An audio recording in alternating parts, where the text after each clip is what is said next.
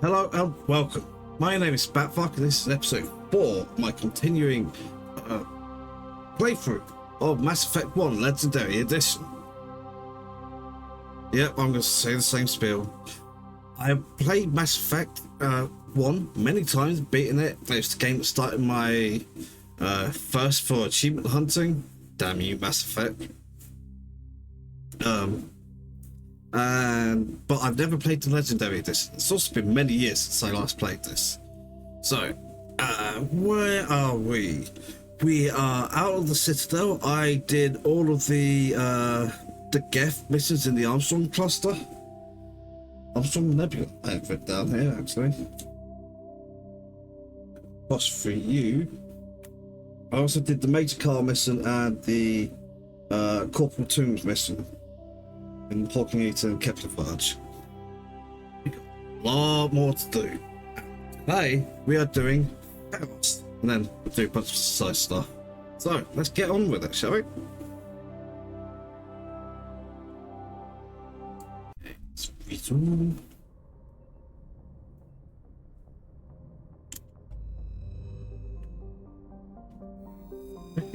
Across the universe. All the foes to become flesh with blood. Oh, okay. Attica. Beta. Hercules. And Theseus.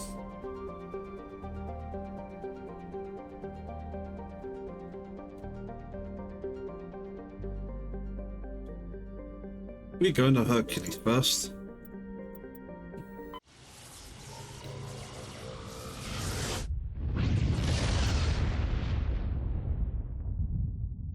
I wish I remembered the Message coming question.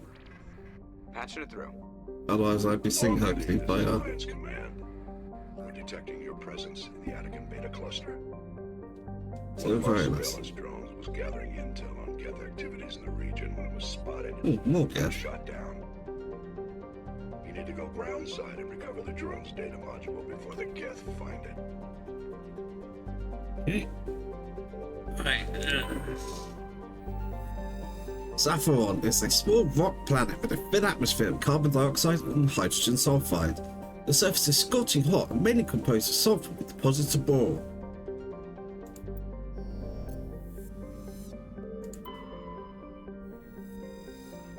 The proximity of the energetic star Hercules causes a constant blue environment aurora inside its nitrogen-argon atmosphere. During periods of increased solar flares, the aurorae are bright enough to be red on the surface and can be seen with off-the-shelf optics from a distance of several AU.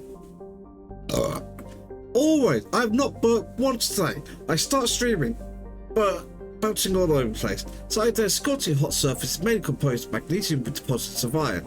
A surprising variety of simple carbon-based life flourishes in a complex network of cave systems that wind through the crust, protected from Hercules' heat and radiation. Survey. Not leak one metal.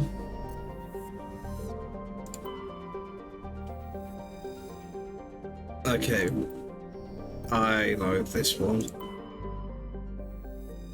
Yeah. Saturus is a hydrogen-heating gas giant with high-level depths of sulfur clouds. A layer of hydrocarbons is formed deep in the atmosphere. Vast electrical storm front can be seen flickering across the dark side. Survey. Gold! Makes sense. I mean, just look at it, right? So, Entertaining. The monkeys. Warning, level 1 toxic hazard. Entertaining appears to be more eminently suited for colonization. Sadly, appearances are deceiving. It's covered by a verdant carpet of mosses, algae, and lichen. Yeah, that's I think. And possesses a thick oxygenated atmosphere, but the animal kingdom is a web of microscopic symbiotic creatures. These are impossible to filter from the air and necessary for the native life to thrive. Unfortunately, they also cause anaphylactic shock when inhaled by non-native life. In short, settlement requires either fully sealed environment suits or replacement of the entire world's ecosystem. Some propose limited colonization at altitudes above the symbiote's range, or in areas where favourable winds keep the air clear. So, okay, well, I got the achievement for you, I got the achievement for you, I got the achievement for you.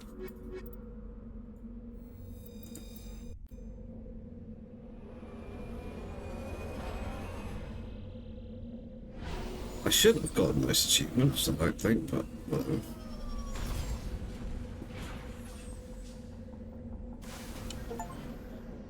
You landed on 8 uncharted worlds. As you can see, I'm getting 2 achievements at a time.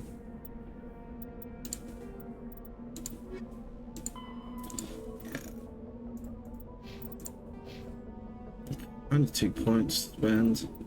I could get advanced AI hacking. It's not actually going to be like useful here. I think it's a gift. Whatever. And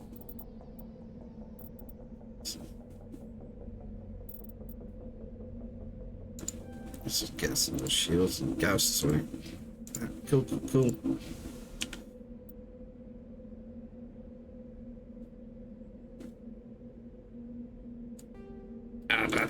Fine. First one of the day.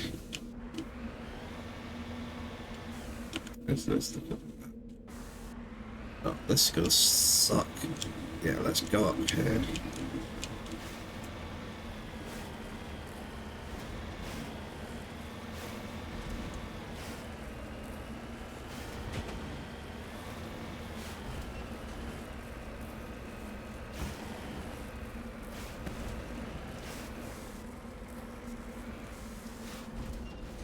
That's just reminded me, I wanted to look at something now. No. Just no settings. I really like the way the game does audio volume of speech based upon where your camera is. At least that's how it seems to be working to me. It's terrible, I hate it. It's causing a lot of conversations to be very, very quiet.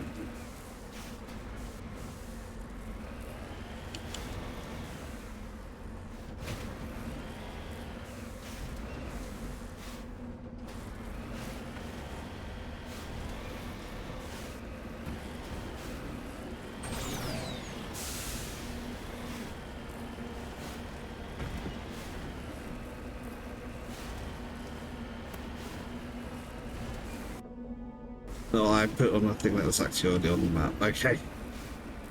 It's like, wait, did I just manage that magic screen? No, I put it on a thing that's like.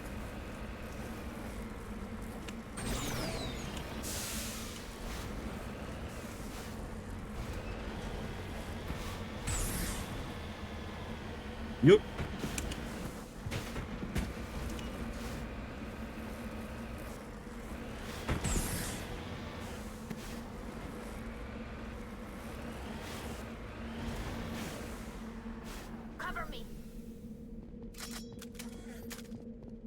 Well now, this thing.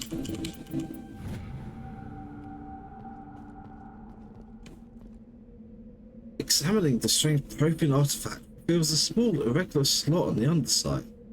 Remembering the strange trinket you received from the Sonic consort Citadel, you pull it out and place it into the slot. The ball explodes in a brilliant flash of white light, momentarily blinding you and disorienting you. Slowly, your senses return as you wake from deep sleep. You are alone in the forest, not far from the caves you share with the others of your tribe. There's a pain, a small lump in the back of your skull, as if a chip of flint has been forced under the surface of the skin. Leaning on your bone-tipped spear for support, you rise to your feet.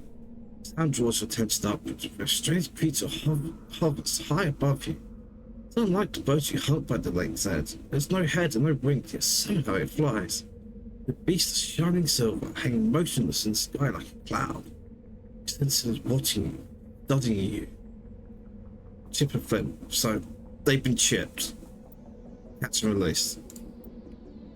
Raising a hairy fist, you sink your spear out in anger. The creature rises up quickly until it disappears from view. Satisfied grunt, you make your way back to your caves and the rest of the tribe. You fall into the familiar patterns of life. The hunt for food, the struggle to claim and keep a mate, the battles against other tribes that will claim your territory. Days roll into nights and back into days. Each time you rise from sleep, there's the sensation that you are not alone. That some other is with you, sharing all you see, hear, and feel. These times, your hand goes to a strange lump at the back of your skull. You remember the silver creatures in the sky. The air grows colder, winter falls.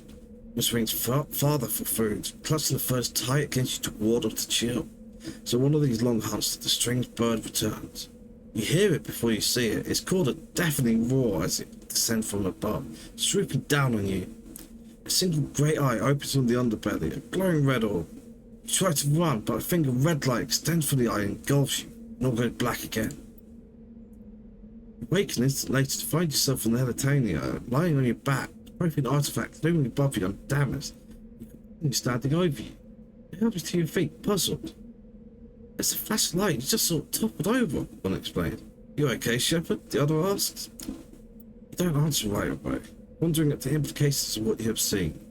The memories of a Cro-Magnon hunter, captured by an implanted profane data recorder.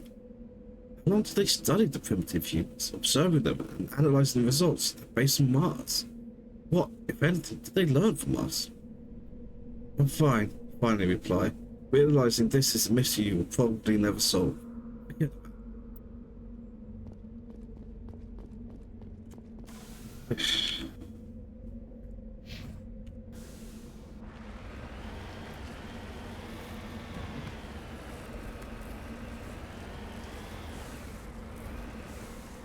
I didn't have to go back to it and do something, did I? I'm sure I don't.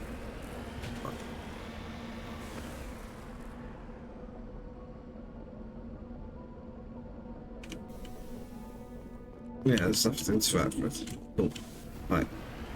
Let's get out of here. Yeah, because you don't actually get anything out of that thing. But happens.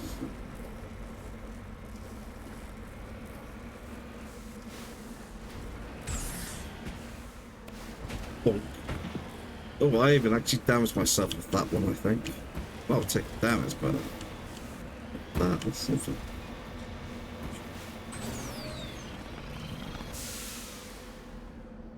Fuck. Okay, no, I got out of that just fine. Uh-oh.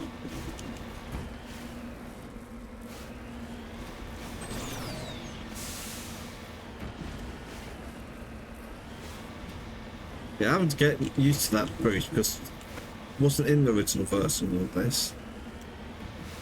But even though it's been a long time since I played, all my muscle memory is not having this thing.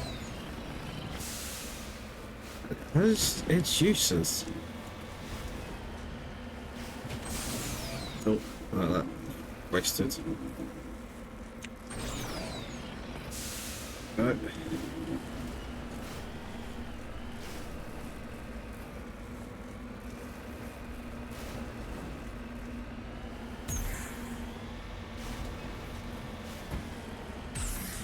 Oh, yeah, of course it did.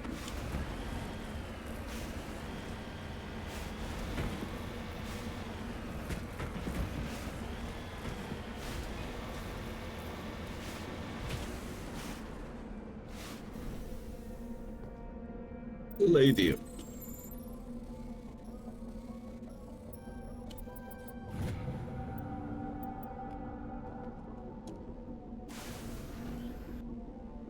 Okay, let's keep going up this way.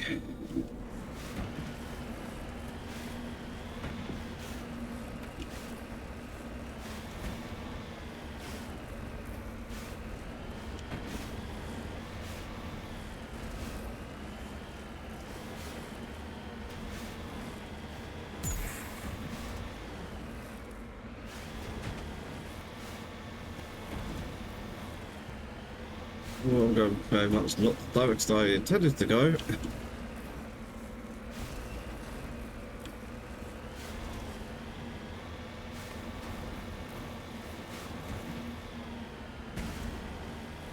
Yeah, so time to make a physics just complete nonsense.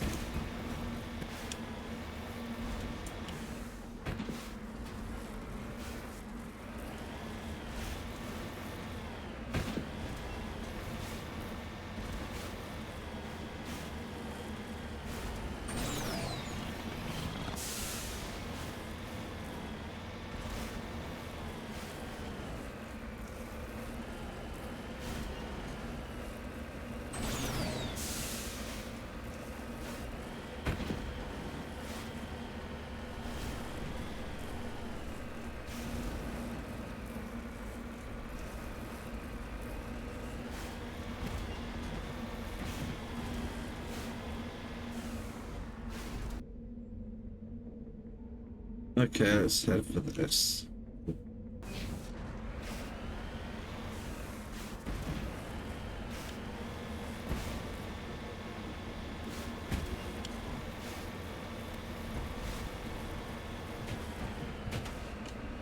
Oh, oh.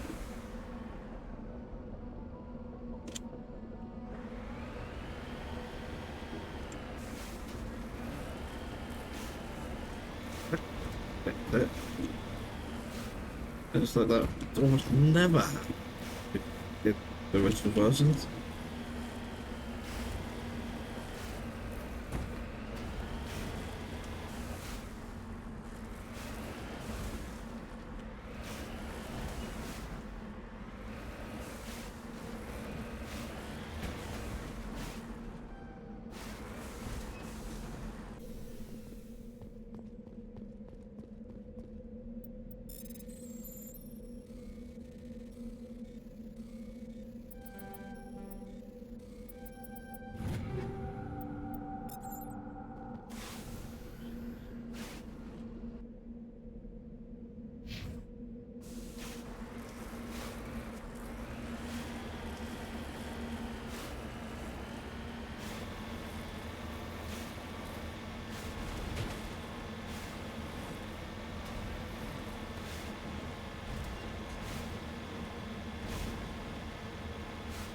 Ugh.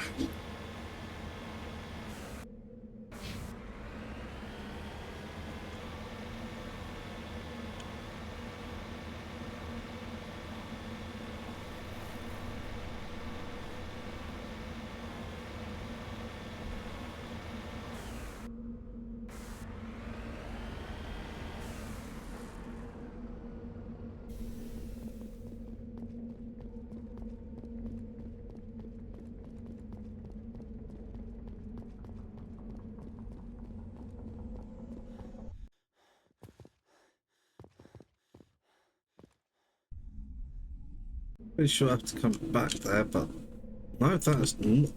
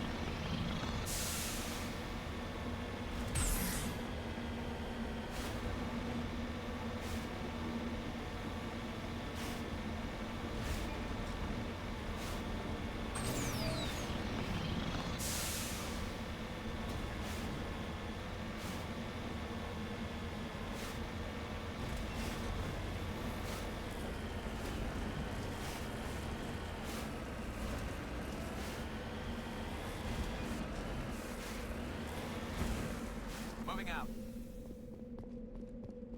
Oh.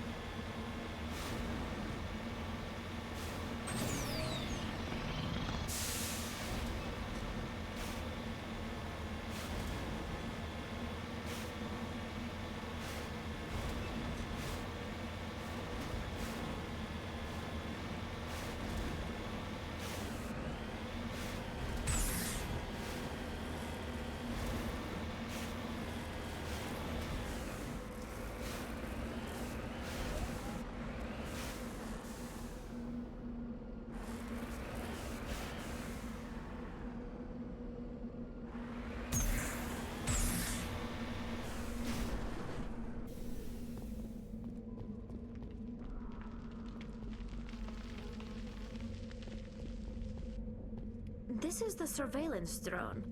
But where's the data module? Monkey-like creature seems to be made up of the data module. Oh, this will be fun. Ouch, lag things.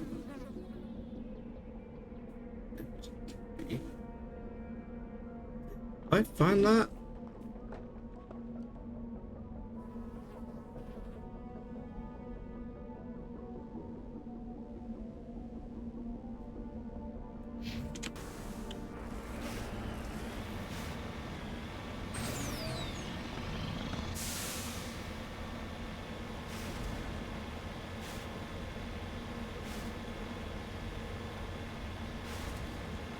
Now, should I just go straight to the mine?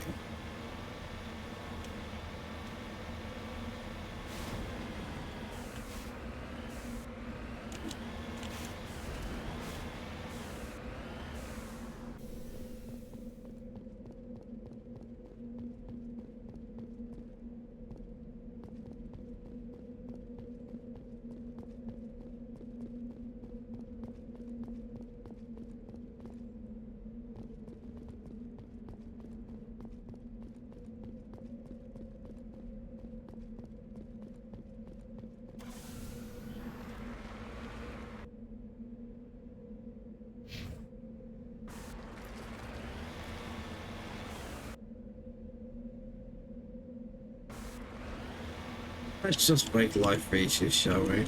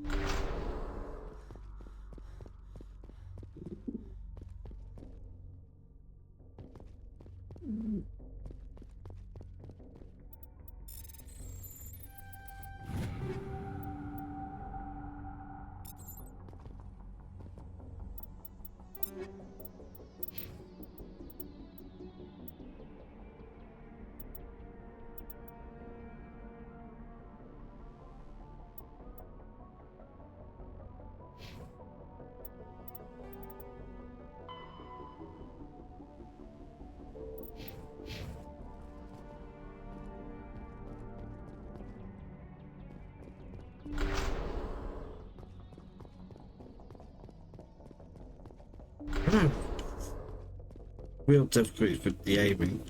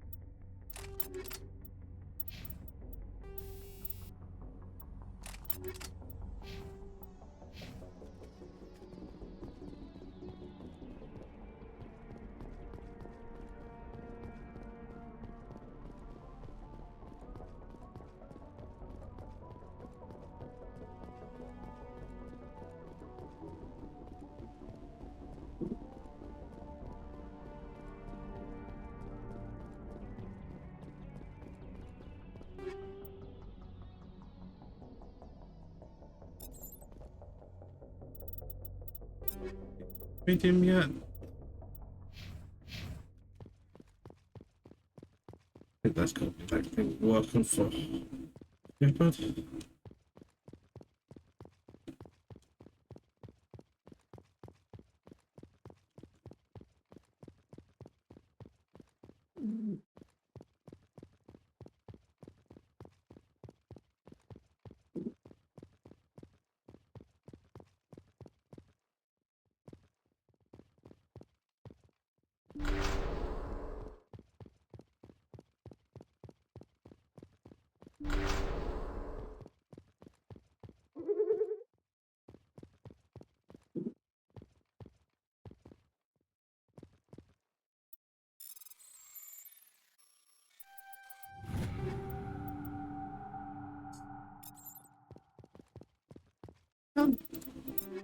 Five cameras.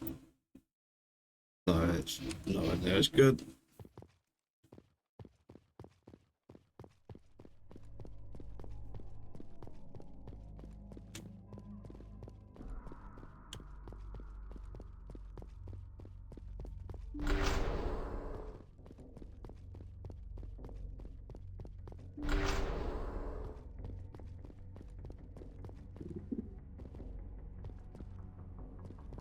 He dropped the data module. It's a miracle the data module is still intact. Joker should be able to transmit this info to Alliance Command. Oh.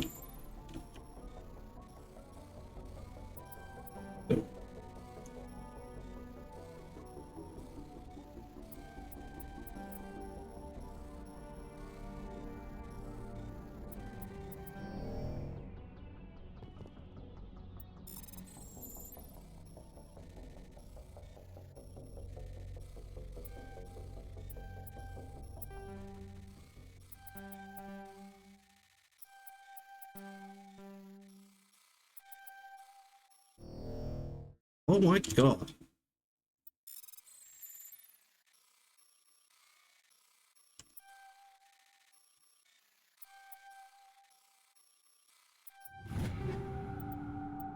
Ooh.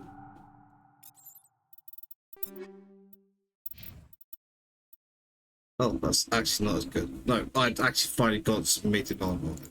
Okay.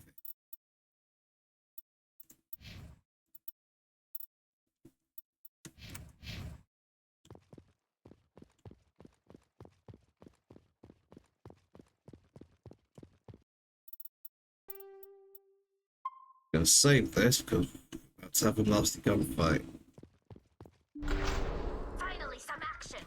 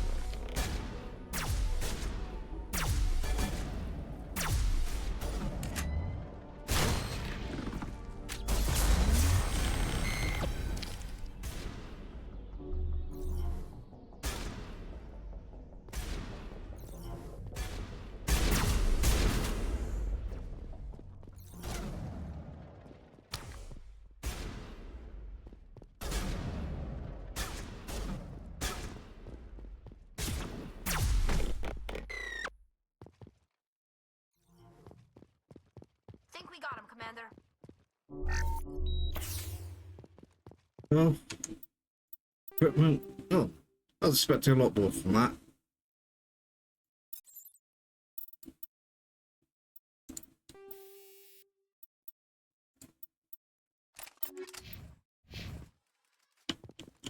No, I think that fight went pretty well. I just need to work out which way's the way out.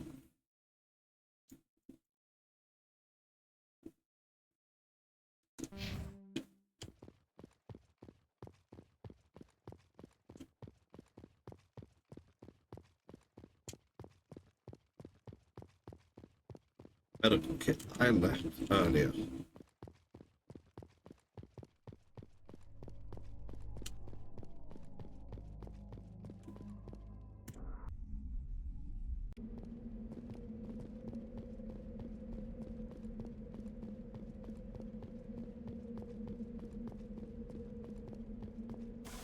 Okay, did that without killing any monkeys. First, let's check this, because I'm not convinced I did this. Yeah, had to launch there just to make sure, just in case there's any monkeys there, because you get... I don't think I can lose power, but I should gain renegade points if I just kill all of them. Go around and kill all the monkeys to see how many renegade points I get.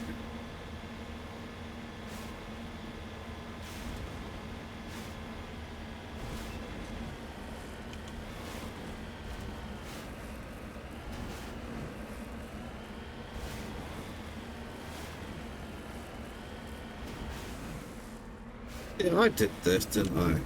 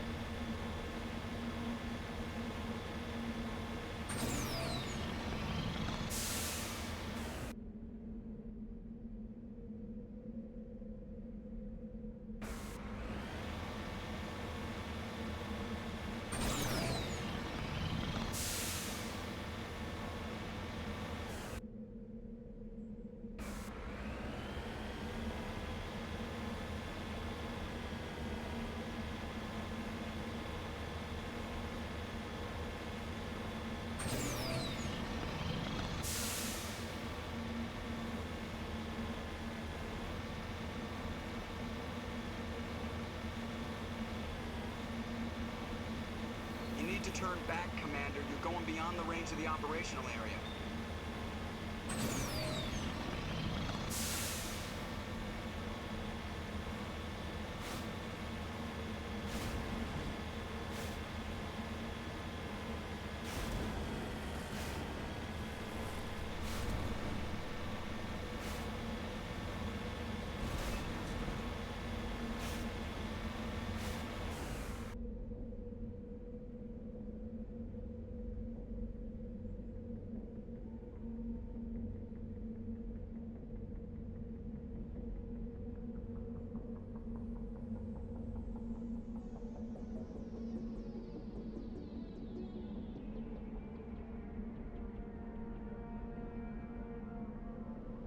Oh, we're actually done here.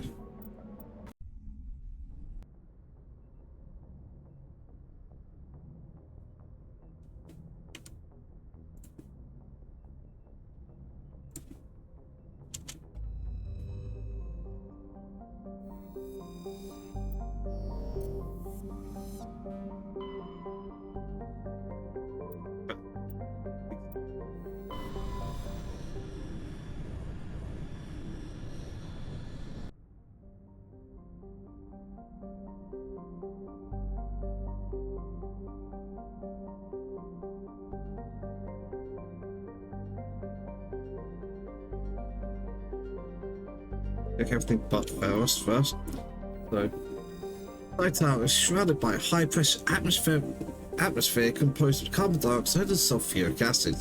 The surface is composed of geologically young plains of volcanic basalts and rhyolites with high concentrated carbon and radioactives. Sky Tower is rapidly volcanic. Dozens of supervolcanoes 50 to 120 kilometers wide are erupting across the planet. Sky Tower's carbon content and constant volcanism make natural diamond plentiful, if extremely costly and dangerous to recover. Never actually come across the word rhyolites, so I might be horribly mispronouncing that. Sharing is a standard hydrogen-helium gas giant. The atmosphere contains traces of ammonia, methane, and a surprisingly large amount of water vapor, making the atmosphere a striking mix of browns, blues, and whites. Of Sharing's 60-odd moons, 2 have diameters of over 3,000 kilometers. Both have signs of former protein development, suggesting Sharing may have been mined for helium-3. Find a protein data disk.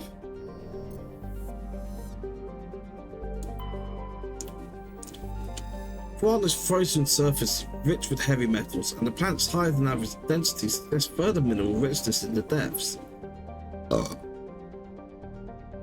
The atmosphere is composed of nitrogen and carbon monoxide. The remains of a well-developed Prothean mining infrastructure dot the planet.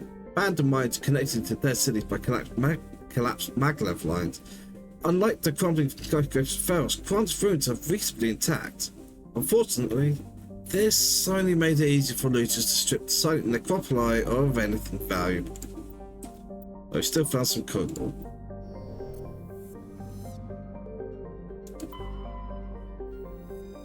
Logan is a standard hydrogen-helium gas giant. A survey team who charted the system 20 years ago reported many strange disturbances in global cloud bands, suggesting many remarkably large solid objects were present beneath the cloud tops. As the ship approached, however, they subsided one by one. These disturbances have not been reported again.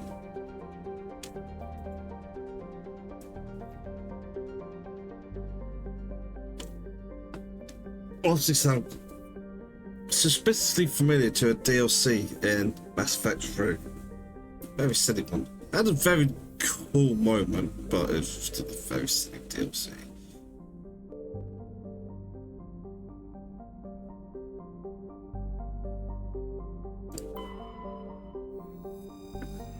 The Exogenic Corporation has founded a pilot colony in Pharos to explore the Prothean ruins that blanket 2/3 of the planet's landmass.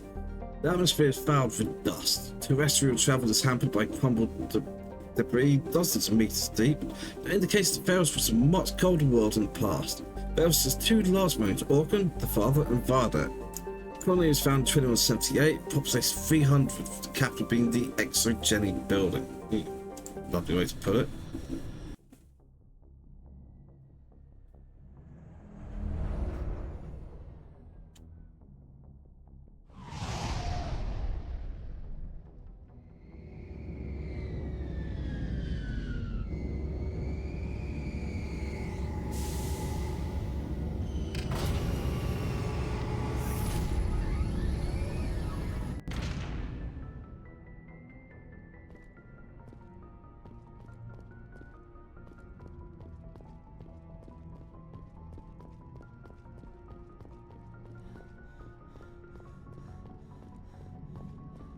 Commander, something you need?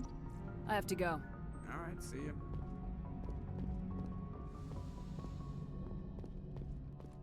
Right.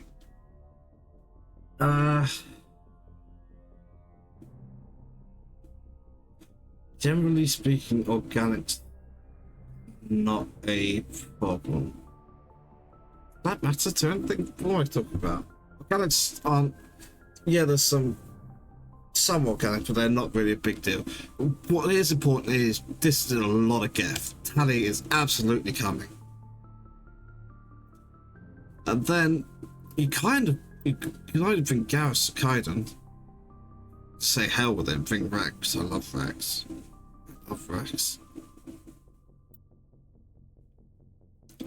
Additional tech stuff is handy. He can add some additional biotics, but it's gonna be a lot of fighting. Is the thing.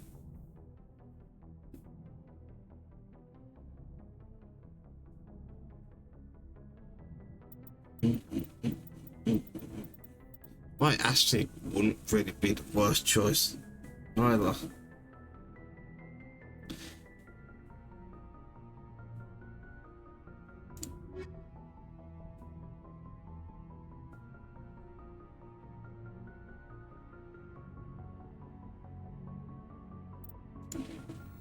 Ripping Ash. It's a bit of a surprise to me. I'm a little caught off guard that that's what I'm doing, but apparently that's what I'm doing.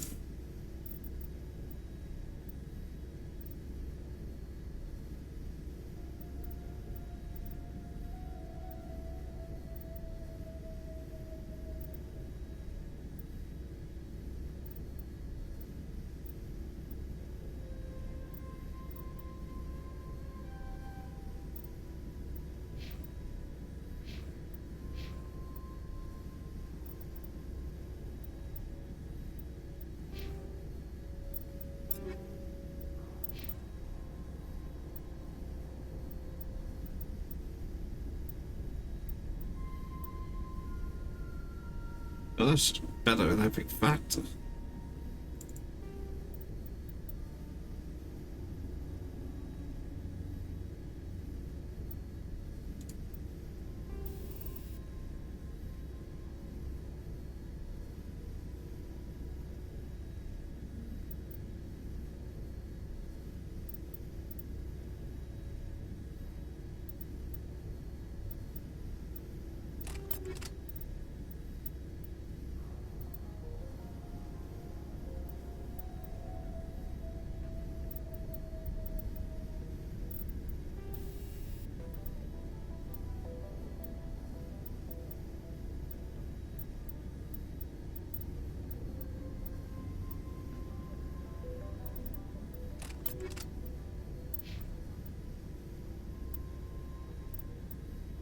Really want to get some better armor. Crap armor does mean I should put something in it, so.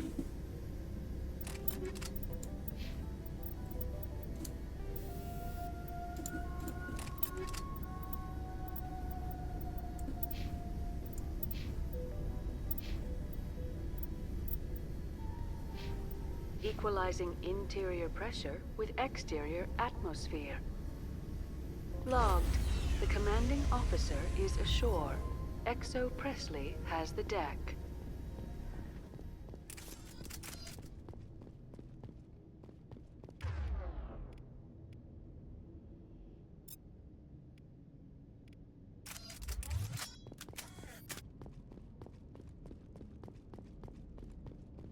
We saw your ship. Dan wants to speak with you immediately. Who's Fidan? He's our leader. He needs your help to prepare for the Geth. They're making another push. Please, up the stairs past the freighter.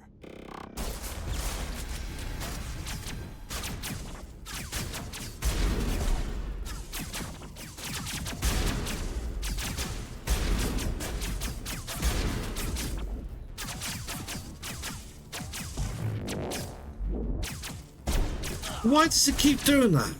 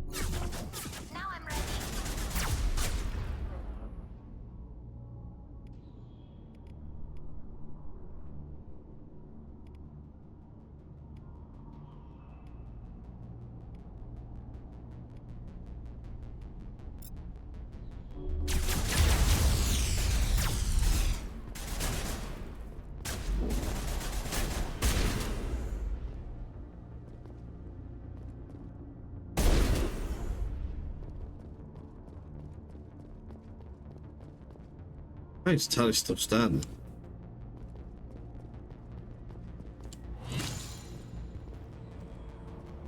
This is the expected first encounter with these, but I've already fought them on one of the Geth bases in the Armstrong Nebula.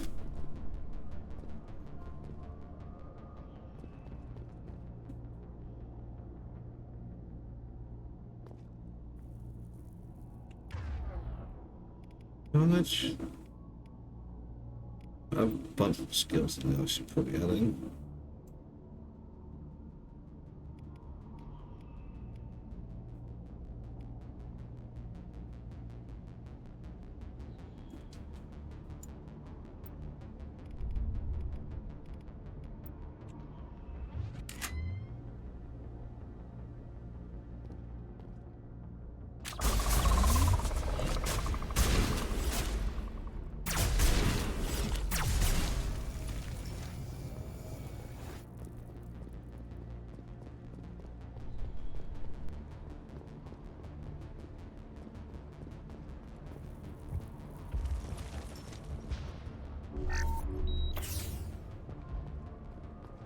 Head to the tunnels.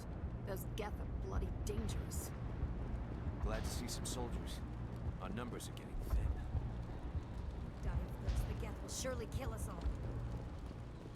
How is a woman supposed to think with guns going off all around?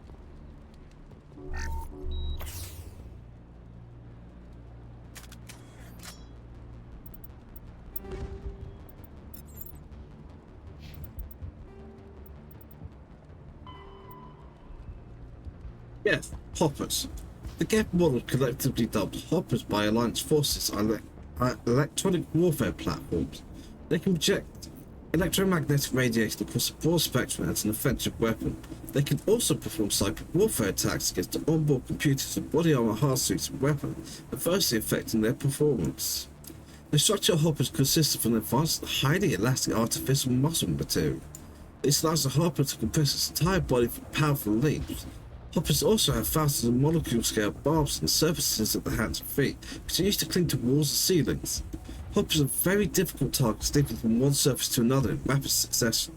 The province have no record of any Geth model similar to hoppers. This new morphotype must have been developed over the last 300 years by the Geth themselves. This is tried proof that the Geth have continued to move towards technological singularity. Experts in synthetic life are intrigued that hoppers appear to be even more organic than baseline Geth. The identified subtypes of hopper have been codenamed Sapper, Stalker, and Ghost.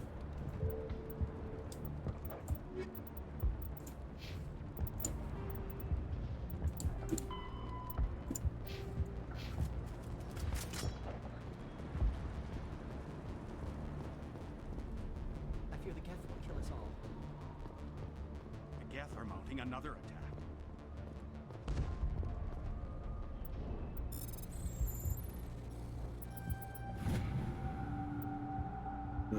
Mission.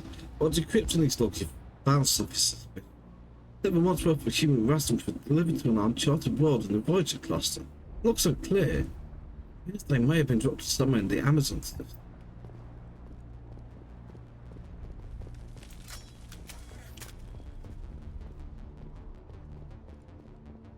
There, dear. You've been through this. Just relax. My headaches are getting better. I just have to stop thinking about the past. The Geth just keep coming.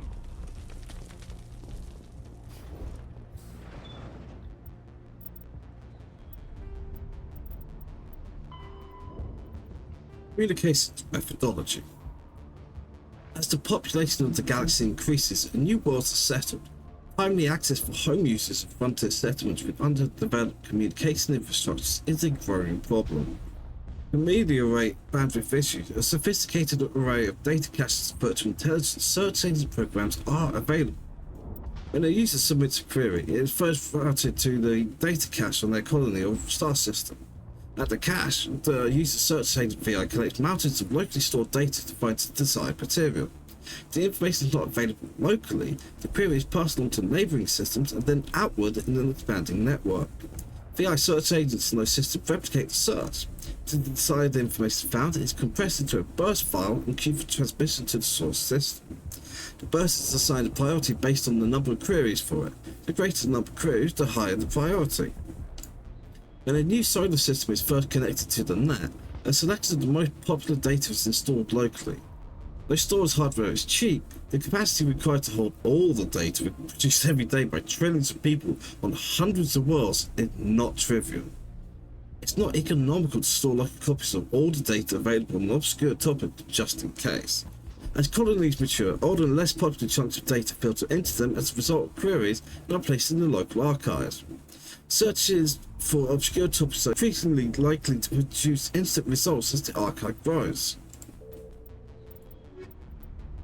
Makes sense. Can't really do Wikipedia. But Wikipedia's struggling to keep up what we have right now. Oh, Commander. I'm glad they finally sent somebody to help us. You're a bit late, aren't you? Arcelia. Sorry, Commander. Everyone's on edge since... Watch out! We've got Geth in the tower! Protect the heart of the colony!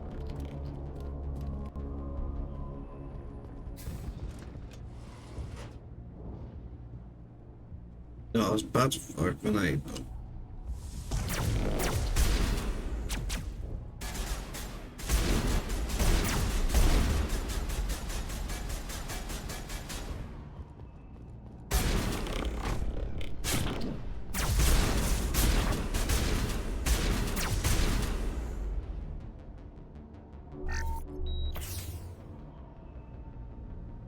Let's get back up.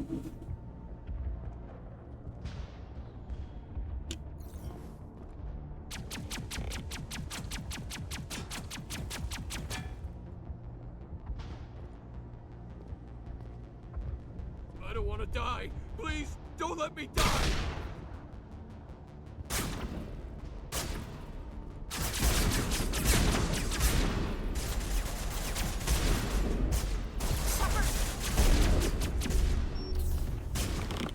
Patching you up.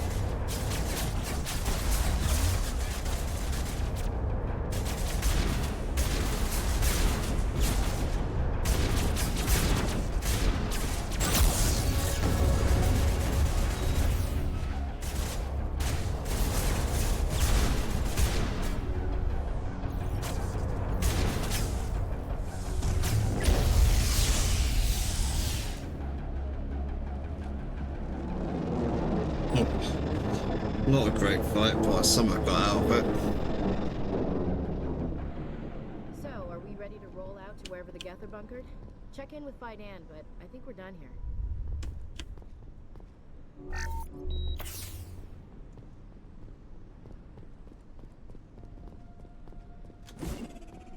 Damn it.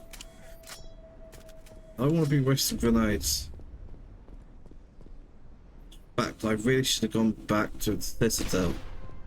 Bought grenades. Upgrades.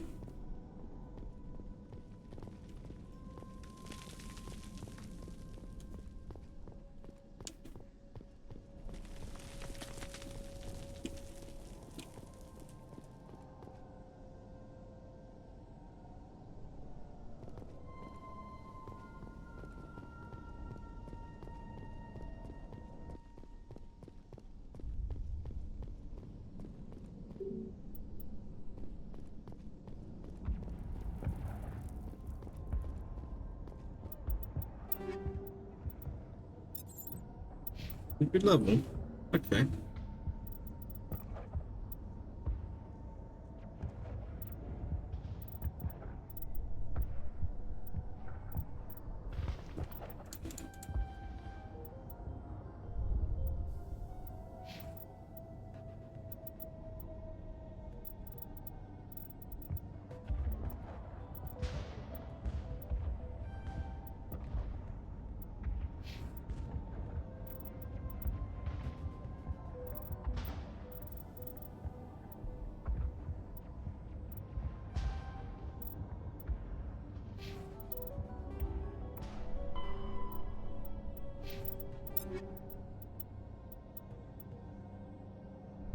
Hmm.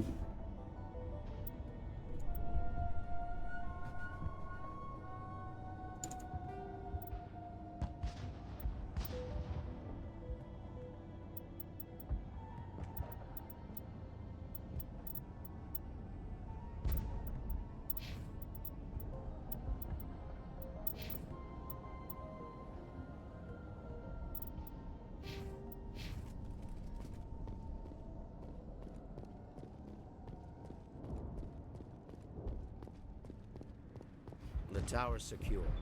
Thanks to you, Commander. I'm just glad your colony's safe. I appreciate your concern and your efforts against the Geth. They may have been slowed, but they'll be back. They always come back. Help me find what the Geth are after, and you'll all get out of here alive. We don't know what they're after. They came, they attacked us, that's all we know. Their main base is at the ExoGeni headquarters. A good place to start looking if you want answers. What's ExoGeni? It's the company most of us worked for before the attacks. They fund this colony. The Skyway leads directly to ExoGeni headquarters. You can't miss it. Of course, there's an army of Geth between here and there. I didn't expect this would be easy. Then maybe I can get this colony operational again. What can you tell me about the defenses the Geth have set up? I don't have any details, but I'll wager it's a lot more fortified than the command post. They landed at least one Geth ship at ExoGeni, and I've seen large walking tanks on the Skyway. Expect a hard fight. What do you need done to get this place back on its feet? We need those Geth destroyed. Arcelia's right. There are still Geth in the tunnels. We also have more mundane problems like food, water, and power. I'm not sure where we stand on those matters. You should talk to the people overseeing them. Is there anything I can do to solve your water shortage? Maka Doyle has been assigned to that particular issue. If you have any insight to offer, please speak with her. What's wrong with the colony's power supply? May O'Connell is working on our power problems. She'd know more about it than I do. You mentioned something about a food shortage. Davin Reynolds is tasked with securing food for the immediate future. If you can assist, please speak with him. Do you have information about Geth in the lower tunnels?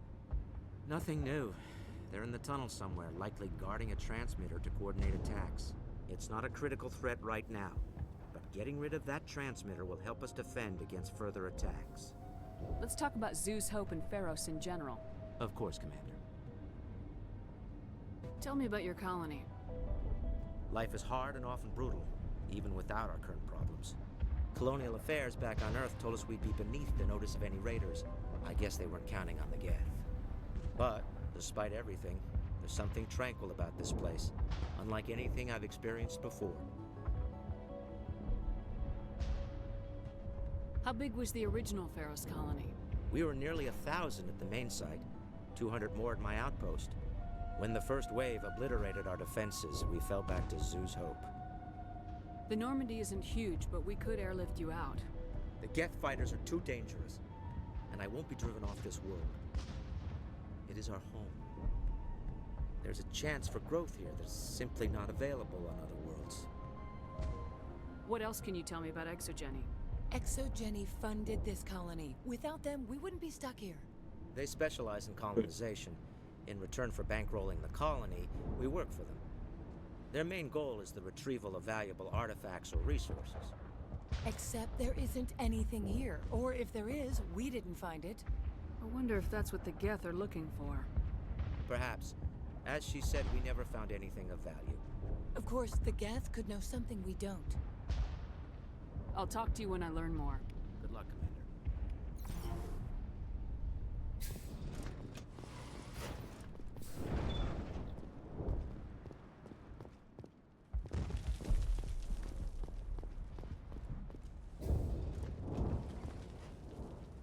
have to forgive my wife. Calantha's not in her right mind. She just needs to relax and accept what's happened. What do you do for the colony? I'm a medic. Or I am since the doctor died. I've tried my best since she was killed. Pretty sure that's Udita's voice actor. Do you know anything about this planet? Just what I was told by Colonial Affairs. It's a little different from what they claimed. It's not all bad, though. When the Geth are gone, we'll have a chance to create something even more spectacular than before. Tell me about the colony. I can't tell you much about that. You'd best ask Fidan if you really must know. Why can't you tell me? I just want to know about the colony. Fidan is our leader. Who better to answer questions about the colony? Do you have any idea what the Geth were looking for? I can't think of any reason for an attack like this. We just wanted to build a home. What happened to your wife? The constant attacks have strained us all. She'll adapt. We all have. Is there anything I can do for her? No, she just needs time. Time to absorb everything. We'll be fine. I have to go. Please do what you can to stop the attacks. Hello, Off-Worlder. I'm glad that we aren't totally forgotten by the rest of the galaxy. Dear, please try to rest. You're not ready to speak. But they should know... I mean, they are very important. Yes. That's better. Is there anything I can do for you? I'm fine. I just need to try to think clearly. It's just a lingering pain from the last attack. I'll be fine. I see no major injury, but something must be causing her pain. Please, just let her rest. She just needs rest.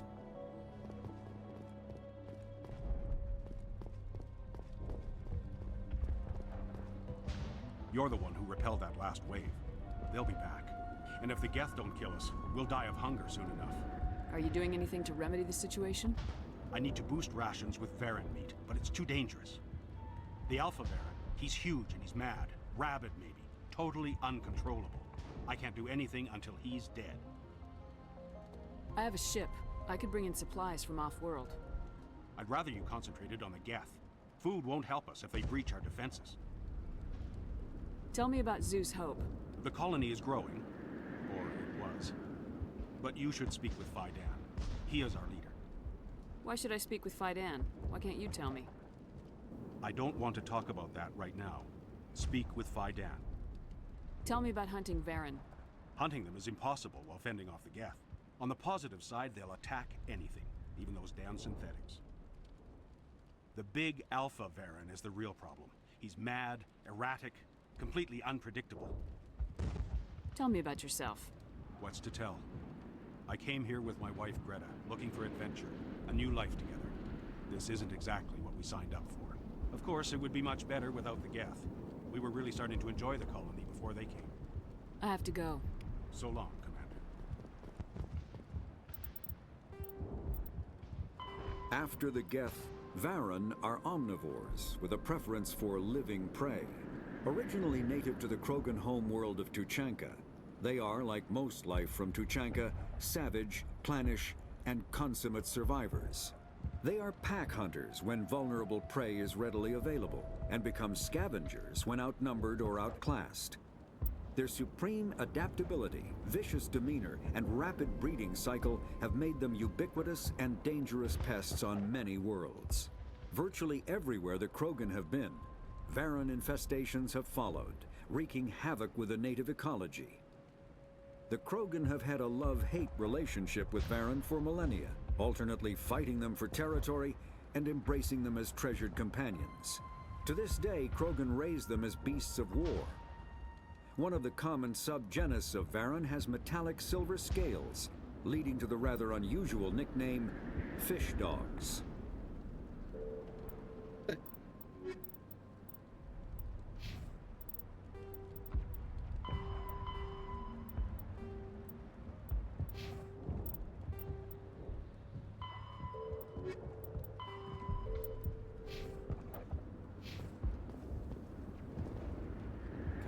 I was told to make my supplies available to you if you wish. What can you tell me about Zeus Hope? A fascinating place by all accounts. Though the Geth have made it treacherous. You might like it here too, if you gave it a chance, Commander. I never thought I'd stay in one place for long, but here? I will stay here. This place is barely holding together. Why stay here? I can't give you an answer to that, Commander. At least not one that you would comprehend. Why not try asking Fidan? Maybe he can tell you what I can't. How do you keep things in stock in conditions like this? My list of consumers has shrunk significantly since the attacks, and few of those have time for shopping. What's a Solarian doing on a human colony? This Solarian goes where the credits are. Or I did. A well-stocked freighter can be a profitable investment on a new colony. But once I was here, I decided to stay on. The colony life grows on you after a while. What's your name, Solarian? My full name is Gorat tu Heranon Maldinest God Inost Ledra. Humans usually employ surname and given name only. Inost and Ledra in my case. Why's your name so long? We are named for our origins. Gorat tu is my homeworld, Heranon my clan's country, Maldinest and Got are the city and district where I live. Let me see what you have. Of course. I may be able to provide a few interesting items. Yeah. Need more grenades. Yeah.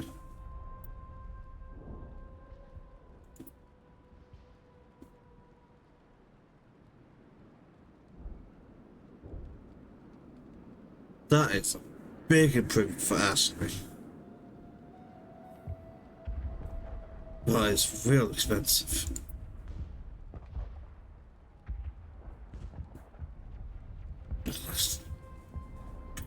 Sorry.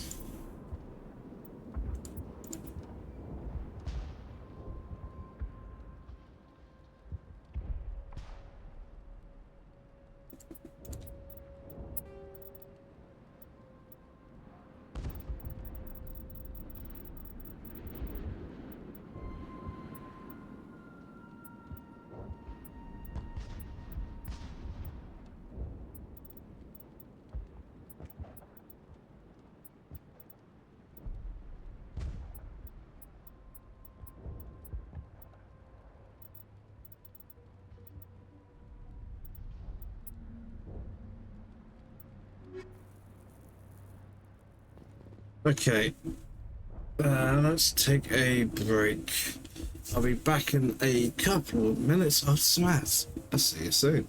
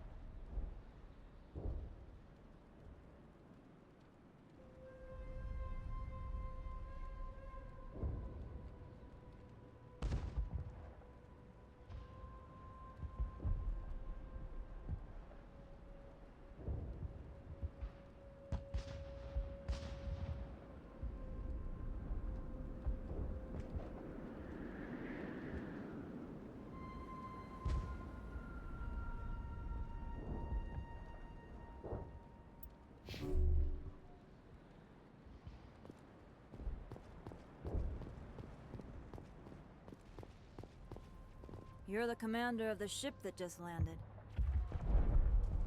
What do you know about the colony? We just arrived a short time ago. It seemed like any other colony at first, but it's different somehow. What do you mean? It's hard to explain. It's kind of like... I can't describe it. You should speak with Phi Dan. He knows the colony better than me. Are you the captain of this freighter? Not originally. The captain died in one of the Geth raids. I'm the last crew member. We shouldn't even be here. The Solarian merchant promised us a fortune. I wish... I suppose it could be worse. What's wrong with the ship? Isn't she space-worthy? There's too much damage. Maybe if the Geth stopped attacking, I could fix her. Then again, if there were no Geth, I might just stay on a while.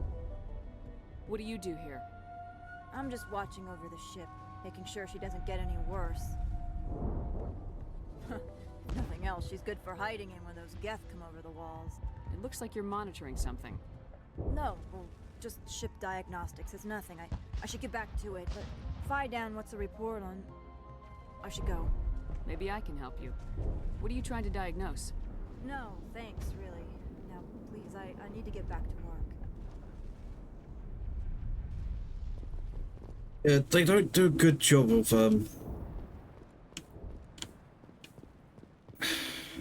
It's like, you could argue maybe it's deliberate, but the people like Emily Wong or Hannah Murakami, they don't look particularly Southeast Asian. Nice work with those Geth.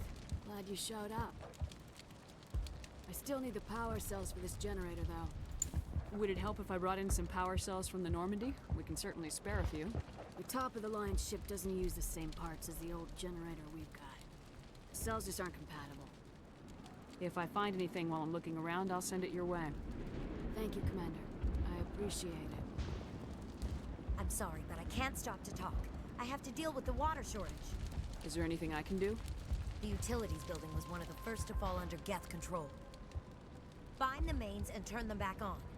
Until then, this colony is dry. I have a ship fueled and ready to go. I could bring water in. Unless you plan to make a trip every few days, that wouldn't really solve our problem. We need to be self-sufficient. You know where to find the problem with the water. The colony can't afford to lose any more of us. We're just too vulnerable. Tell me about yourself. I'd rather not. This is not the time or the place. Please, help us or don't. Otherwise, leave me to my work. What do you know about this planet? I am not the one to ask about that. Ask Phi Dan or one of the others. I have to go. I wish you luck. Not the best shot, but I'll do what I can.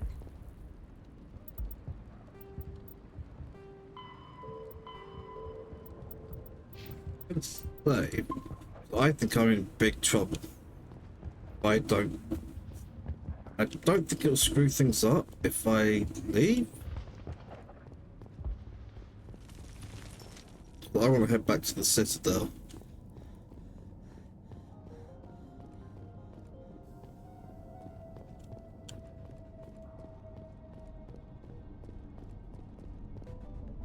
I looked this way and couldn't see anything, so I just turned back.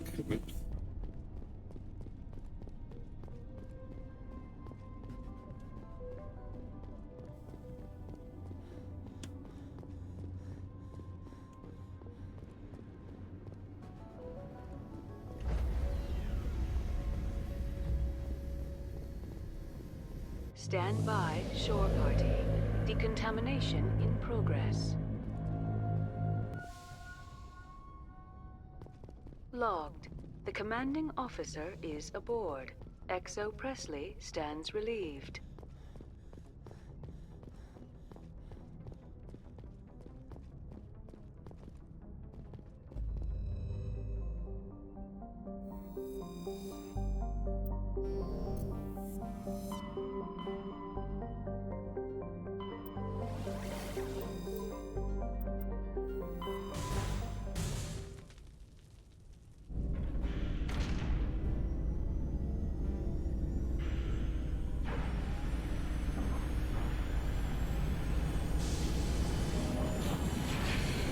They shouldn't fail the mission and completely screw me over.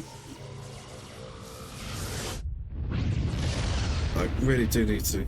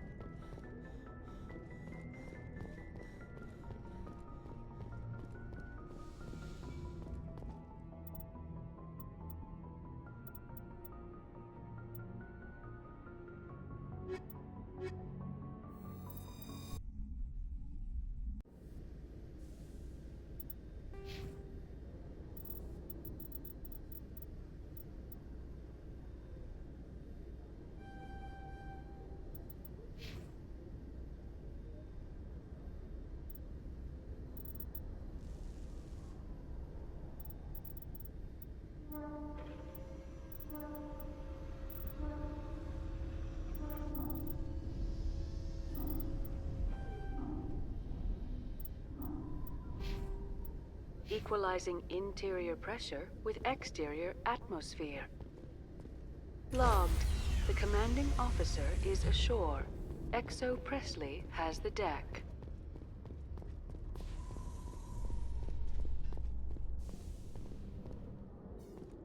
Alliance officials report that a Geth incursion into the Armstrong cluster has been repulsed, with the Geth suffering heavy casualties. In the event of future Geth activity, the Alliance plans to maintain a strong security presence in the area.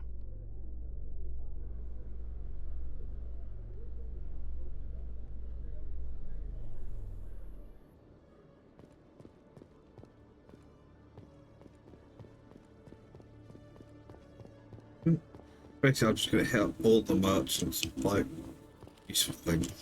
Hello, Commander. Show me what...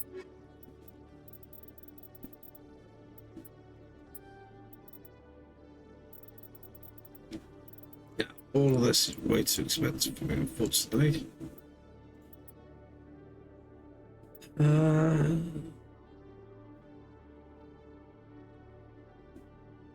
would take all my money.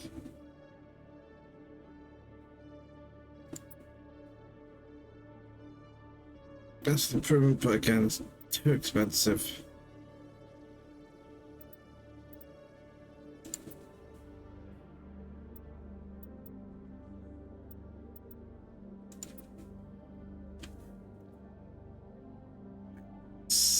That's not really big enough improvement, actually.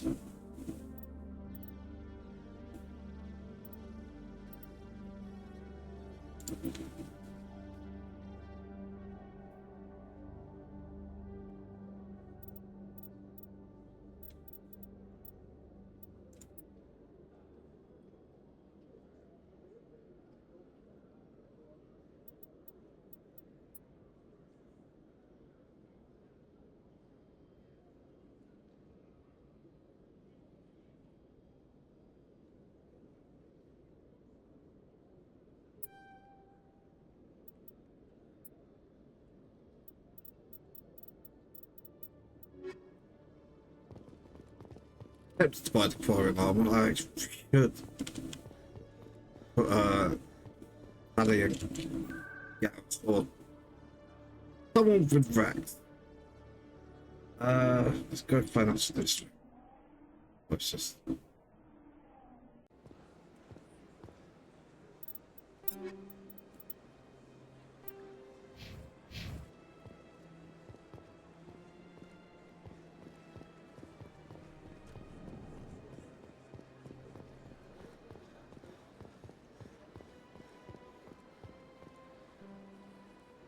Commander, it is Show me your items.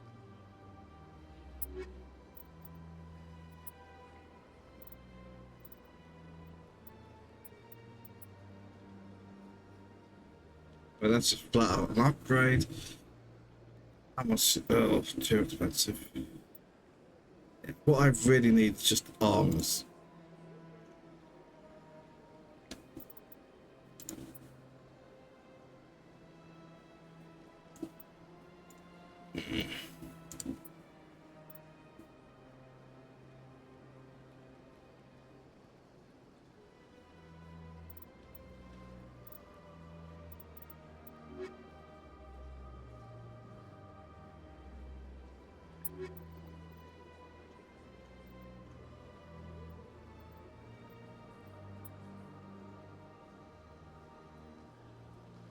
That's a big improvement. That's too expensive for the moment. And so these are identical, huh?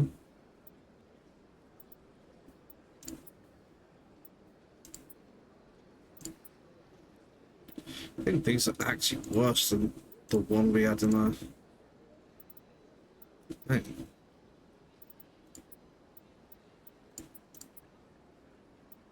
Shields are the most important for tally. It's that one. Commander. Show me your items. You know, like, that's my upgrades. Cool.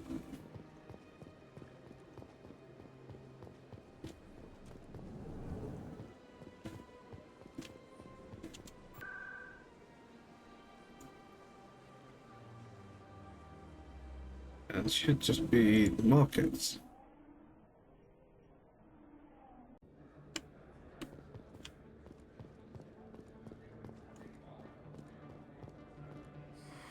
Welcome back, Earth Clan. Show me what you got.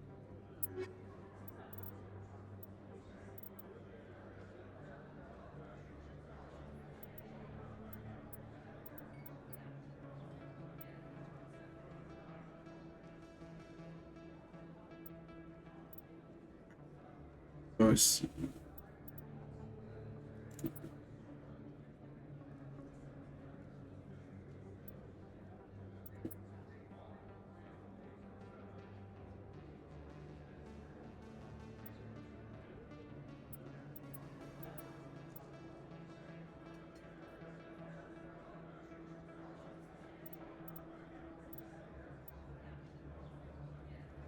I'm kind of tempted, but no. Get you back. Hey, there are rumors on the extranet that you've been made the first human Spectre. That's incredible.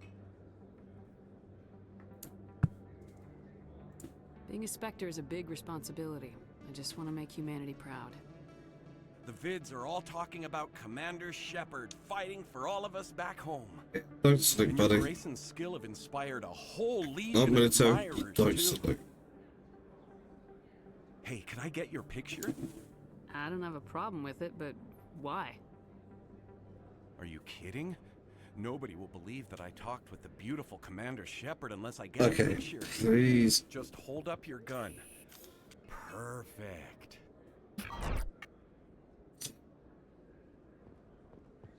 Thanks again, Commander. I'm gonna hang this in my living room. My wife will love it.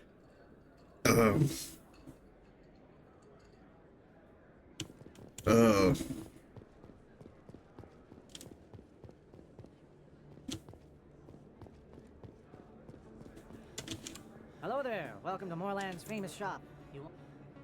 You will be pleased, I think. Very. Grenade upgrades. Absolutely needed that.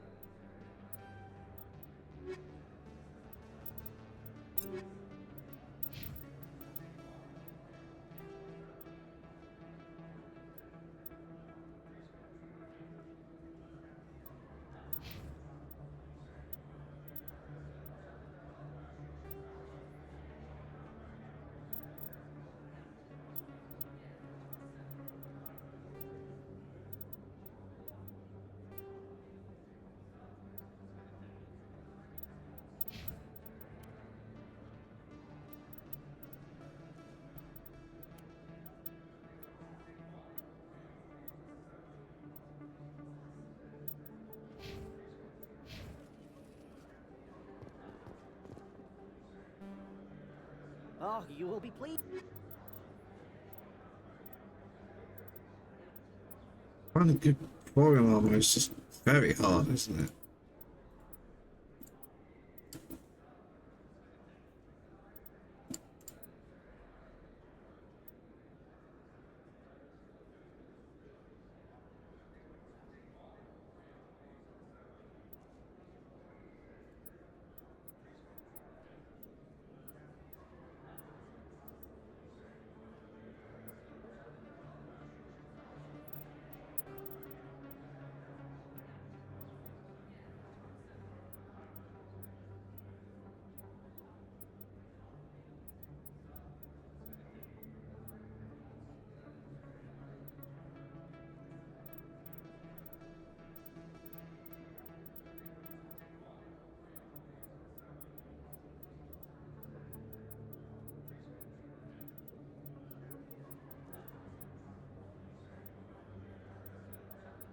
Boo.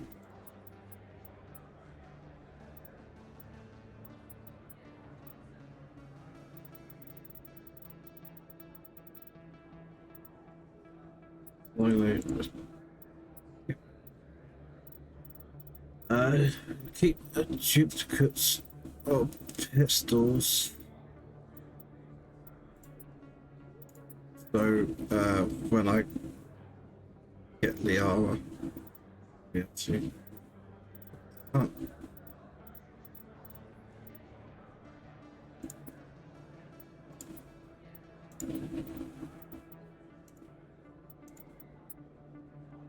That's giving me a lot more money back.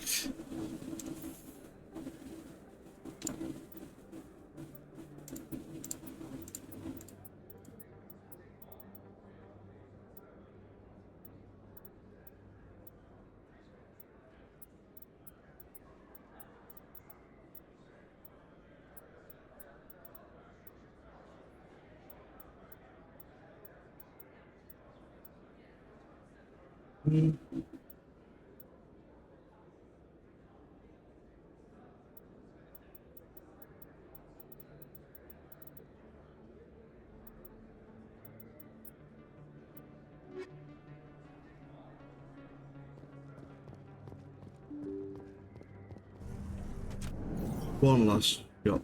Yeah.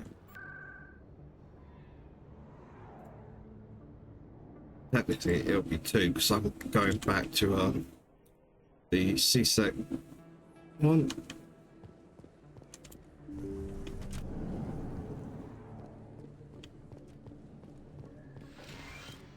I need those supplies for my Ooh, clinic. quest. You can and you will, or your story won't stay secret for long. Don't disappoint me, Doctor. Oh, Commander Shepard. I didn't see you come in. Every time I come in here, I see someone threatening you. Who was that?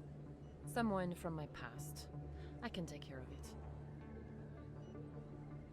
I might be able to help you. I was fired by my previous employer for giving out free medical supplies to clinics like this. They never filed any charges. They just wanted me to leave without any fuss. But somebody must have found out. Now they're blackmailing me. I have to give them what they want. If the board finds out about my past, I could lose my license. They'll shut my clinic down. Maybe I can get you out of this. Tell me what they want. I have to give some of my medical supplies to a merchant in the markets. They expect delivery today. Give me your contact's name. I'll deal with this guy, whoever he is. Deal with him? But won't they expose my past? I'll make sure they don't tell anyone. I was told to speak with a merchant named Morlan, down in the markets. I really appreciate this, Commander. Thank you. Don't worry. Good luck, Commander. Be careful down there. Go deal with this because I think this gets me a discount on goods.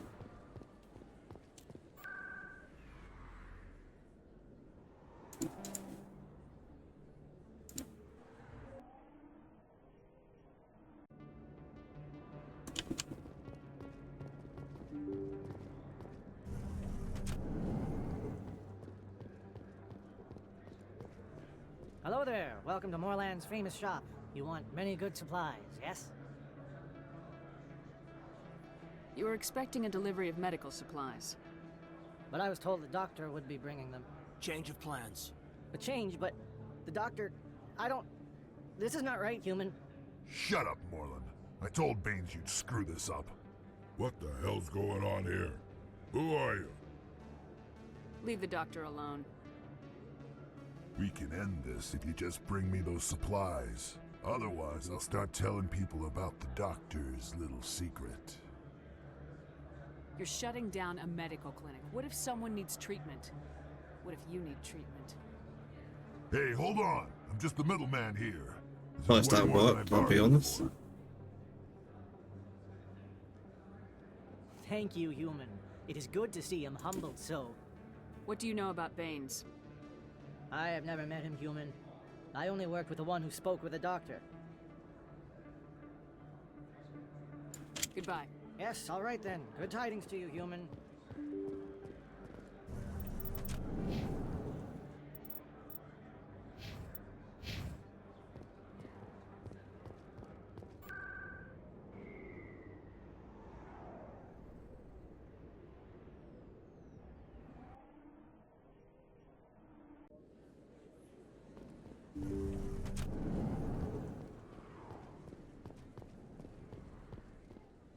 Commander, how did things go?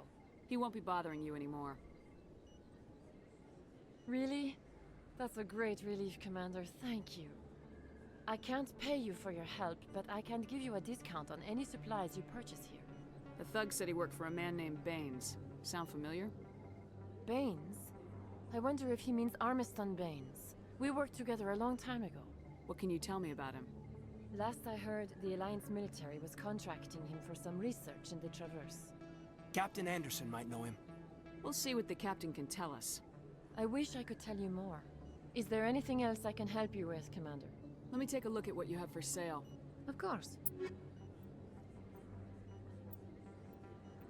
Well, would have been nice if she had a thing, but...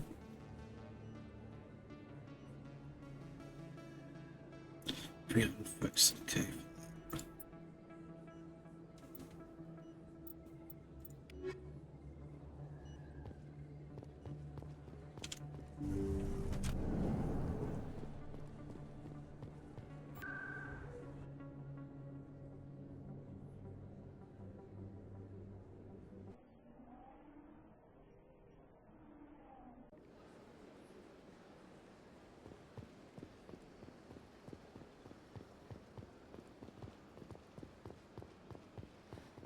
Yeah, I know this is the wrong way, but I'm gonna go try it, see if Masala talk to me now. Oh, right.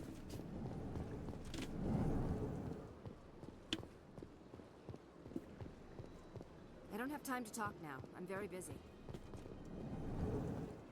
It was worth a shot.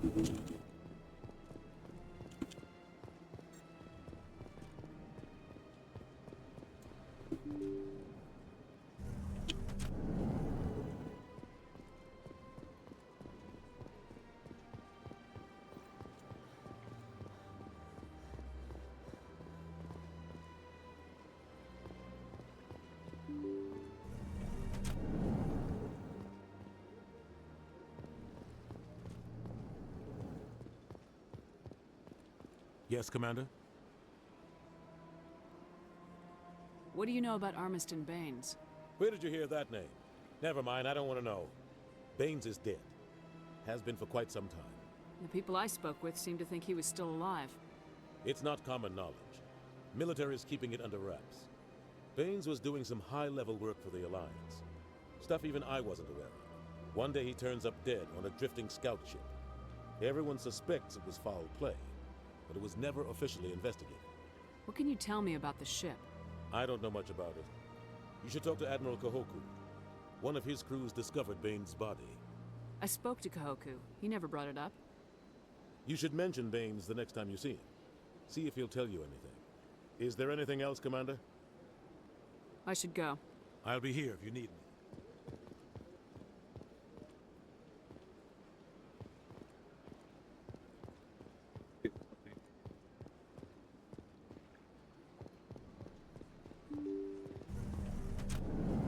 This trip is turning out to be a bit more than not expected to be doing right now.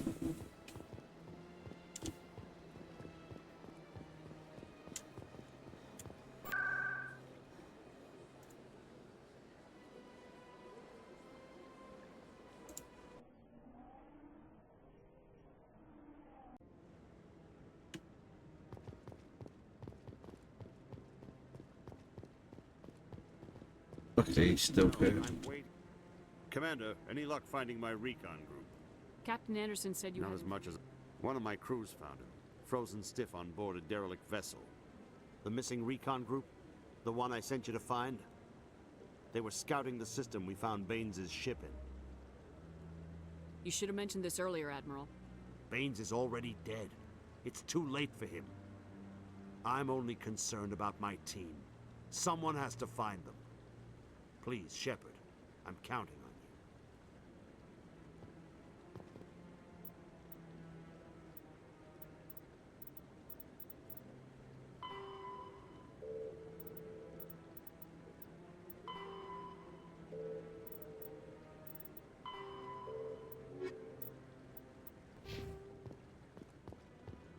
Okay. Almost done here. Let's head down, back down to CSEC.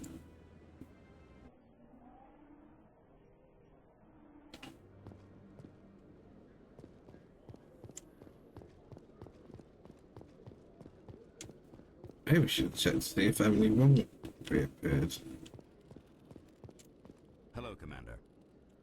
I think I'll be going. Sure thing, Commander. You have a good day now. Hello, Commander. Show me what...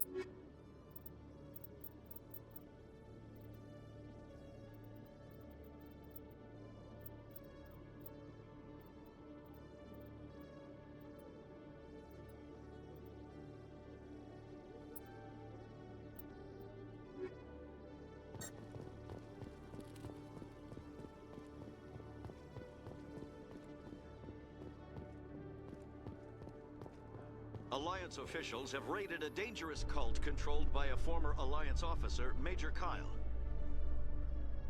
Major Kyle surrendered and is now being treated for severe post-traumatic stress disorder.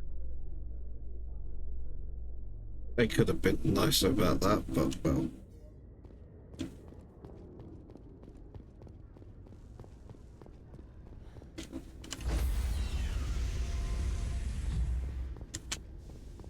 Stand by, shore party.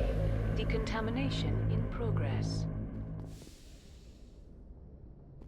Logged. The commanding officer is aboard. XO Presley stands relieved.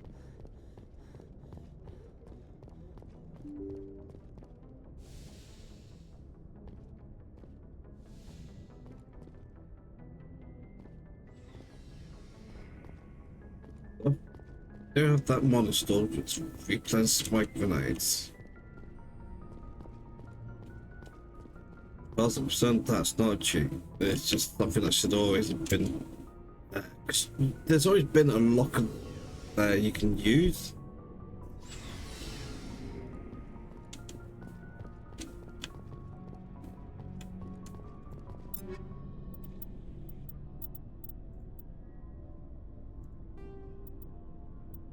Not great, but it's better.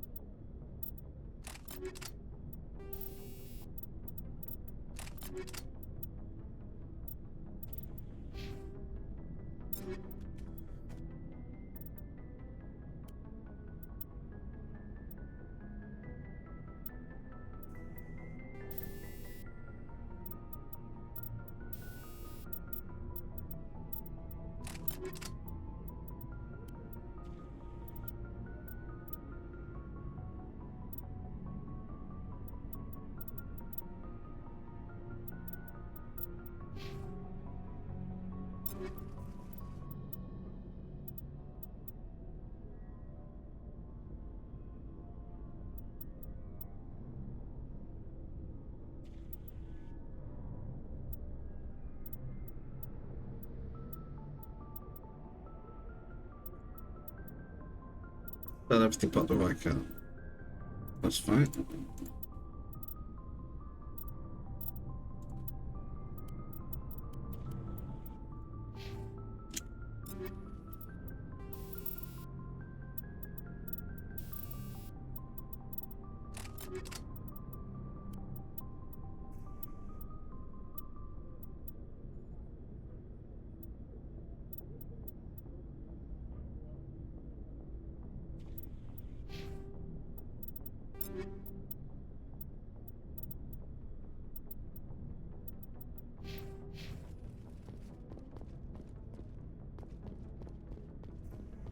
Looking for supplies? Let's see what you bet, Commander.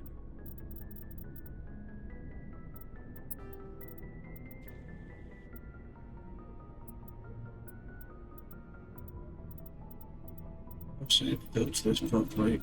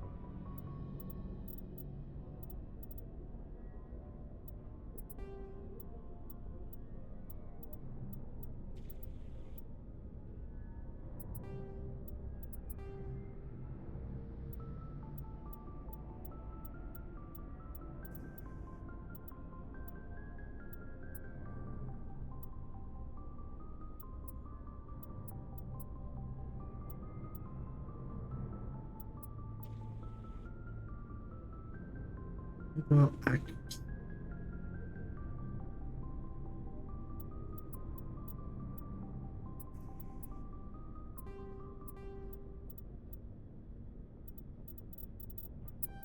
let's look at what actually.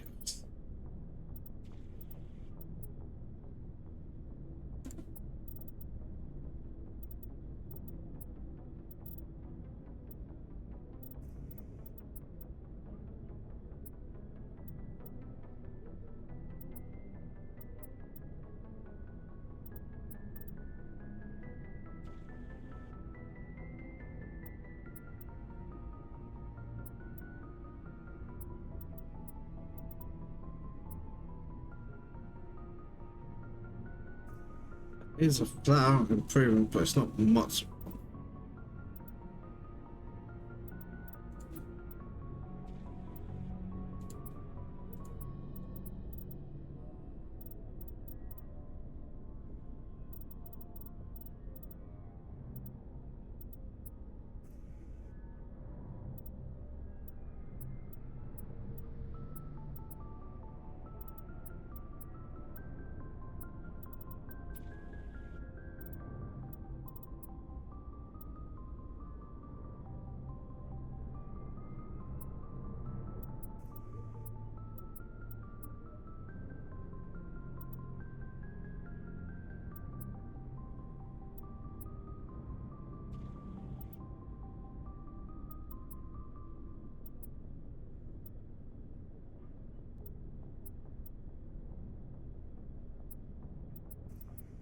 I'm tempted to buy that just to have it ready.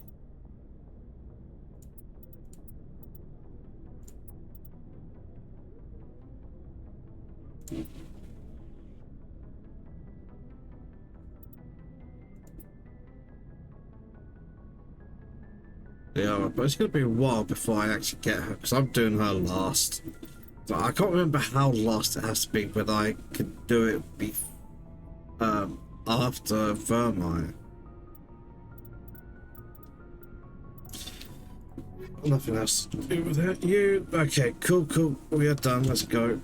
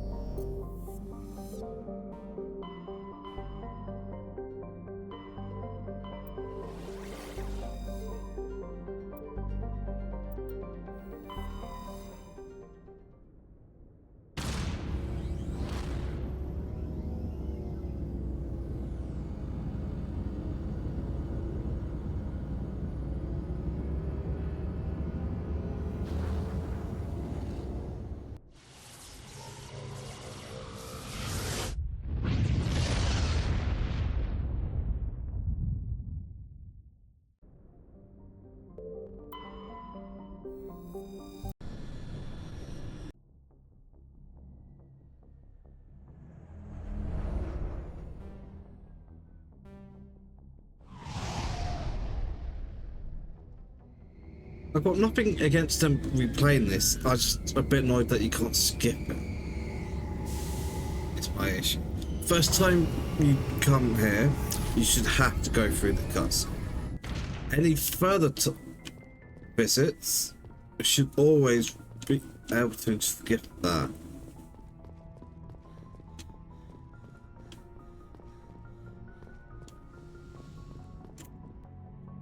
Okay, now who are we bringing? Everyone should be much better off than they were before.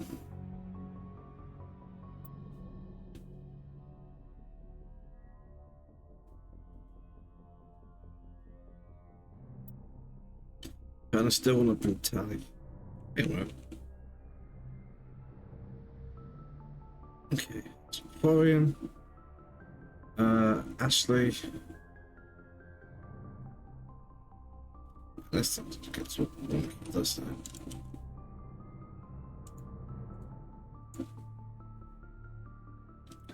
So, Kaiden, Rex,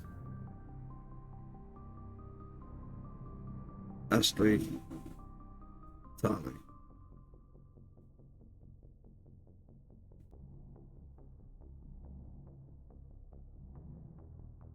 Which means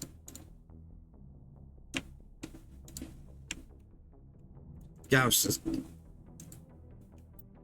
100% coming.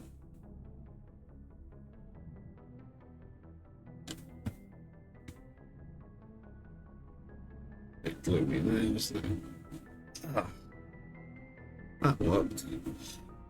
I don't understand because it's literally actually being blocked, but it still gives better lighting. I have a lamp on the floor that it got a little push switch on the block that I can actually put my foot on the back of it and basically use it as like a pedal to turn it on and off. It's quite helpful. And it just gives better lighting in there. It also gives a lot of heat.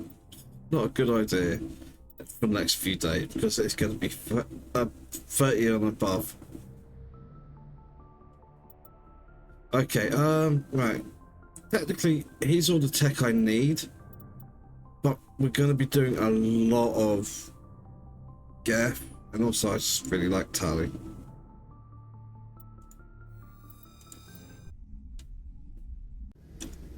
That does mean all biotics on me.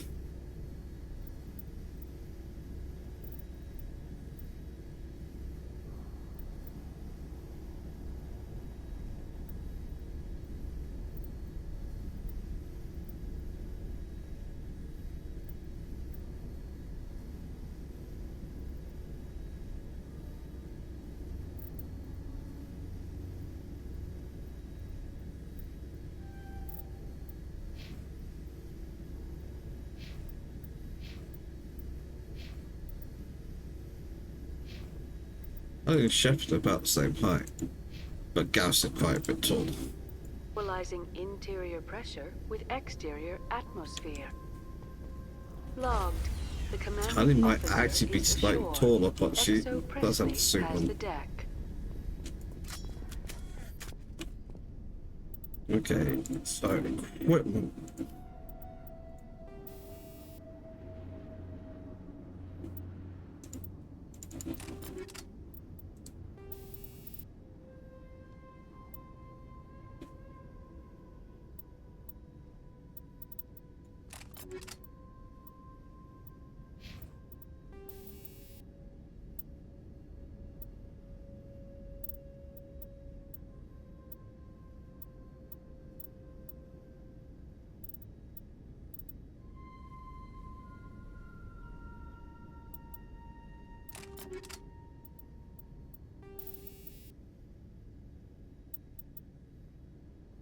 Ability doesn't matter for all that. This heat, I'm pretty sure they cannot overheat.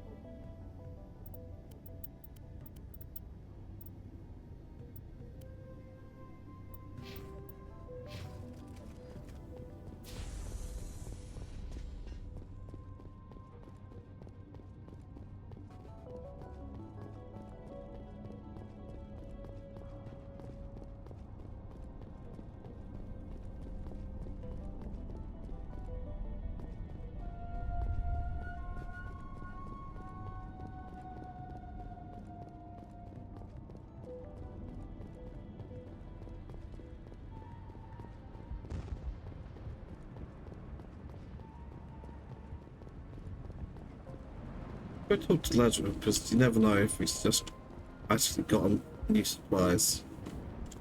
Is there something I can do for you? Let me see what you have. Of course.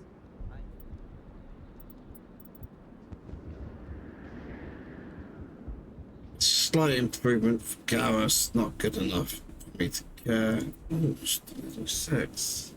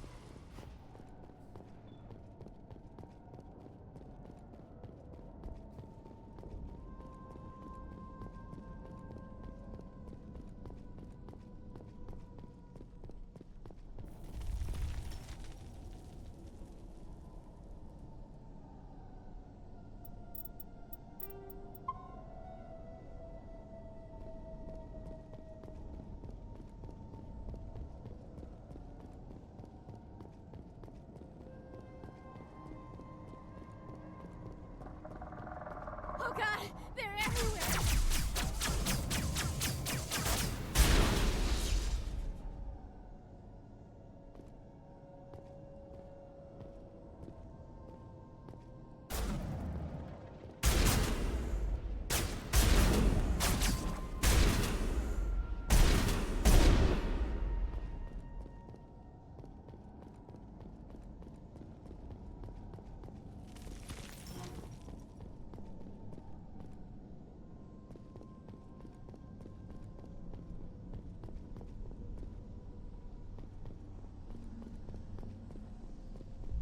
Master fights.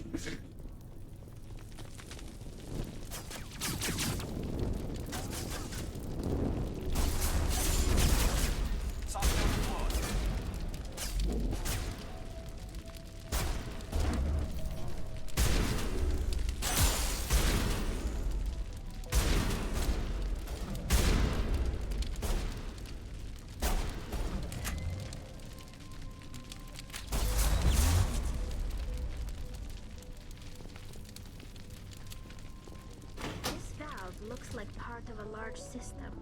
There are likely others we need to activate as well.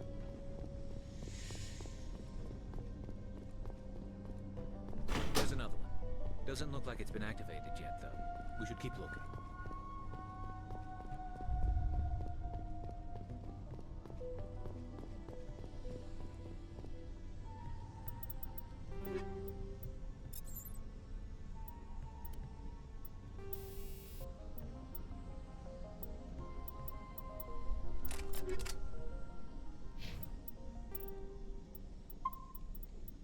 Yes, there's a last fight we're about to walk into.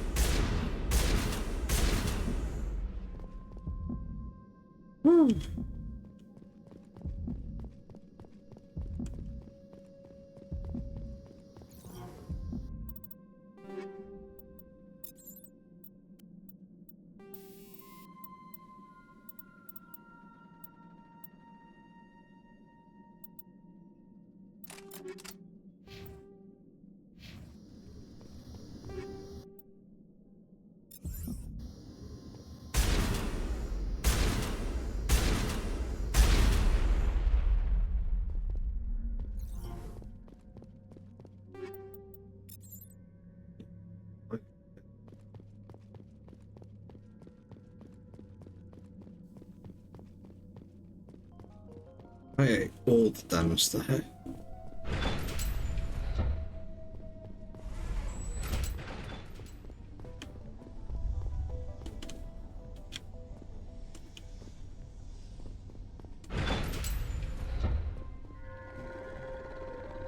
Long time.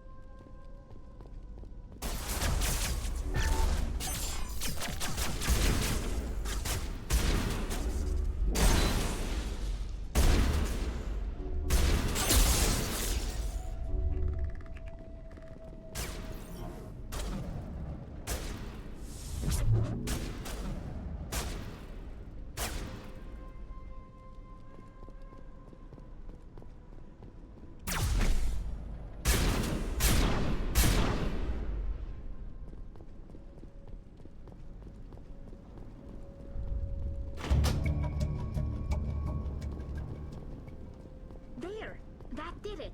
The system is active.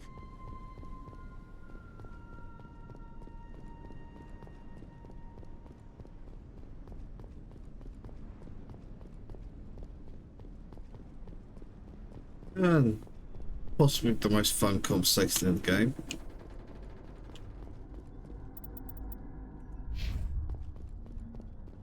You don't want to go down there. What are you doing down here? Nothing I should be, and anything I shouldn't. No! That was a good one.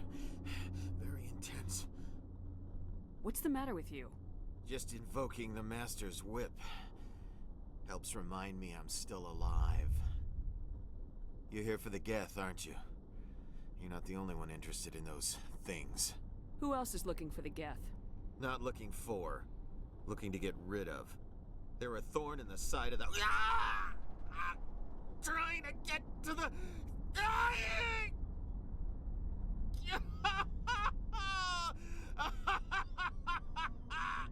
This one is no longer fit. We should leave him. Is there anything I can do to help you? Do you even want help? Help me? No. No one can help me now. I'd rather die fighting! Fighting what? Not that kind of fight. It's like running through a thorn bush. The more you struggle, time's up. Company's coming. Ask Faidan. Ask him about the... Ah! Heads up.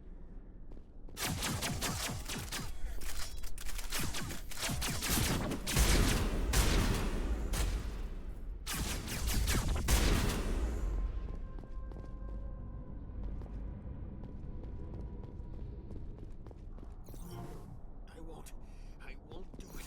I won't. I can't. I won't do it.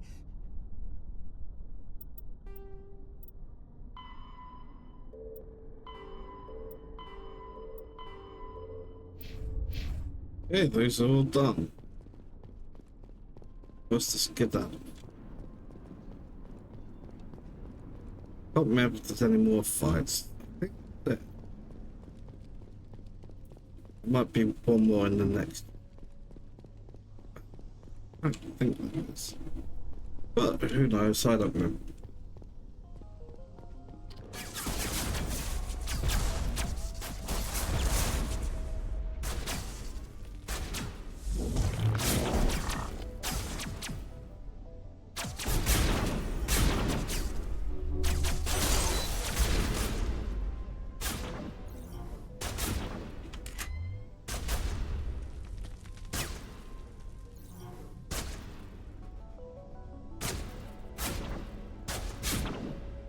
That's a where what?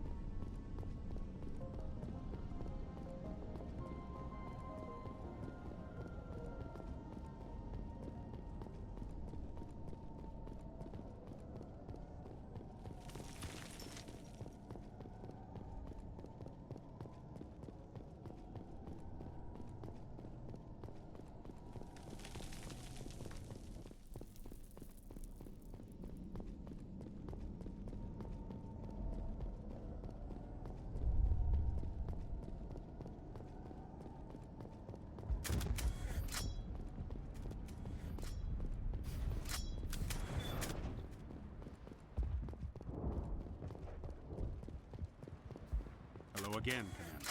I killed the big Varen. The rest are yours. Excellent. I'll organize a hunt when the immediate threat of the Geth is gone. I have to go. Here, for your trouble. It's not much, I know, but it's all we can spare.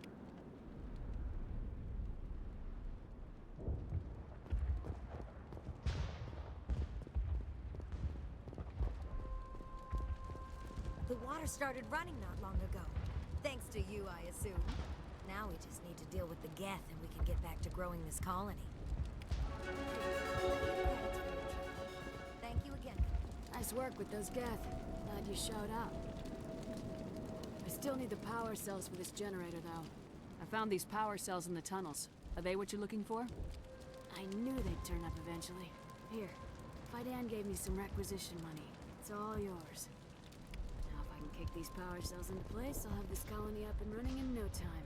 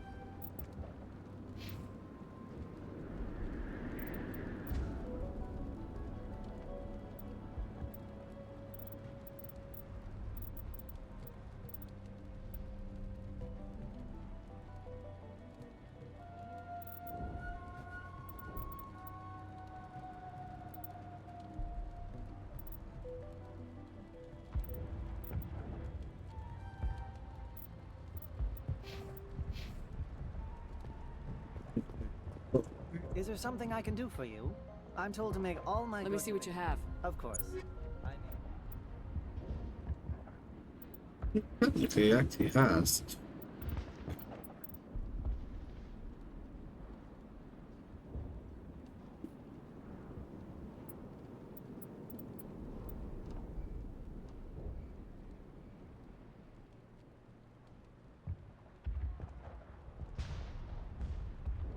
Honestly, that is an improvement.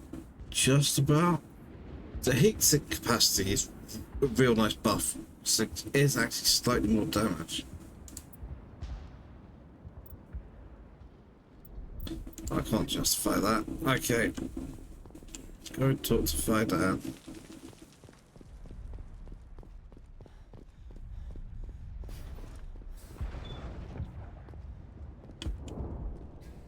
Commander, what can I do for you? Some of the colonists are acting strange. We're a close-knit group, Commander. Most of us have lost loved ones, friends. These aren't trained soldiers. Nobody taught us how to deal with the horrors of war. This is our home. We've watched the Geth slowly destroy everything that is important to us. Don't judge us too harshly. I destroyed a Geth transmitter in the tunnels. They won't be a problem any longer. Thank you, Commander. We're in your debt. You've taken a great weight off my shoulders. I just wish I had such good news for every problem. Let's talk about Zeus Hope and Pharos in general. Of course, Commander. There's a guy living down in the tunnels. Is he one of yours? That would be Ian. He's very sick. He seems to be more than just sick. He hasn't been the same since the attack. We tried to help him, but he wouldn't listen to us. I can't help my people if they won't listen, Commander. I'll talk to you when I learn more. Good luck, Commander.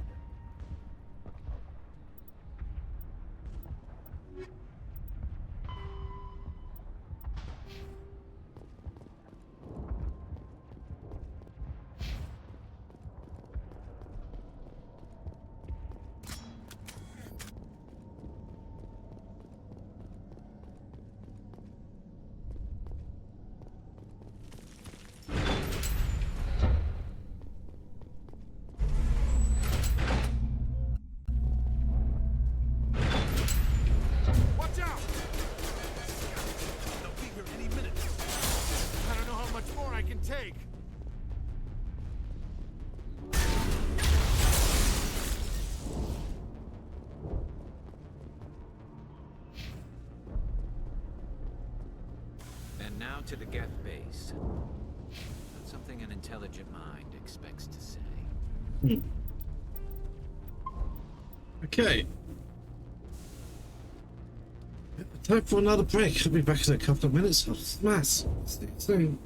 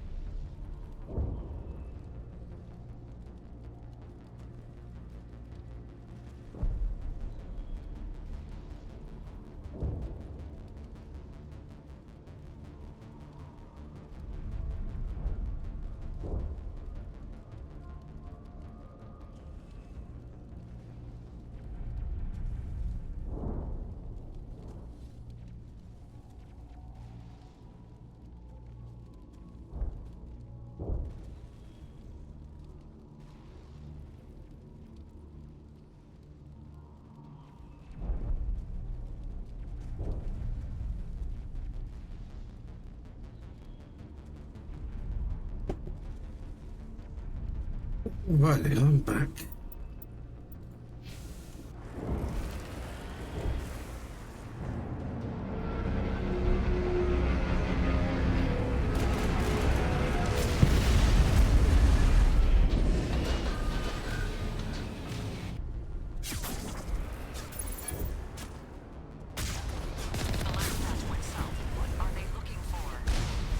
picking up a comm signal. It's too weak to pinpoint, but there's definitely someone out here.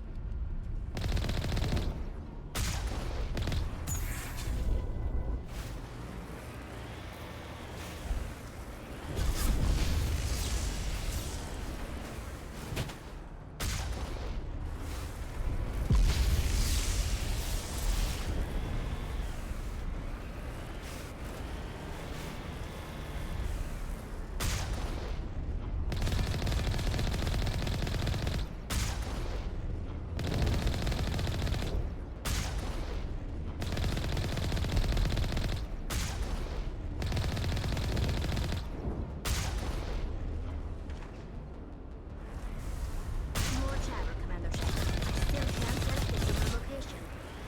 Any sign of movement? Prisman could still be in there. It's only been a few days.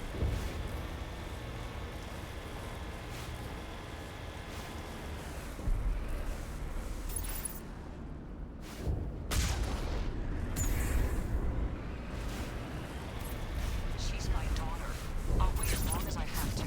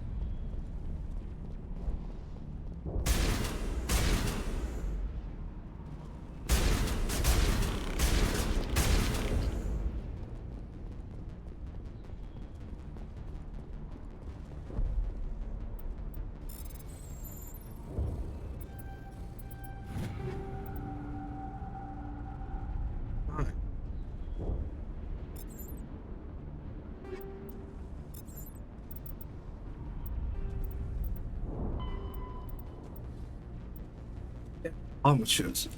Armatures are quadruped, all-terrain heavy weapon platform, akin to the armored fighting vehicles of other races. Yet being synthetic intelligences, armatures are not crude vehicles, but intelligent entities capable of independent decision-making and learning. Armatures are equipped with heavy kinetic barriers. The main cannon, mounted on the articulated head turret, appears to be a highly efficient conventional mass accelerator. It is capable of firing in anti-personnel and anti-tank modes. Some armatures carry drones into battle, presumably for reconnaissance purposes. Others host a swarm of insect-sized repair microbots.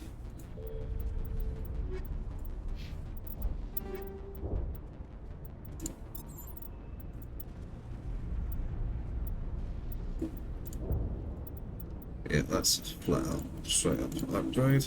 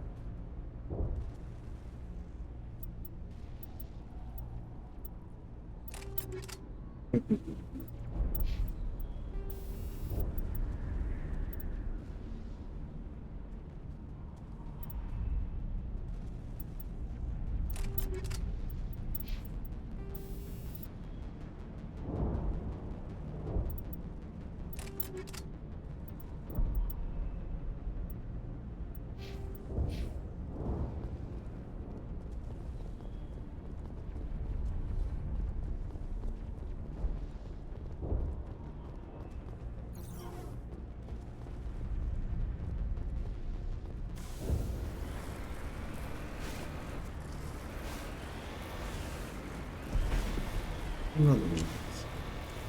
Maybe it's later. We've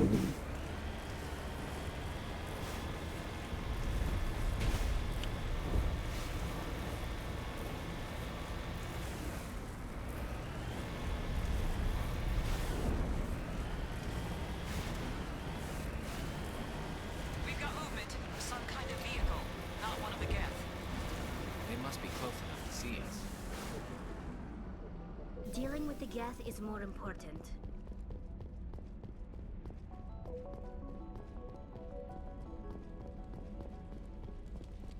That's close enough! Relax, Jong. They're obviously not Geth. Get back, Juliana. Who are you? What do you want? Commander Shepard, I'm here to remove your Geth problem. You see? You worry too much. And you trust too easily, Juliana. I'm just glad to see a friendly face. I thought we were the only humans left on this planet. Phi Dan and some of the members of Zoo's Hope are still alive. I thought you said they were all dead. I said they were probably all dead. They're surviving, but the Geth really hit them hard. We know what that's like. Those damn synthetics are relentless. I'll do whatever I can to keep them away from you, but I need some information. What kind of information? Ignore him. The Geth are up in the Exogeny headquarters, just a bit further along the Skyway. Those headquarters are private property, soldier. Remove the Geth and nothing else. I'm not interested in your company's secrets. Commander, before you go, my daughter, Lisbeth, she's missing. They shouldn't waste time poking around. We can do a proper accounting of our casualties after the Geth are gone. That's my daughter you're talking about. But what an She's absolute still alive. dick he is. I know it. Where's your daughter, Juliana? She was working in the Exogeny building when the attacks came. Oh, yeah, there were several places she could hide. For a short time. If she's in there, I'll get her out. Thank you, Commander.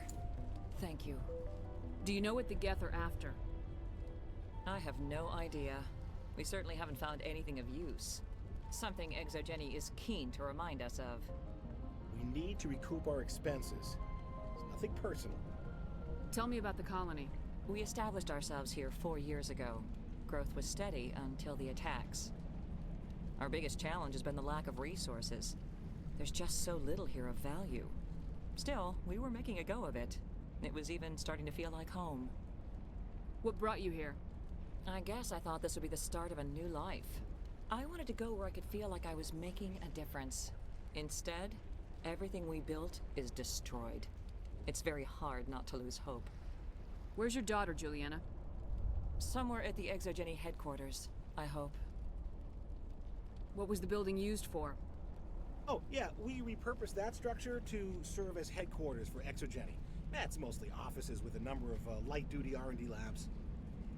Exogeny is a master at repurposing anything and everything. The company has to make a profit somehow, Juliana. Feros is a long way from self-sufficient. But it's not entirely wrong. And then he goes and opens mouth and says something incredibly fucking horrible. How did you get split up from the Zoo's Hope colony? Most of us live closer to the Exogeny building.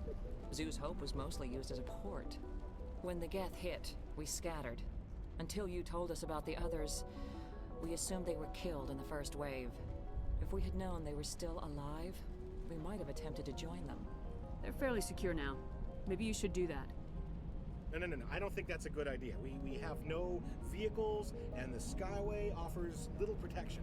Right there. Like the building we're in now. Listen, our best hope is to sit tight and wait for company reinforcements. They'll come eventually. Stay bunkered down until I find out what the Geth are after. Of course. And please remember, if you see my daughter...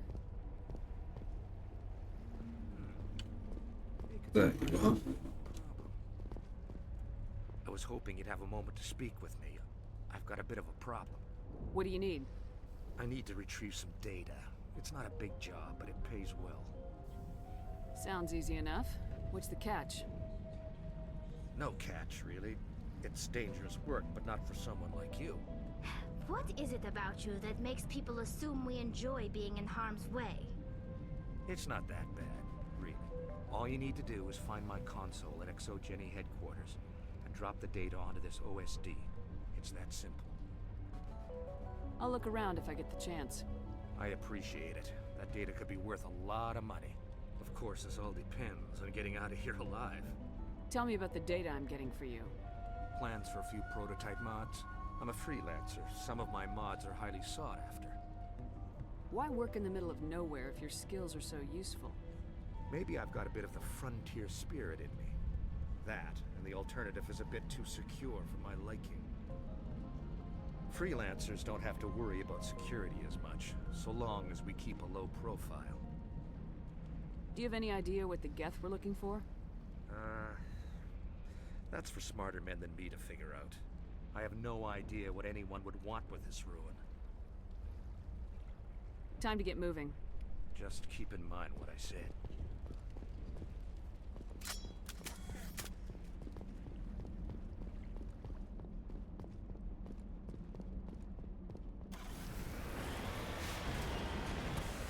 Ooh, okay.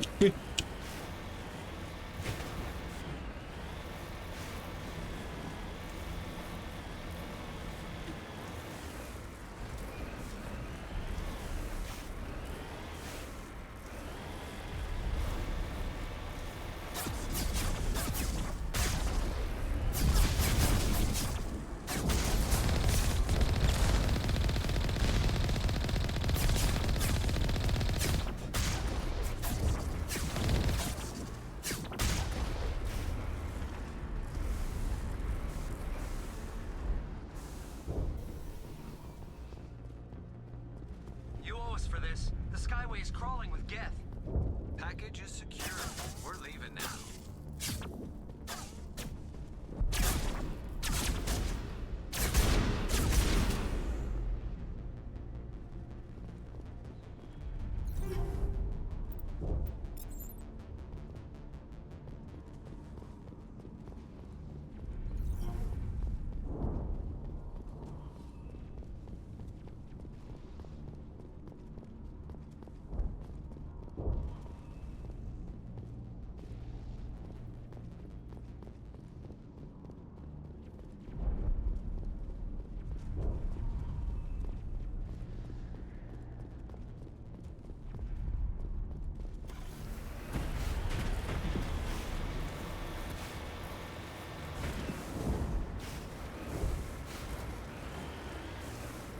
Wait! Shut down the comm! We've got incoming Geth! Damn it! Shut down the comm!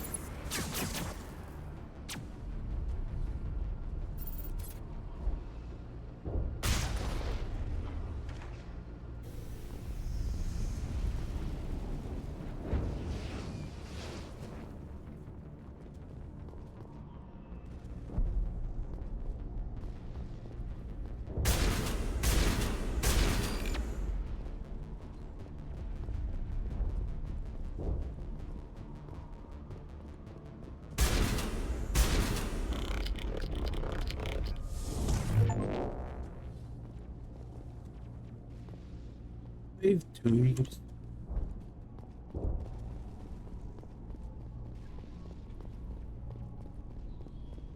Honestly, I like the look, but honestly, I have a long hairs. Oh.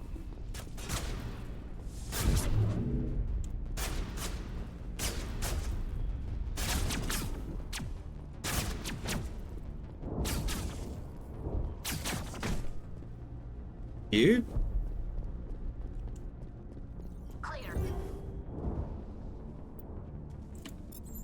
I still five.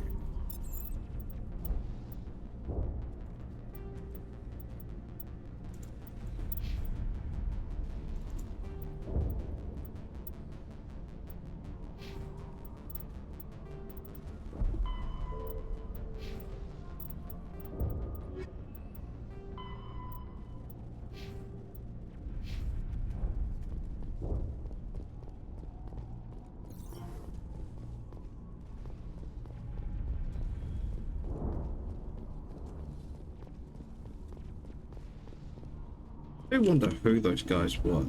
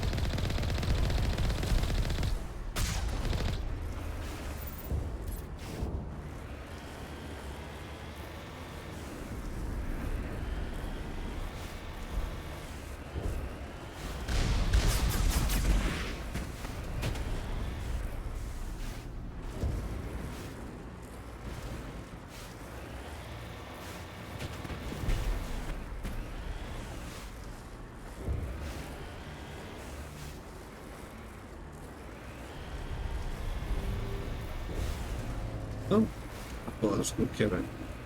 No, did now.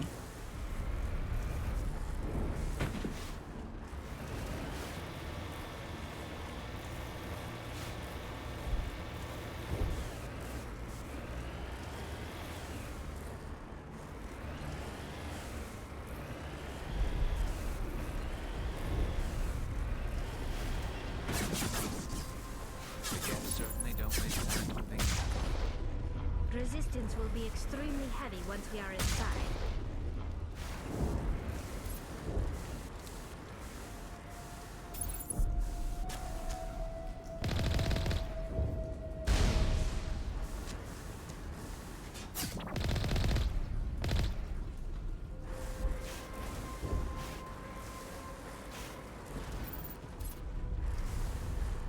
Area secured.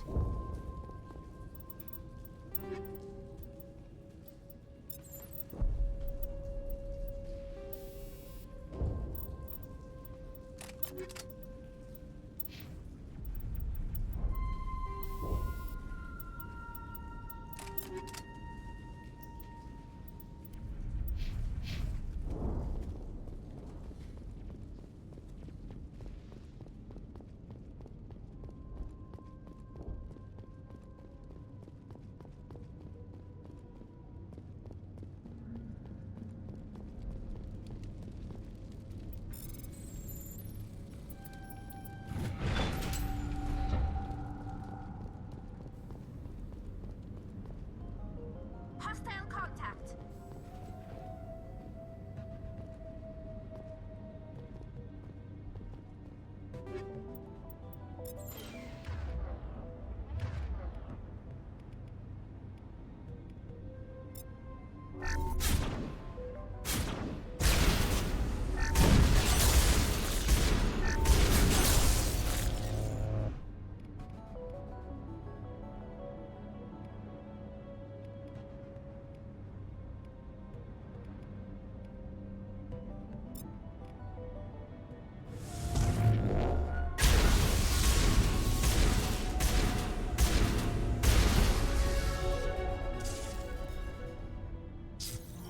Negative contacts, Commander.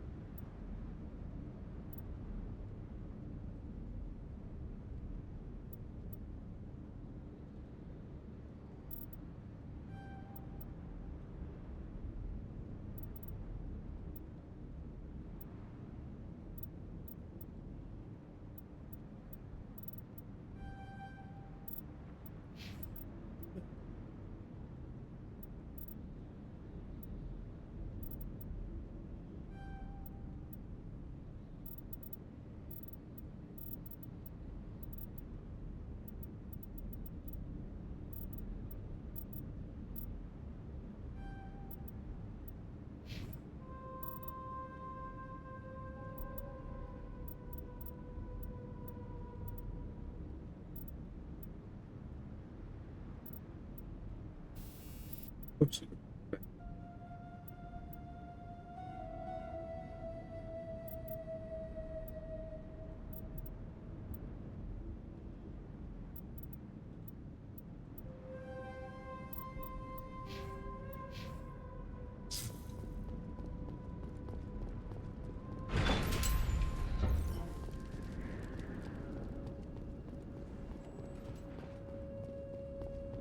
You good to go?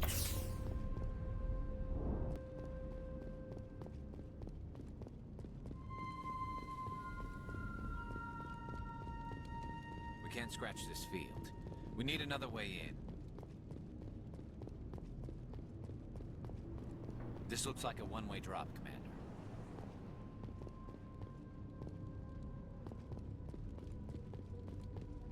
Oh well.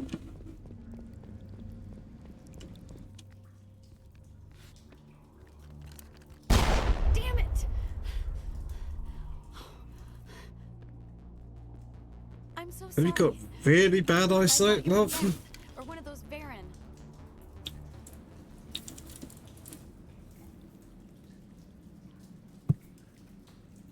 You're safe now. But why were you here in the first place? It's my own fault. Everyone else was running, and I stayed to back up data. Next thing I knew, the Geth ship latched on, and the power went out. I was trapped. I tried to get out, but the way was blocked. We'll get you out as soon as we find out what the Geth are after. It's not the Geth, it's the energy field they put up. They don't want anyone else getting access to the...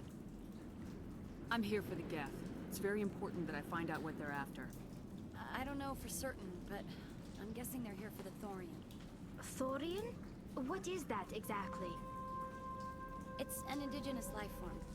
Exogeny was studying it. What else can you tell me?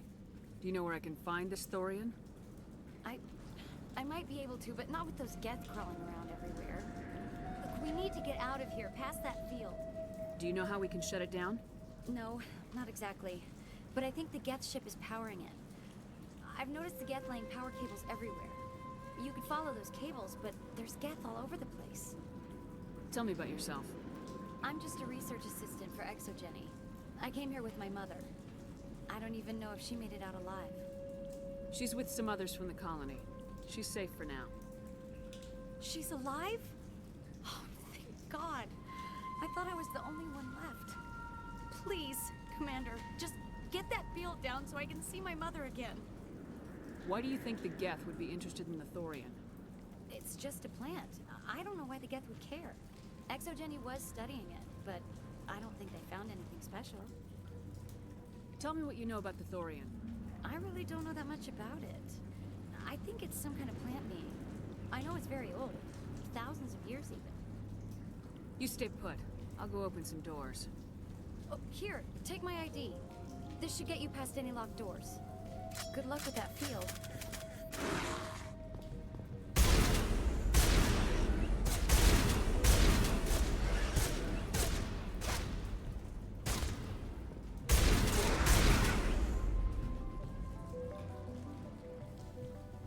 Area secure.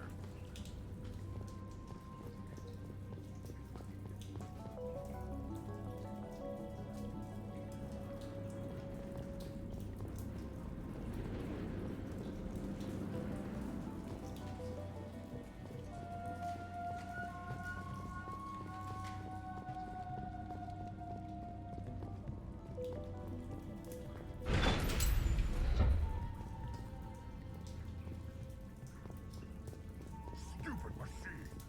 Access encrypted files. No, I don't want to review protocol. I am unable to comply. Please contact your supervisor. Damn it! Not ready to hit. Right when the left immediately. Please contact your supervisor for a level 4 security exemption, or make an appointment with... Stupid machine! If there is nothing else, please step aside. There is a queue forming behind you for the use of this console. Love that.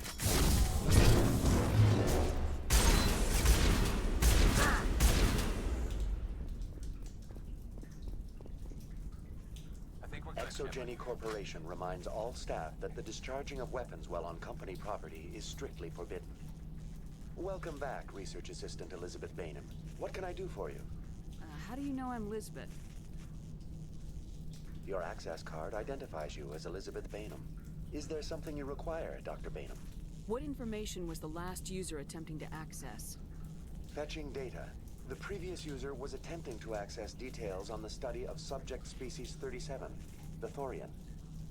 Tell me everything you told the Krogan. I was unable to provide the previous user with any relevant data. Aside from lacking proper access, there has been no new data available on species 37. All sensors monitoring the observation post at Zoo's Hope have been inactive for several cycles. What does Zoo's Hope have to do with the Thorian? Species 37 is located within the substructure of the Zoo's Hope outpost. Tell me everything you know about the Thorian. The Thorian is a simple plant life form that exhibits a sentient behavior uncommon with other flora. Through dispersion and the eventual inhalation of spores, it can affect and control other organisms, including humans. The Zoo's Hope control group has yielded interesting results. Before sensors went offline, almost 85% of all test subjects were infected. Are you saying Exogeny knew its people were getting infected? It was deemed necessary to assess the true potential of Species 37. No wonder they were behaving so strangely. Your pilot should be warned. Joker! Come in, Joker! Damn it! That field's blocking us. We need to drop that field and get back to Zeus Hope. VI, what can you tell me about the Geth ship and the field it's generating? I have limited data on the Geth. They have effectively blocked all sensors within the facility. I have detected unusual power fluctuations, but am unable to determine the source. What do you know about the Geth? I have no specifics on the Geth as they relate to this facility. All sensors have been purposely decommissioned since their arrival. I want to know about Exogeny Corporation.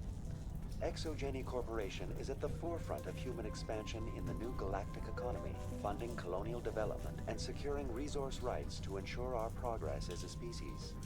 Further inquiries regarding company policy may be directed to Consumer Information Services during regular business hours. Who's in charge here? Who organized the research? All decisions about local resource analysis and acquisition are made by on-site management, deferring to the board of directors only when seasonal quotas are missed or exceeded. Individual employee records are confidential. Tell me about the Thorian. Species 37 was discovered 37 7 weeks ago when a weeks. small team was infected with spores while examining ruins near the Zoo's Hope outpost. The outpost was quarantined immediately, and study of the infection began. Within 21 days, 58% of colonists exhibited altered behavior. Within 28 days, 85%. That's surprising it was so slow. What's the size of this thing? The Thorian appears to be a diffused creature. Its cognitive abilities are centered in large nerve bundles, but it receives data from kilometers of meandering tendrils. We have discovered bundles approximately 1 meter in diameter, but these seem insufficient to coordinate the massive sensory potential it possesses.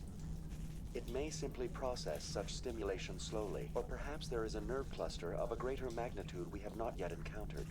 Is it intelligent? Can I reason with it? The Thorian does not exhibit the focused behavior of a predator. The release of spores is an act of survival, not aggression. It does trigger advanced behaviors in the humans it enslaves, but we have yet to discover whether it recognizes or is capable of recognizing humans as more than tools. It is sufficiently alien as to defy classification at this time.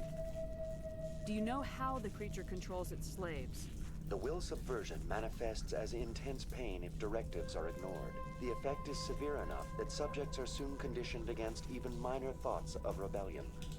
Observation suggests the Thorian views its thralls in a utilitarian way. Care is apparently taken to avoid injuring them, much as a craftsman avoids damaging his tools. As long as no action is taken against the creature's objectives, the subjects are free to pantomime a normal existence until specifically tasked with something. Where's the center of this thing? The Thorian is present as a weave of tendrils across much of the lower surface of Pharos. Observation of enslaved subjects suggests there may be key clusters that are tended by thralls. Unfortunately, direct observation of Species 37 is limited, or non-existent. Please access my personal files. Elizabeth Bainham, Research Assistant, Biomedical Division, Security Level 4 exemption. You are currently under probation due to disagreements with management over established company policy. These sanctions may be lifted if your next evaluation is more agreeable. What triggered the probation? You were marked as combative about the operations of the Zeus Hope project, specifically regarding the handling of the infected colonists. As a result, you were tasked with monitoring the safety of the colonists for the duration of the observation. That's enough for now. Going to standby mode.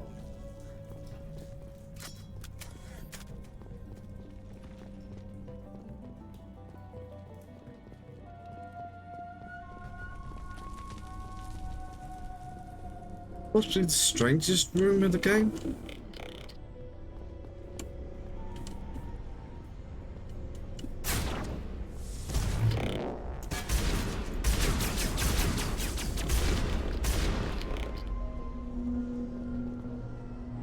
The Geth use these claws to anchor their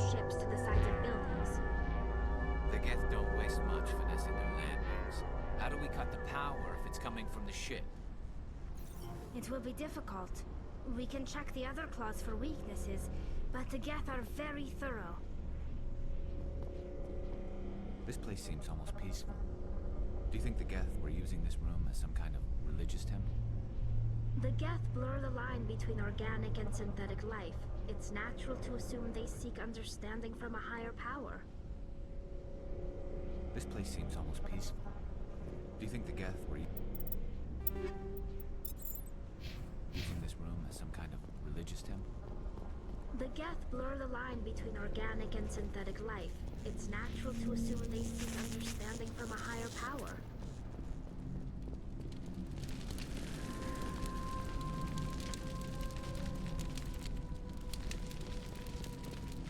Hostile spotted!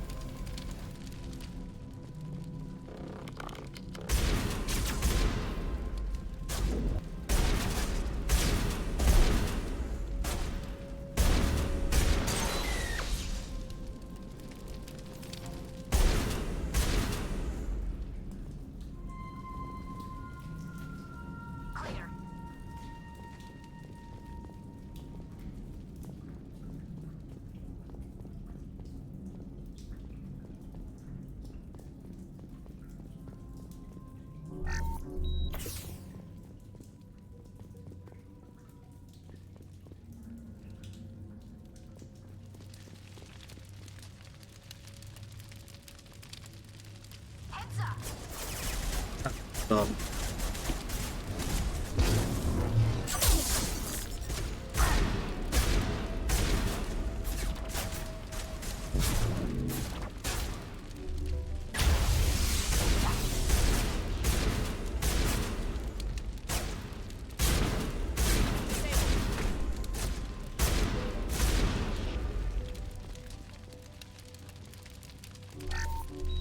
Get myself up. Contact.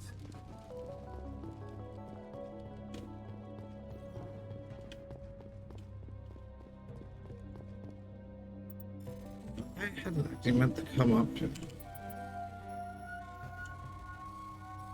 Well, hold on. That's just a like surprise me.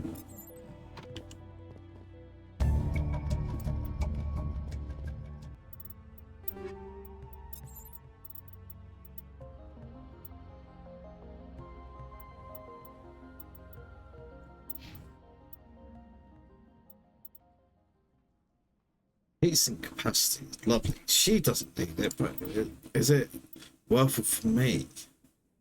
I would say no. Close, but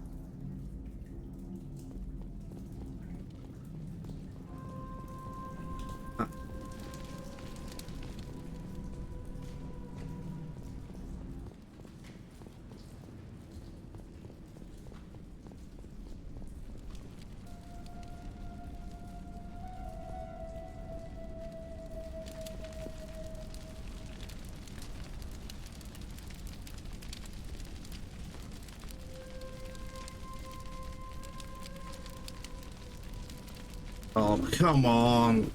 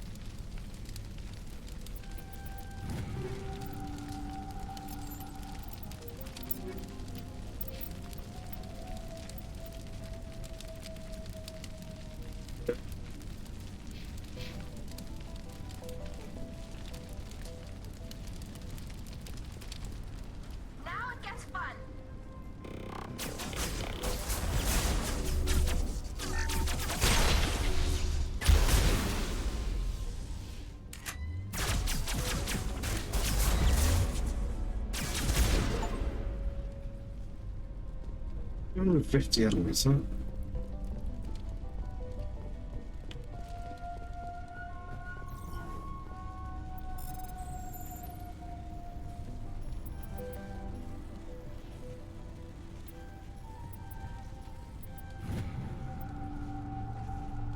This samples were due to arrive 3 days ago, but we haven't heard anything from the colony or the cargo vessel. We suspect the sample became volatile and recommend cutting off all further contact with the notified colony.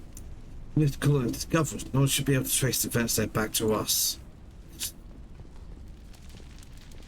Bad language, yeah. Wait, what? Yeah.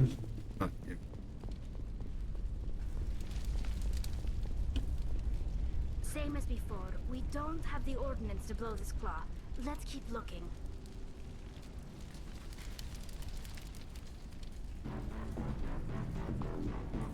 Big boy.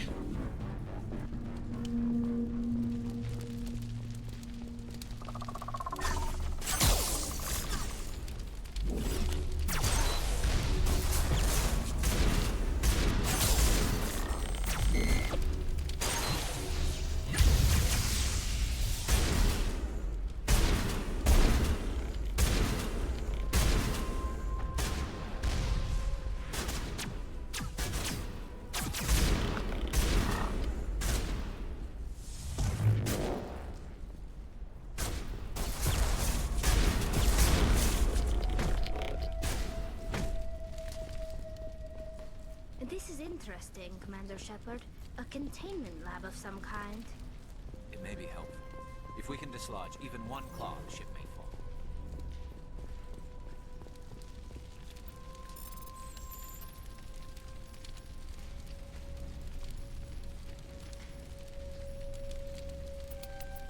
fall. Ooh, that's a bit close.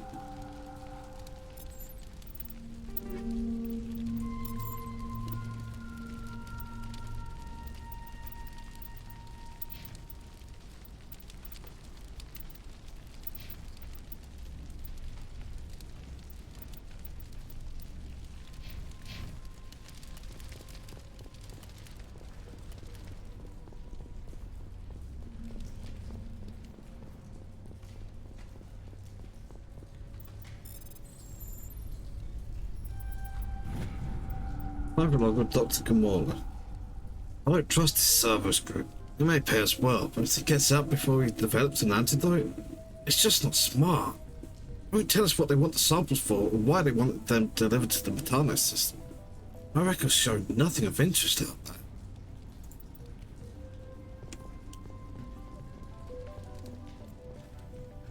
Find the repair ticket test console. Damn door to the sharp bay is fired again. If the psi is 30 or lower, the safety shut-off kicks in if the psi gets above 34. But if the psi is in the 31 to 34 zone, the door slams down and enough power to shear through a metal eye-beam. Don't fix it before one of my team loses alarm in that thing. 31 to 34, huh?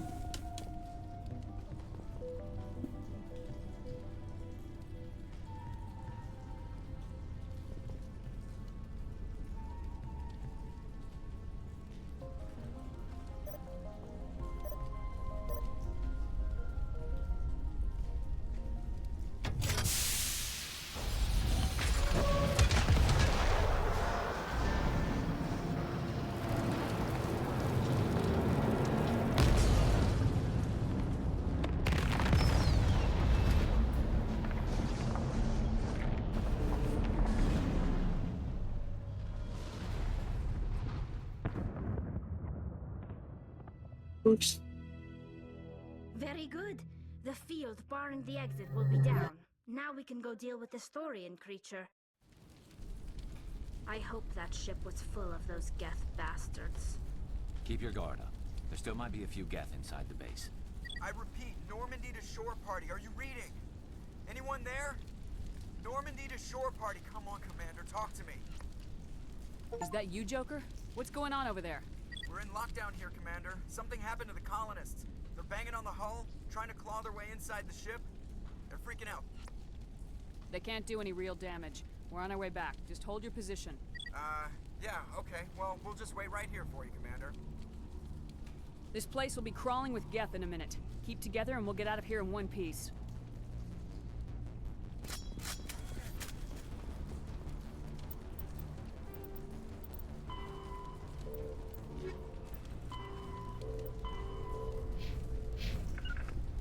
Huddle up!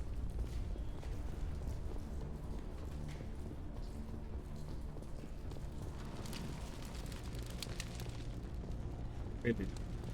It stinks. My bladder is very full right now.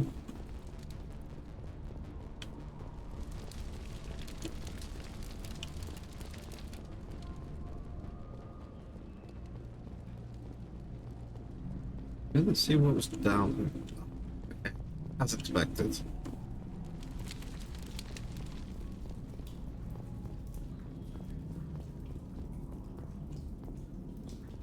I think I walked straight past the thing I was supposed to go through. Okay. There you are. We should get out of here. I don't think this place is safe. I need some answers. You knew more about the Thorian than you let on. I was afraid. I wanted to stop the tests, but they threatened me. Told me I'd be next. When the Geth attacked, I stayed behind to send a message to Colonial Affairs. I tried to tell them where to find the Thorian, but the power cut before I could send the message. I never meant for this to happen. You did what you could. I'll help them if you can tell me where to find the Thorian. The Thorian is underneath Zoo's Hope, but the entrance is blocked. The colonists covered it with the freighter just before the Geth attacked. But why are the Geth after the Thorian? What could Saren want with it? Well, it does have unique mind control capabilities. That's what Exogeny was interested in. Normandy to shore party, come in. What is it, Joker? We're getting a lot of Geth comm chatter. Looks like they're headed your way. Thanks for the heads up, Joker. You heard the man. Let's move out. I'm coming with you. I might be able to help. Undo the mess I helped create.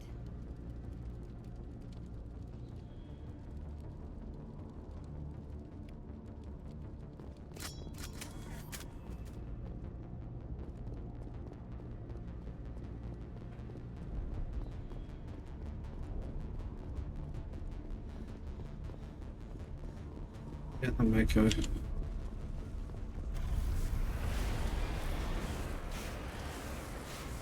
Alright, I'm going to take my third and final break. I'll be back in a few minutes after this ad. It's going to be slightly longer because I really need to pee. See you soon.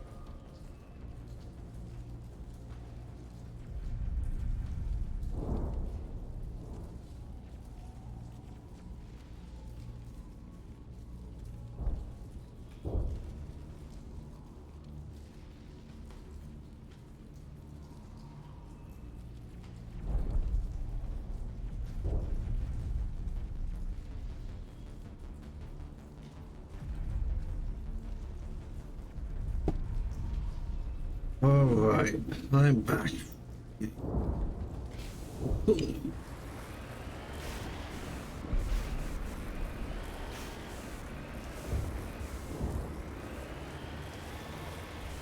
Poor Elizabeth stuck in there.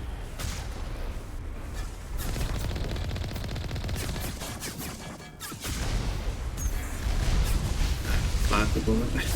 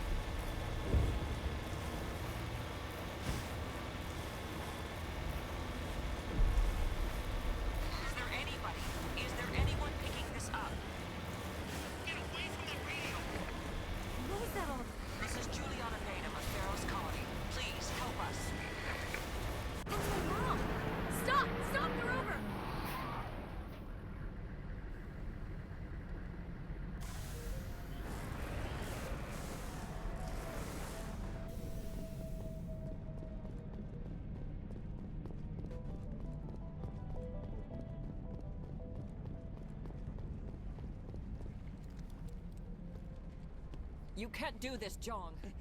Everyone shut up! Let me think. What's going on?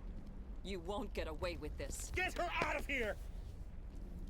Get away from her, you son of a bitch! Lisbeth! Damn it! Come out where I can see you! All of you! Shepard, damn it.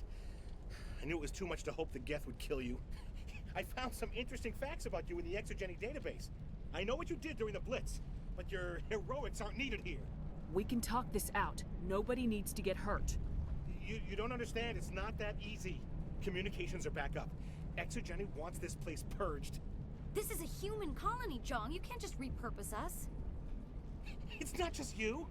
There's something here far more valuable than a few colonists. You're after the one unique thing Pharos has. The Thorian. The what? It's a telepathic life form living under Zeus Hope. It's taking control of the colonists there. Exogeny knew all along. You won't get away with this, Jong. So you keep saying, but nobody's gonna miss a few colonists.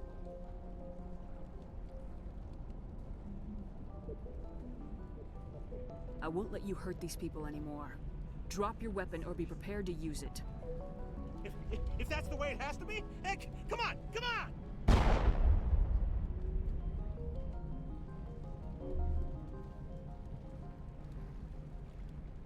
As if we don't have enough problems. Now we're shooting each other in the back. I need a max power bomb to do that. I knew what was going on and I didn't do anything. Don't you start. You do good work, and you know it. So what now, Commander? I'll deal with the Thorian, then make sure you're safe. The colonists won't let you near the Thorian. They die first. They're under its control. What else am I supposed to do? There's gotta be another way. I think there is. You could safely use a nerve agent to neutralize the colonists. Like a gas grenade. Releasing clouds of nerve gas doesn't seem like a particularly good idea. It's not like it's weapons grade. The insecticide we use in the grow labs contains trace amounts of tetraclopine, a neuromuscular degenerator. If their nervous systems are already weakened, it may act as a paralyzing agent. We might be able to adapt a concussion grenade to deploy it. Sounds good. I'll do what I can. Excellent. Thank you so much, Commander.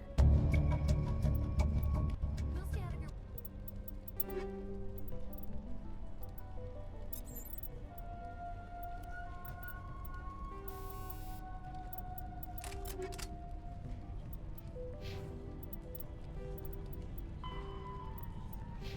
Wait until you clear a path. Good luck.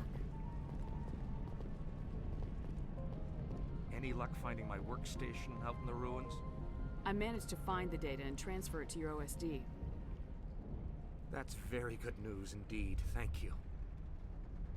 I was there anyway. It was the least I could do. Well, I appreciate it.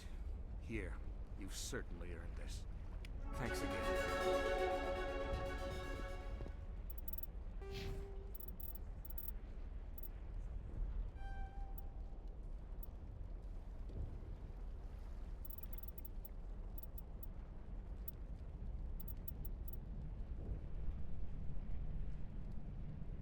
That'd be upgrade.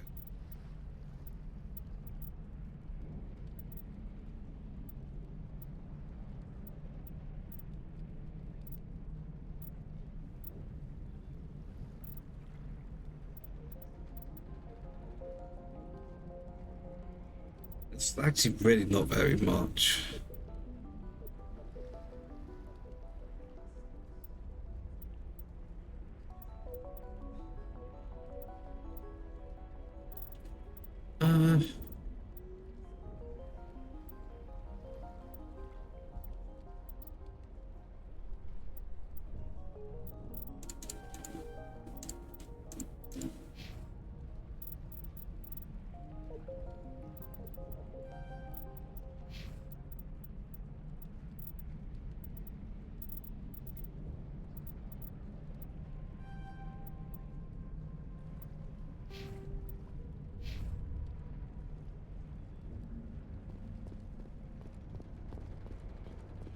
We've been trapped for days.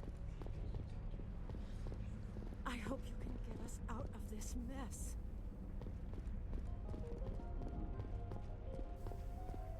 We ran when the attack hit. Noticed this before. It's never looked.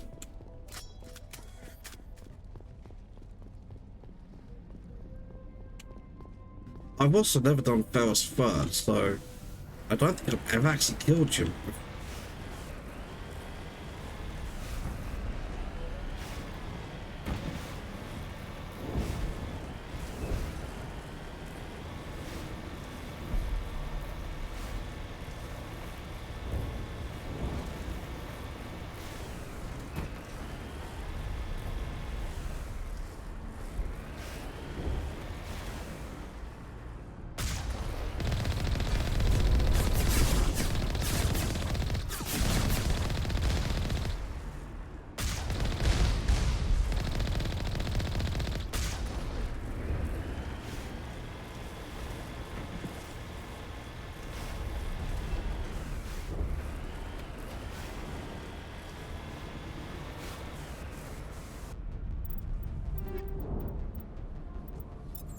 Okay.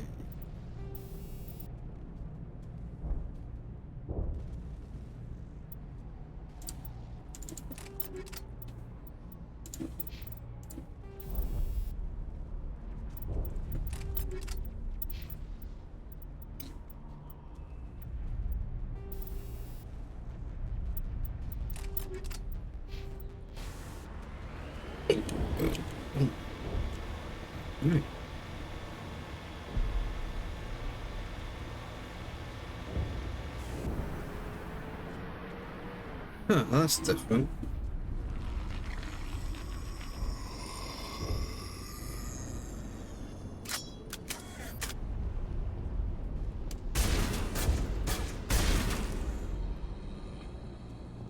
What was that creature? It certainly wasn't human.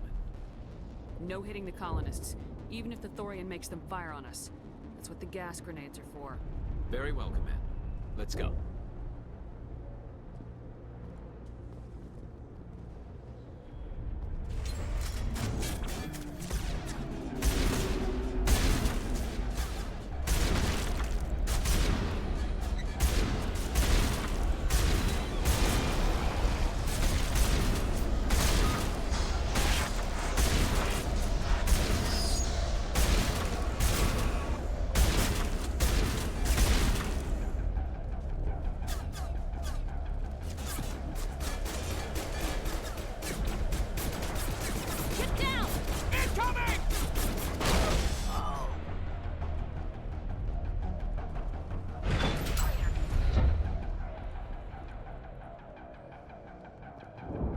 Shields back up.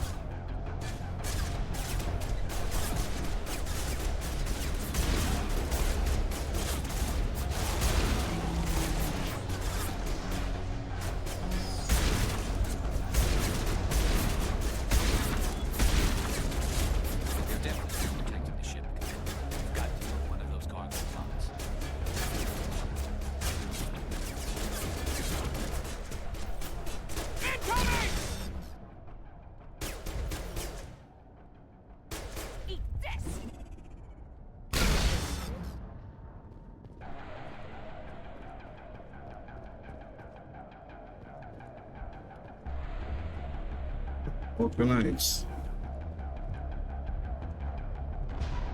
I will destroy you!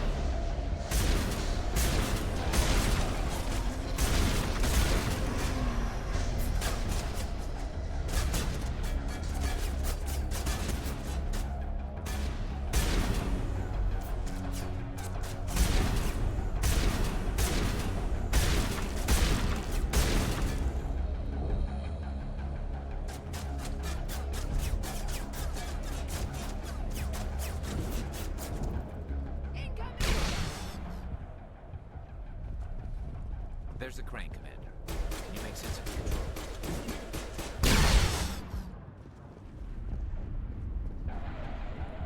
That's it. Bag him and tag him. There we go. All colonists still alive.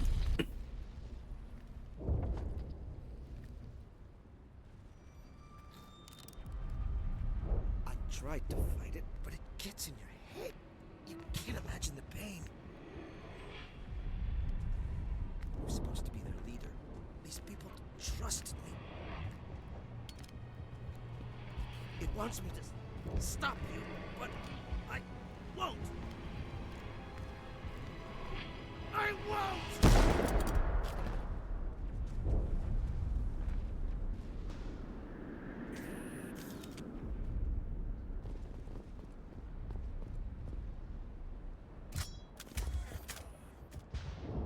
You good to go?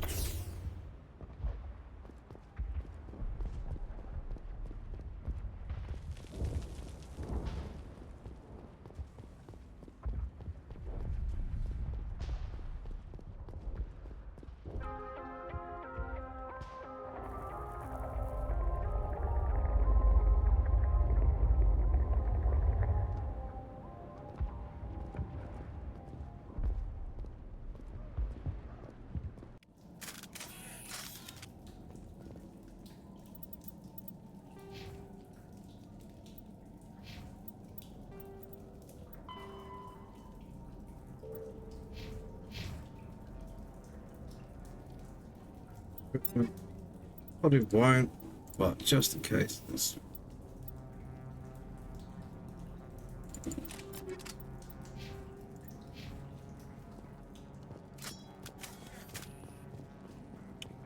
Good as new.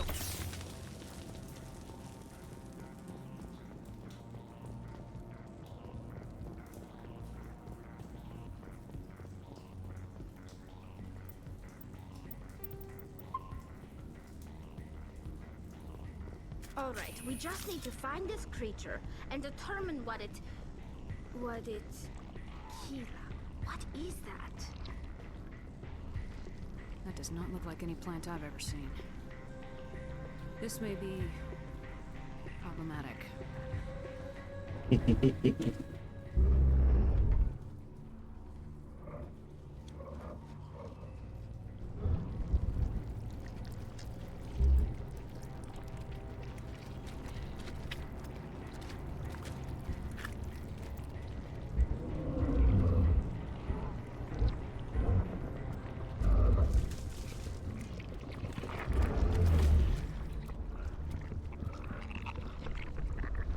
Invaders, your every step is a transgression.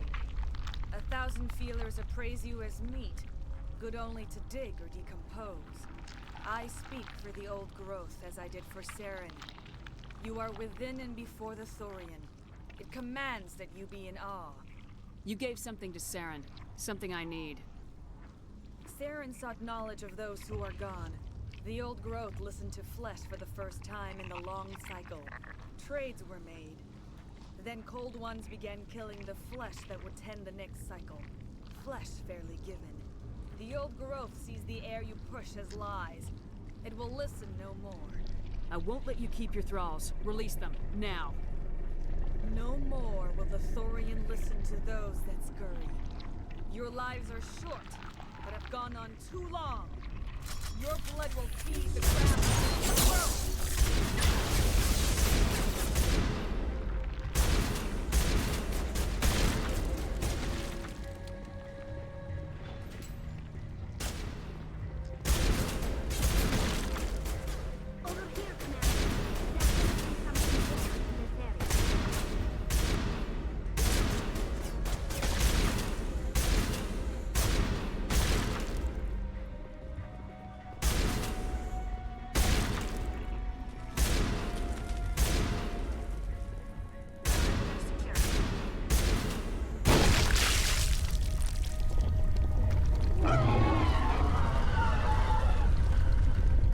We've stunned, I'm sure of that. We need to find more of these things.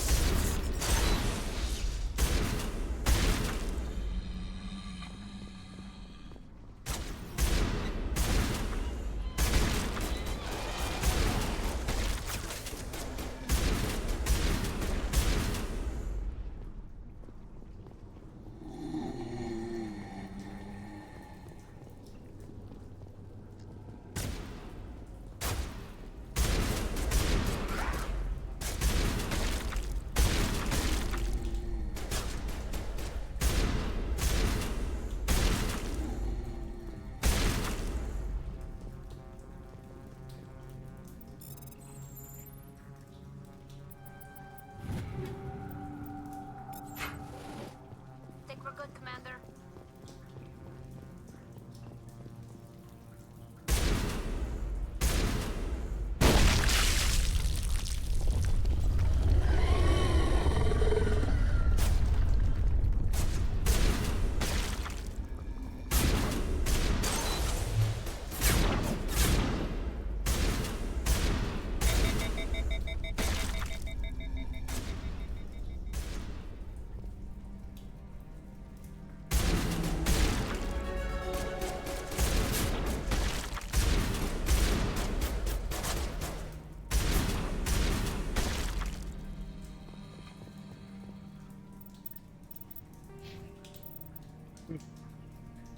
Leveled pretty quickly in this.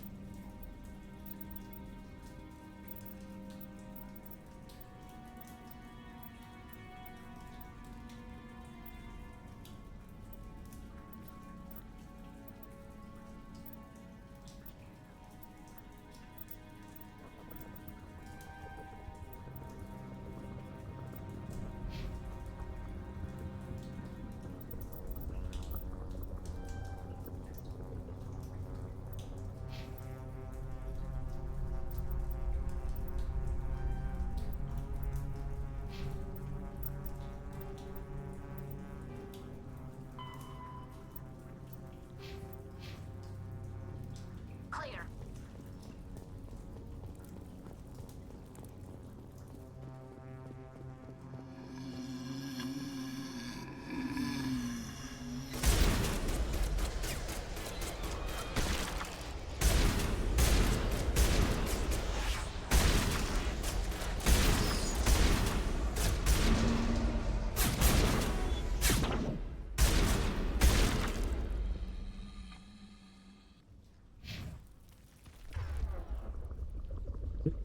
That quick. Area secured.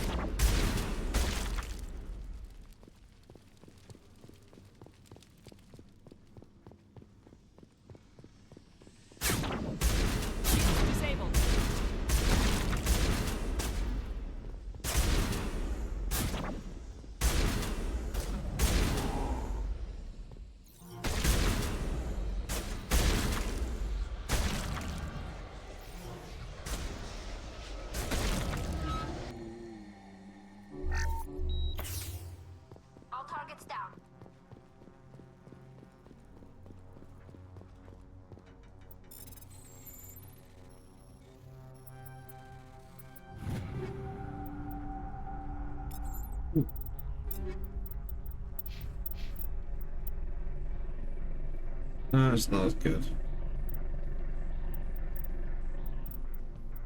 Obviously, you can't equip the unit, but also I don't think that's that good either. Shields, generally speaking, are more important, but having to use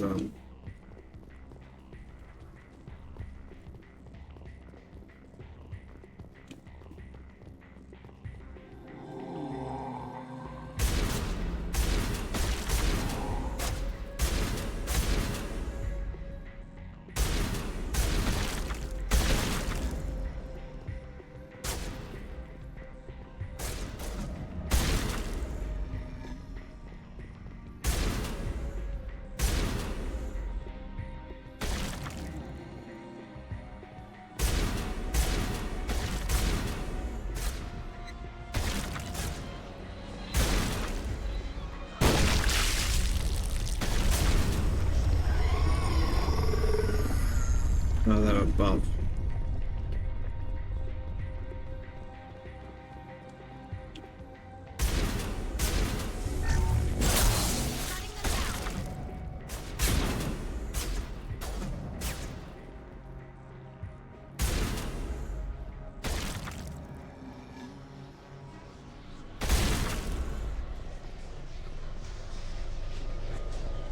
I think we're good, Shepard.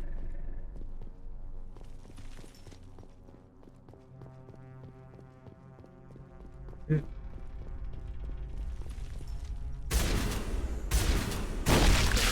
Commander Shepard. We're on the right track.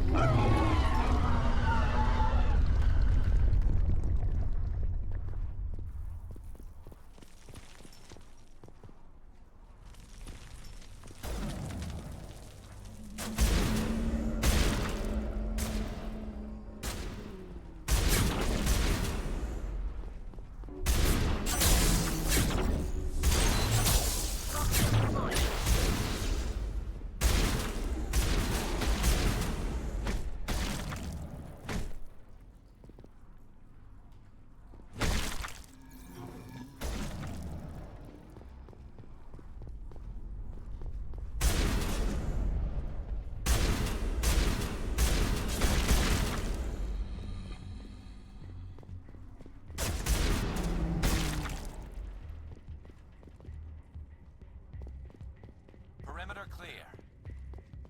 On me!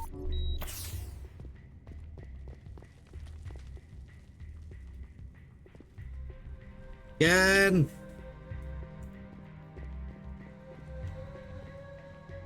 Don't know what keeps causing that.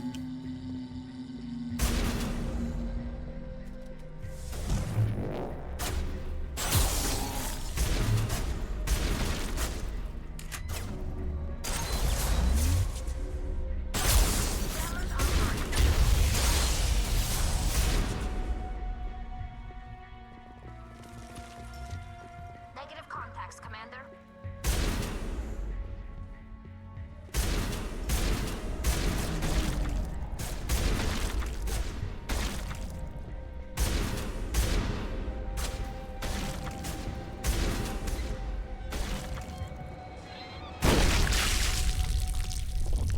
Get the last minion kill.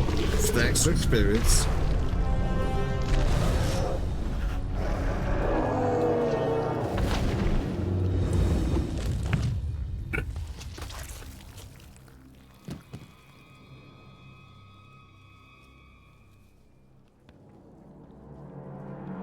Thing is, there were multiple of these we saw. I'm free.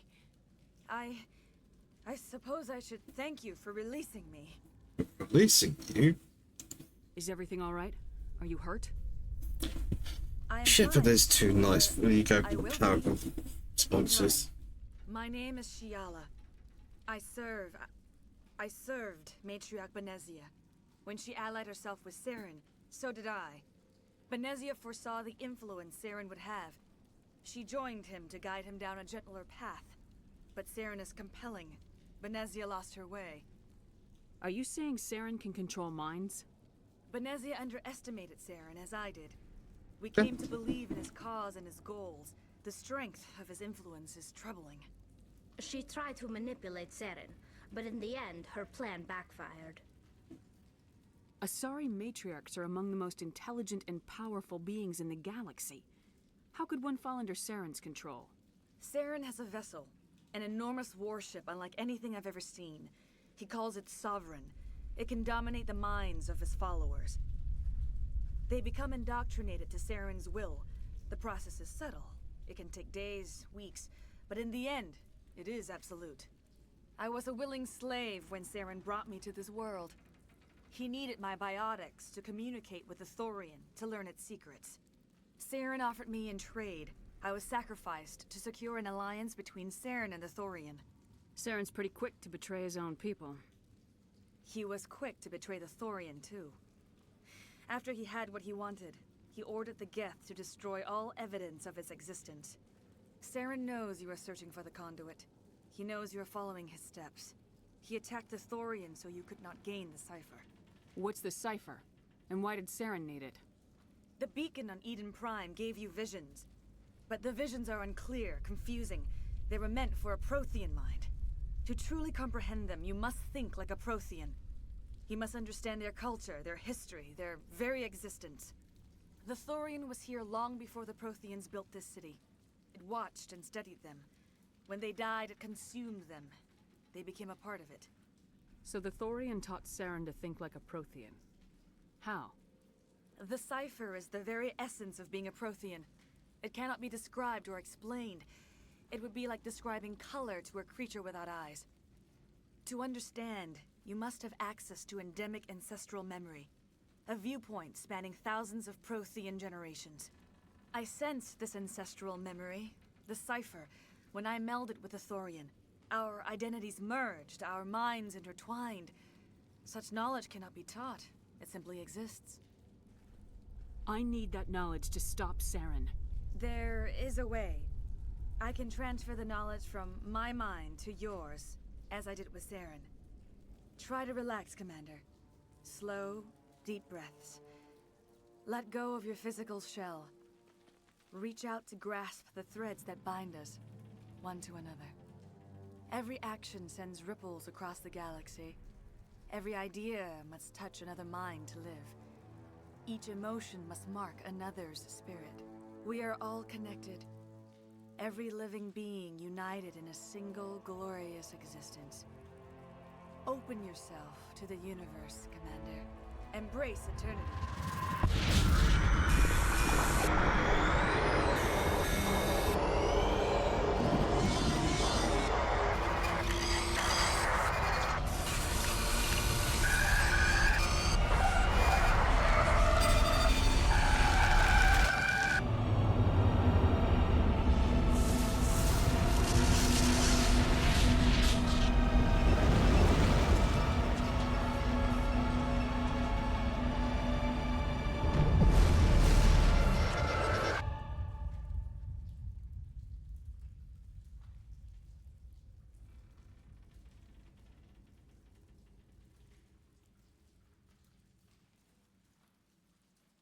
I have given you the cipher, just as it was given to Saren.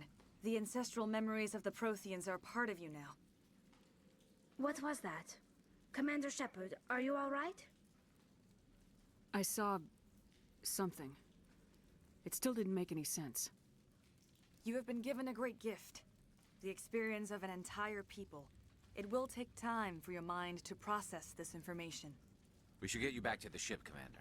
Medical needs to know about this. Yeah. I'm sorry if you have suffered, but there was no other way. You needed the cipher.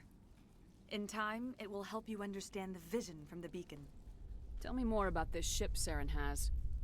Sovereign is alien. I do not know how it was built or where it comes from. Its design does not match that of any known spacefaring species. It dwarfs any vessel in the Citadel or Alliance fleets. Its weapons are devastating, its defenses virtually impenetrable. With it, Saren believes he is unstoppable. You said Saren uses it to manipulate his followers. The indoctrination. There is an energy about Sovereign. You feel drawn to the ship. It makes Saren's arguments more persuasive, more compelling. Spend enough time in Sovereign's presence and you will lose yourself. There's no other way to explain it. I want to know more about Benezia. Benezia was greatly respected among our people. A powerful biotic, even for an Asari. She was widely known as a teacher of philosophy and religion. She always sought the paths of peace and harmony. She joined with Saren because she hoped to turn him away from his path of destruction. Instead, she became one of his most powerful allies. As I mentioned before, Matriarch Benezia underestimated Saren. Be sure you do not make the same mistake. What else can you tell me about Saren? There is little I could tell you that you do not already know. He's powerful, he's charismatic, and he is dangerous. Once I followed him, blind to his true nature. But now I see he's leading the galaxy into an age of darkness and suffering. Nice being very itchy. Is there anything else you can tell me about the Thorian? When the creature enveloped me, I became part of it. But I still don't truly understand it. So alien, so ancient. Its exact age is impossible to know. It measured time differently. 10,000 years of hibernation broken by a few frantic centuries of activity. Its mind was awesome, magnificent. It transcended all classification. And now it is gone.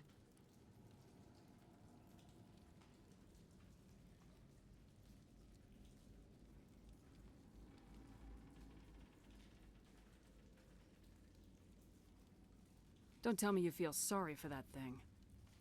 The Thorian was a unique life form. A sentient being that lived for 50,000 years, maybe more. There is nothing even remotely like it in the known galaxy. I'm grateful you saved me from a life of thraldom. Yet I cannot help but feel some sorrow for the loss of such a rare and remarkable creature. I want to know more about you. There is nothing remarkable about me. I was merely one of Matriarch Benezia's disciples. For nearly 2 centuries, I followed her, learning at her feet.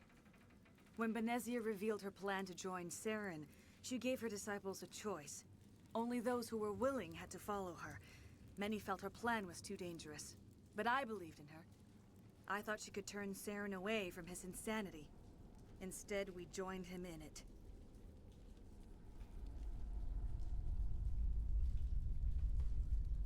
Now that you're free of the Thorian, what are you planning to do next? If you allow it, I would like to stay here with the colonists. They have suffered greatly, and I played a role in their suffering. I would like to make amends.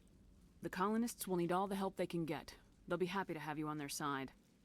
Thank you, Commander. That's because the thing was coming. Upon you. You did it. With the Thorian gone, we can start rebuilding for ourselves again. And we're free of Exogeni's threats. We're back to being just a Keep little fellas. colony. Thank you, Commander.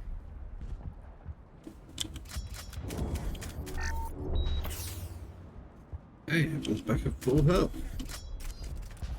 It'll be tough going, but we'll make this a home. You saved most of the infected. It'll take time All to but recover one. from the physical effects, but they'll be all right. Thank you. Oh, thanks again. That data will be very valuable once I get out of here.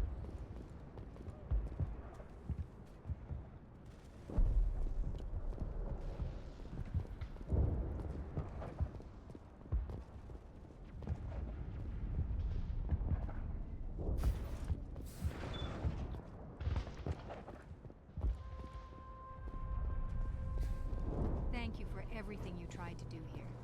Right. I'm free. Thank you for giving me my mind back.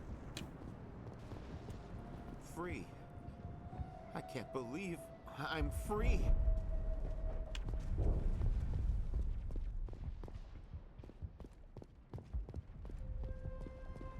Thank you for everything you did. Thanks, Commander. It's great to be free again.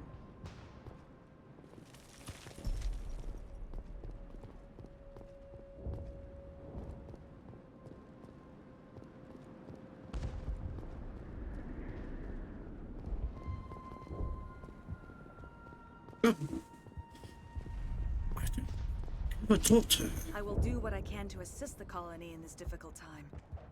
I am ashamed of the damage done to the lives of these people. Farewell, Shiala. Farewell, Commander. I wish you well in your hunt. Relax, everything. Oh, yeah. I fought so hard, but any thought of my own caused so much pain.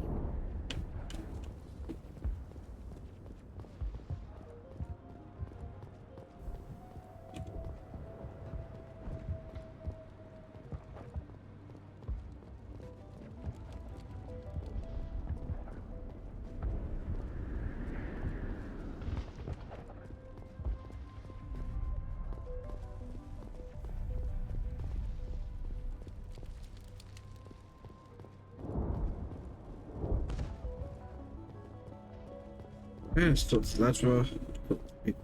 Out. I never thought I would be so thrilled to see a soldier. Forgive my previous inaction, but under the Thorian's influence, every thought was examined and filtered. What will you do now that the fighting is over? I may stay, try to recover my losses. I can have new supplies delivered within weeks. Perhaps the colony will survive after all. Let me see what you have in stock. Of course. Return in the future, and I may even have more to see.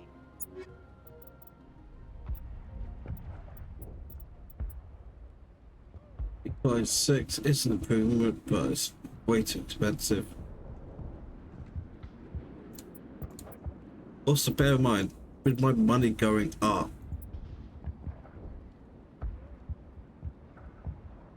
I might actually be able to afford a thingy item.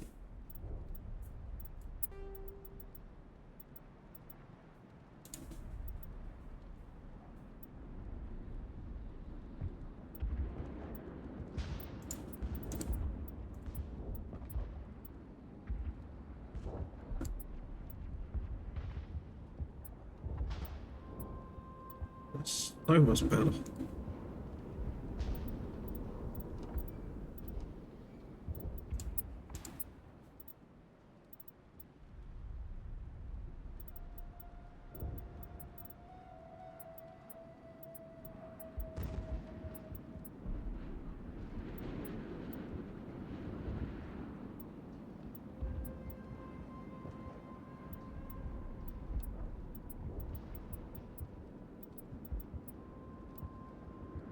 That's actually better.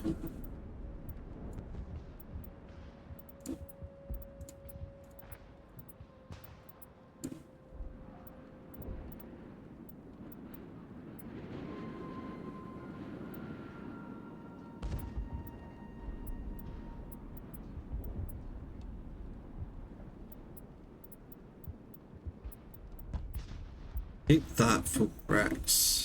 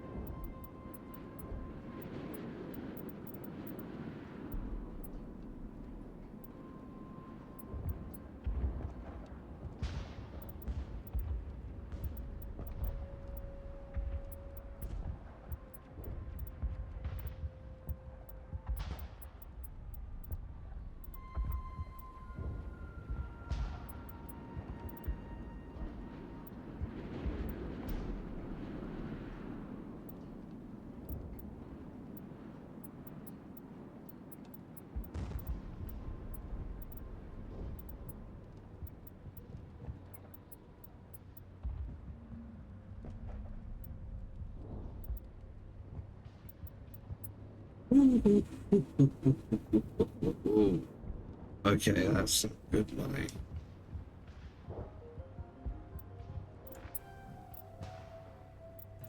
That would definitely get me warm. Finally, that damn thing is out of my head. I can think without pain. With the power cells you brought, I can get this place up and running again. Thanks, Commander. It will take time for things to get back to normal.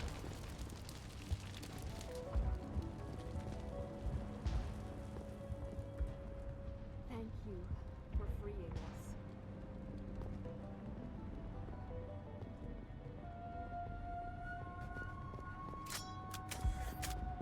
Looks it's faster. Get out.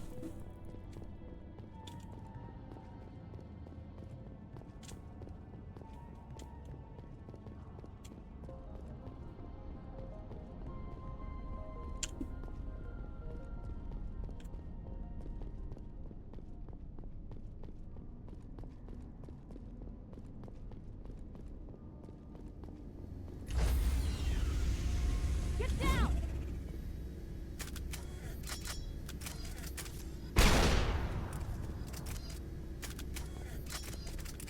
Stand by, shore party. Decontamination in progress. Are you okay, Commander? You look a little pale. It's that damn cipher. That Asari messed you up good. And for what? We still don't know where to find the stupid conduit. What a waste. She said it could take a while. I needed the cipher. It's going to lead us to the conduit. I'm just not sure how yet. We still have another lead, Commander. That Asari scientist in the Artemis Tau cluster, the Matriarch's daughter. She's an expert on the Protheans. Maybe she knows something. Don't worry. We'll deal with her soon enough. Crew dismissed. I've sent off the Pharaoh's report, Commander. You want me to patch you through to the Council? Yeah. Patch him through, Joker. Setting up the link now, Commander. Commander, Exogeny should have told us about the Thorian. It would have made your job much easier. You might have been able to capture it for study instead of destroying it.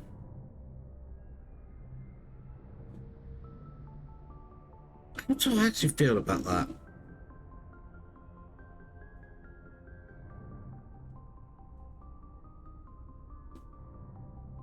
Would it act? Is it better that the Thorian's dead? The issue with the Thorian is it just did not recognize other sentient beings as having any value other than as whores, as slaves to it. And also the fact that, you know, it's a mind control thing. It's like knowing and understanding mind control is a thing that would be helpful dealing with the Reapers, but generally speaking, that's a door we don't really want opened. The Thorian liked to enslave minds. Anyone who studied it would have ended up as one of its thralls. Perhaps it's for the best then. At least the colony was saved. Of course it was saved. Shepard would go to any lengths to help a human colony. Being human had nothing to do with it. They were in trouble. Admirable. But sometimes Spectres have to make sacrifices. I hope you're willing to do that when the time comes. Goodbye, Commander. We will be waiting for your next report. Okay, they weren't as much a bunch of assholes as I was expecting.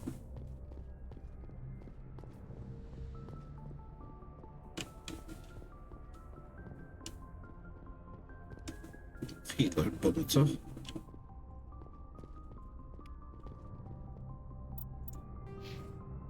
I leveled up without noticing.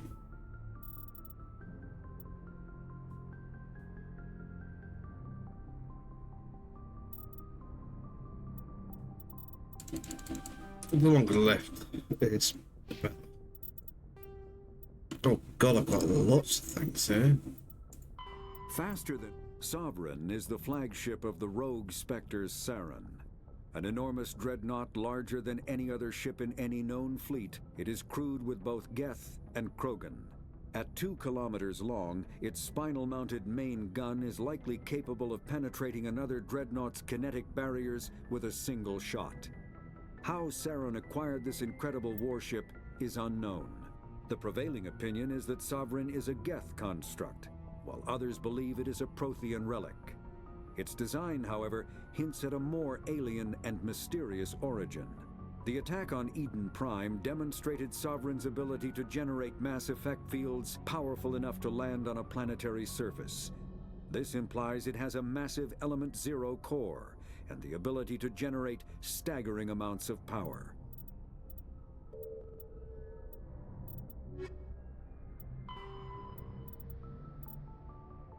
Sorry, military doctrine.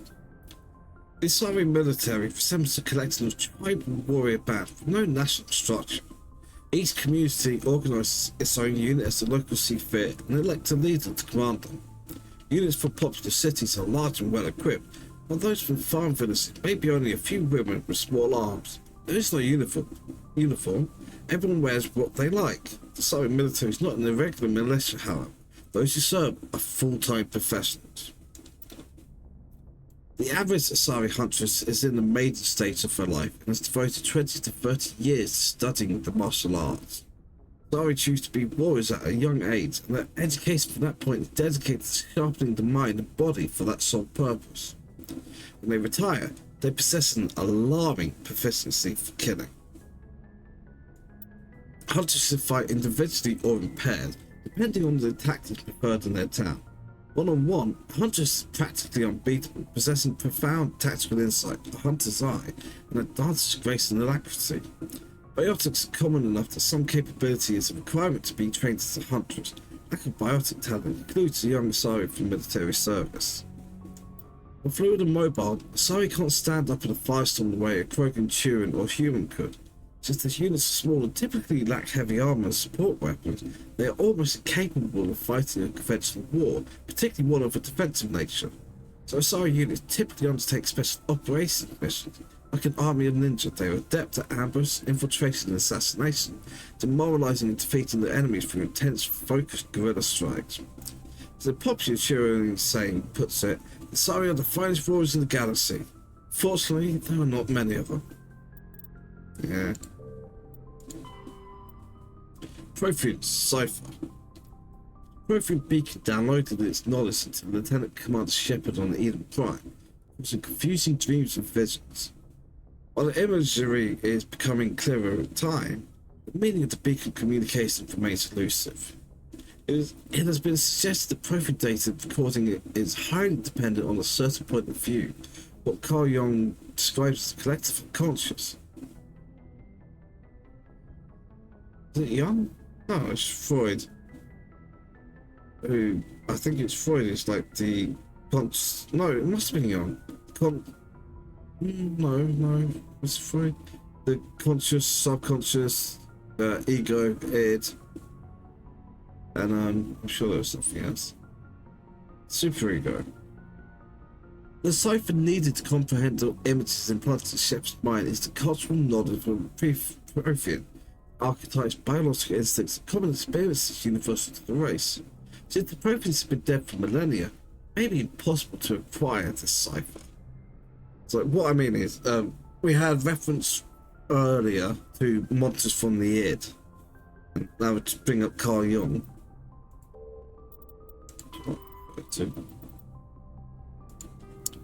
Space combat. Combat endurance. Heat limits the length and intensity of ship-to-ship combat.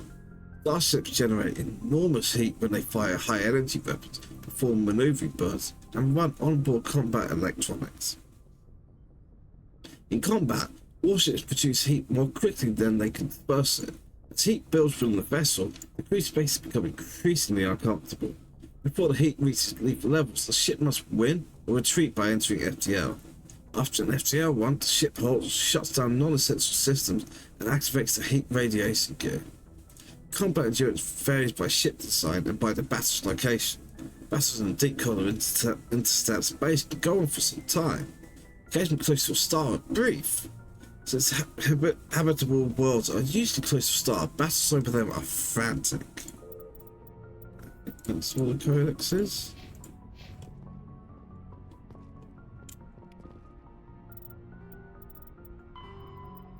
Starships, heat management. Disposal of heat generated by onboard systems is a critical issue for a ship. If it cannot deal with heat, the crew may be cooked within the hull. Radiation is the only way to shed heat in a vacuum. Civilian vessels utilize large, fragile radiator panels that are impossible to arm. Warships use diffuse radiator arrays, DRA, ceramic strips along the exterior of the armoured hull. These make the ship appear striped to thermographic sensors. Since the arrangement of the strips depends on the internal configuration of the ship, the pattern for each vessel is unique and striking. In older ships, the DRA stripes become red or white hot. The tiger stripes were war paint by humans. The glowing DRA had a psychological impact on pilots and irregular forces. Ship radiators are not as efficient as panels, but if damaged by enemy fire, the ship only loses a small portion of its total radiation capacity. In most cases, a vessel's DRA alone allows it to cruise with no difficulties. Operating deep within the solar system can cause problems. A ship engaged in combat can produce titanic amounts of heat from maneuvering burn and weapons fire.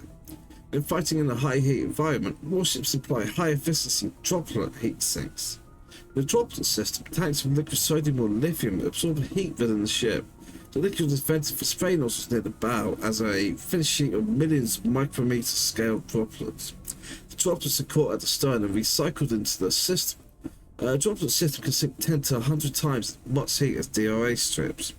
Droplet sheets resemble a surface ship wake through the water. The wake peels out in sharp turns, spreading a fan of droplets as the ship changes vectors and leaves the coolant behind. That's kind of funky. So you've got your ship and it sprays the coolant, these tanks out from the front, get cooled by cold space, and they get sucked up in the back and goes back through the ship. That's pretty fucking neat.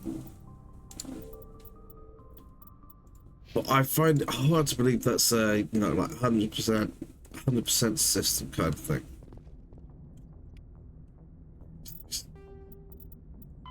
Faster than ship mobility dominates space combat. The primary objective is to align the mass accelerator along the bow with the opposing vessel's broadside. Battles typically play out as artillery duels, fought at ranges measured in thousands of kilometers, though assaults through defended mass relays often occur at knife fight ranges, as close as a few dozen kilometers. Most ship-to-ship engagements are skirmishes between patrol vessels of cruiser weight and below, with dreadnoughts and carriers only deployed in full-scale fleet actions. Battles in open space are short and often inconclusive, as the weaker opponent typically disengages. Once a ship enters FTL flight, the combat is effectively over. There are no sensors capable of tracking them or weapons capable of damaging them. The only way to guarantee an enemy will stand and fight is to attack a location they have a vested interest in, such as a settled world or a strategically important mass relay. So, something I thought was interesting about this. So, the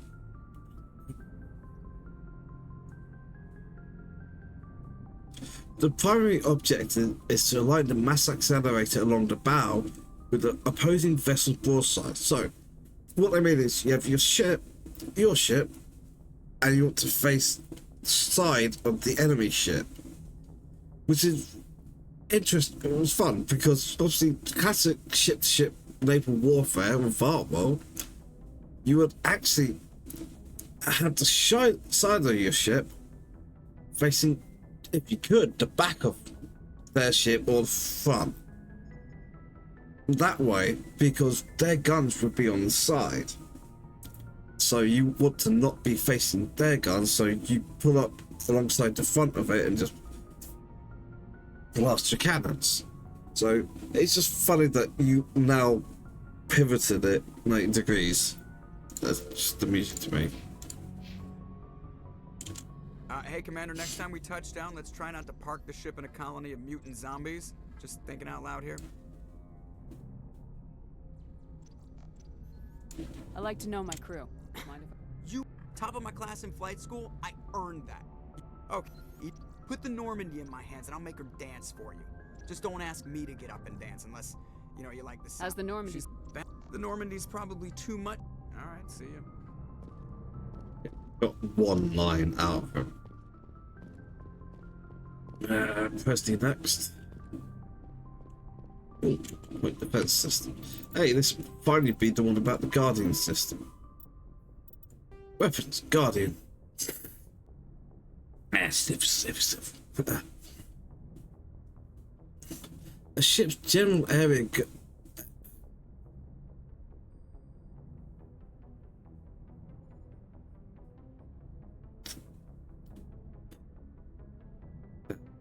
A ship's general area defense integration anti-spacecraft network, Guardian, consists of anti-missile, anti-fighter laser turrets on the exterior hull. Because these are under computer control, the gunnery control officer needs to do little beyond turn the system on and designate targets as hostile. Since lasers move at light speed, they cannot be dodged by anything moving at non-relativistic speeds. Yeah, that's right. Unless the beam is aimed poorly, it will always hit its target. In the early stages of a battle, the Guardian fighter is 100% accurate. It's not 100% lethal, but it doesn't have to be. Damaged fighters must break off for repairs.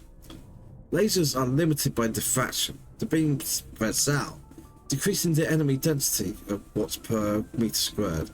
The weapon can place on the target. Any high-powered laser is a short-range weapon. Guardian networks have another limitation: heat. Weapon-grade lasers require cooldown time, during which heat is transferred to sinks or radiators. As lasers fire, heat builds within them, reducing damage, range, and accuracy. Fighters attacking swarms, the first few will be hit by Guardian, but as battle continues, effective laser overheat allows attackers to press ever closer to the ship. Constant use will burn out a laser. Guardian lasers typically operate in infrared frequency. Shorter frequencies would offer superior stopping power and range, but degradation of focal arrays and mirrors would make them expensive to maintain, and most prefer mechanical reliability over bleeding edge performance where life's concerned. Solarians, however, use near ultraviolet frequency lasers with 6 times the range, meaning that having additional time to shoot down incoming missiles is more important. Lasers are not blocked by the kinetic barriers of capital ships. However, the range of lasers limits their use to rare knife fight range ship-to-ship combat. So the important part of this is the first few fighters will be hit, quite possibly destroyed, but maybe not. It does suggest that the early stages of the battle Guardian fight 100% accurate. It's not 100% lethal. So even if it means there's less stress on the basis of the fighters. I was like, oh god, we don't want to be first because we're gonna get absolutely shot out of the sky. It's like, no, we might get hit first, but we'll just peel off and go back and get repairs. Rather than, oh no, if we do this, we are absolutely going to die. Yes, Commander. Carry on. Yes, ma'am. You got enough to say?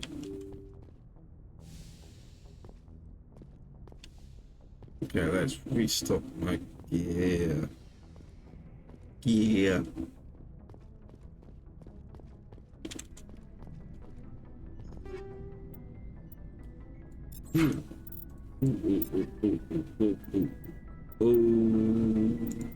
No, you're crap.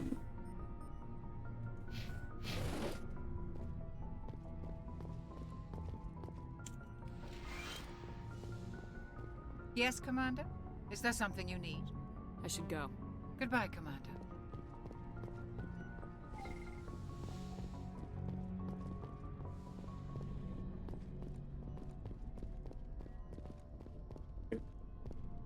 Shouldn't be anything new in the captain's cabin.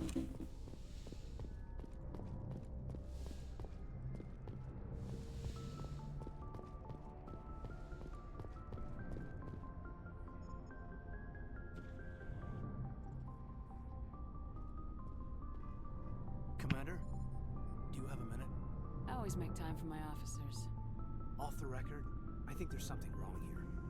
This Saren is trading people to aliens for some kind of lost knowledge. But we can't get backup from the Council? Sorry, Commander. There's writing on the wall here, but someone isn't reading it. The Council doesn't want to believe anything's wrong. I'd call it human nature, but... I hear you. It just seems like a group that's been around as long as the Council should see this coming. I mean, it's funny, we finally get out here, and the final frontier was already settled. And the residents don't even seem impressed by the view. Or the dangers. Well, well. You're a romantic. Did you sign on for the dream, Malenko? Secure a man's future in space? Yeah, I read a lot of those books when I was a kid, where the hero goes to space to prove himself worthy of a woman he loves, or, you know, for justice. Maybe I was a romantic in the beginning, but I thought about it after brain camp.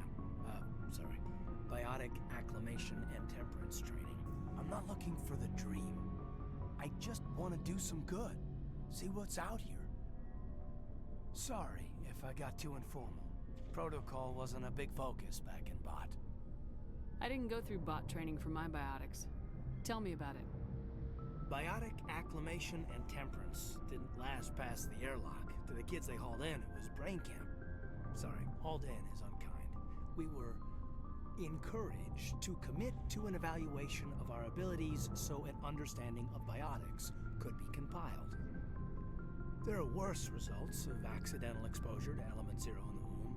Beats the brain tumors some kids grew up with. Is there some question about how you were exposed? My mother was downwind of a transport crash. It was before there were human biotics, a little after the discovery of the Martian ruins. It only gets iffy around 63 when Kinetics was running out of first-gen subjects. Until then, they'd relied on accidentals. Bunch of guys in suits show up at your door after school, and next thing you know, you're out on Jump Zero. Jump Zero is Gagarin Station, right? What's it like? Yeah, that's the official name. Biggest and farthest facility we had for decades. Right on the termination shock, the outer edge of the solar system. It's where they did all the Goose Chase FTL research before we caught on to using mass effect fields. It was a sterile research platform when I was there. There were other kids in the same boat, right? At least you weren't alone out there. That's true. We did have a little circle that'd get together every night before lights out. We didn't have much to do, though. It was a research platform then, and Kinetics kept Jump Zero off the extranet to prevent leaks. And you must have had plenty of time to get to know each other. Yeah, we'd sit around and bull every night after dinner, play cards or network games. There was this girl named Rana, who had a little circle grow up around her. She was from Turkey, her family was very rich, but she was smart and charming as hell. Beautiful, but not stuck up about it. Like you, I guess.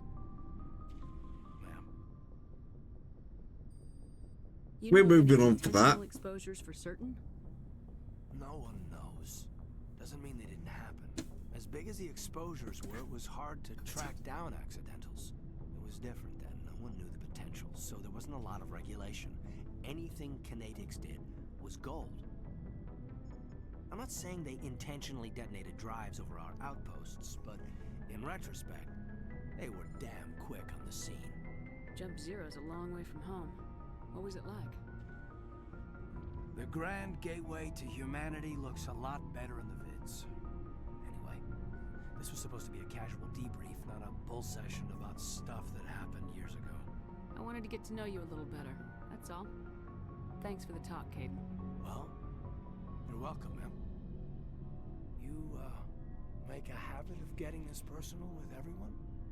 Of course, but I don't enjoy it with everyone. We'll talk again later. I'll need some time to process that, Commander. But, yeah, I'd like that. Yeah, I want to be clear. We are not boning.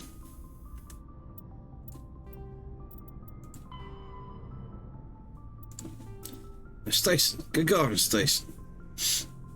The Gagarin Station is the largest deep space station built by humanity. A Bernal sphere designed with a 500-meter diameter habitable area. It was constructed beyond Pluto, nearly 80 astronomical units, 12 billion kilometers for Sol. Moving crew and material to this location bankrupted most of the backers. Gagarin was placed at the inner edge of the helioport, the point at which the solar wind could no longer push back to the interstellar medium. It was built to test a number of faster-than-light drive principles that theoretically could only occur in interstellar space. The station was nicknamed Jump Zero as it was intended to be the jumping-off point for humanity's expansion into the galaxy. Shortly after the station was completed, the Prothean ruins were discovered on Mars, rendering the entire effort moot. After struggling to make a profit for a decade, Gagarin sold to the Systems Alliance in 2159 for a fraction of its construction costs.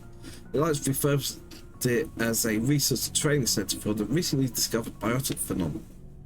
In 2169, the biotic acclimation and training program was shut down and Gagarin became a general research facility. Its remote location and intentional isolation from the extranet makes it popular for dangerous research, particularly in the field of artificial intelligence. Humanity's first stable AI, the Alliance-sponsored ELIZA, achieved safety to Gagarin in 2172. Today, Gagarin Station has a permanent population of approximately 9,000. A plan has been proposed to move it to the gravitationally stable barycenter point between Pluto and the Charon relay, allowing it to serve as a gateway facility between the Sol and Arctic systems. The high cost of safely moving its mass delayed this indefinitely. I completely forgot about this thing, about ELIZA.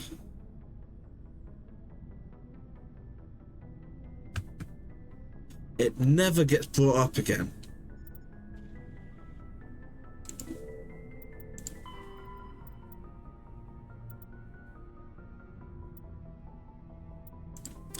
Biotics training. Biotic implants and amplifiers only provide the potential to create coherent mass effect fields, but the biotics can actually do so is largely determined by their training. Biotics must develop conscious control over their nervous system, sending specific electrical impulses to the element zero nodules embedded in the nerves. They are taught to use their implants and amps with biofeedback devices, physical mnemonics? Yeah. Specific gestures or muscle movements fire the proper sequence of nerves to activate a certain skill. Kinetics Industries pioneered biotic training with the Biotic Acclimation and Temperate Training Program. Though BART did not achieve the desired results, many techniques taught are still used today. Any human think tank is trying to develop some form of biotic super soldier. Most are benign efforts to create more flexible troops. Others, less publicly known, are unapologetic attempts to create Nietzschean supermen. Yeah, that's gonna end well. Anything you need, Commander? What's your opinion on the last mission? I'm glad there aren't many aliens like the Thorian. I don't think my stomach could take it. One of my cousins has an agribusiness. I was thinking of calling him. Maybe he can get some shipments into Pharaohs. I mean, now that they're cut off from the company. Just trying to get a sense of where the crew's at. Thoughts? I've wasted enough of your time for now, Commander. We'll have time for... We'll talk later. I'd like that. I'm not gonna fuck you, Kaiden.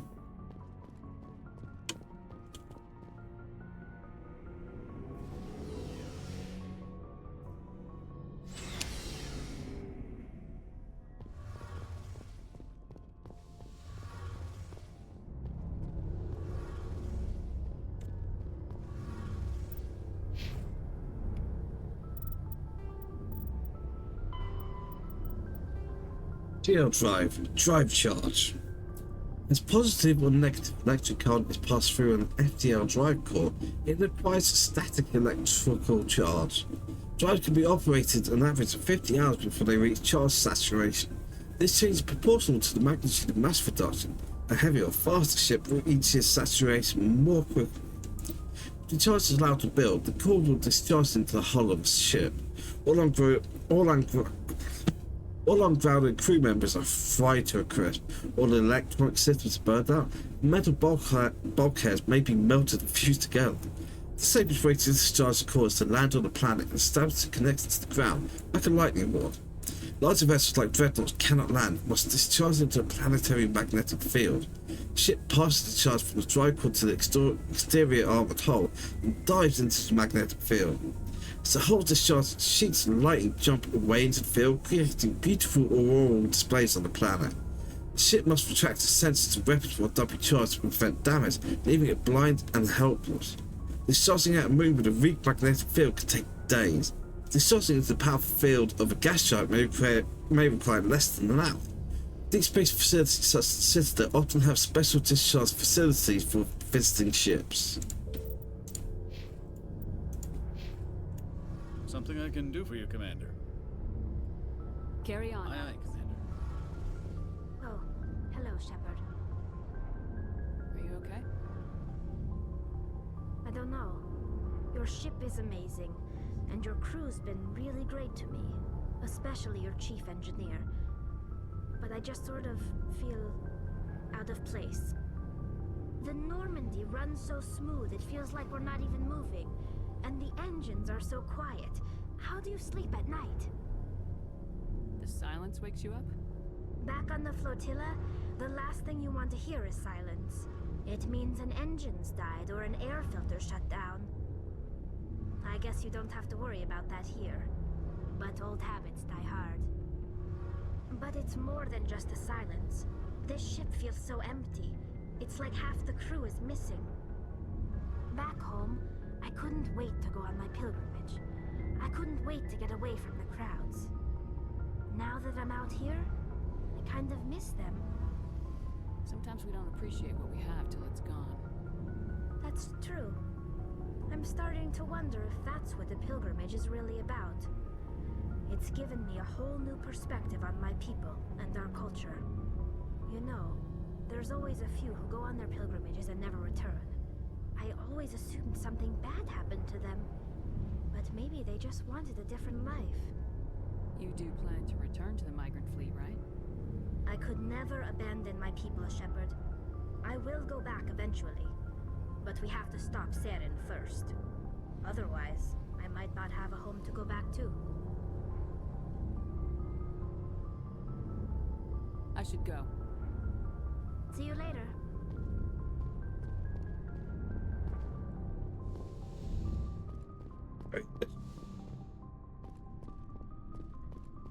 I'm gonna talk to everyone and then I'm gonna finish for the night. Why did you become a mercenary?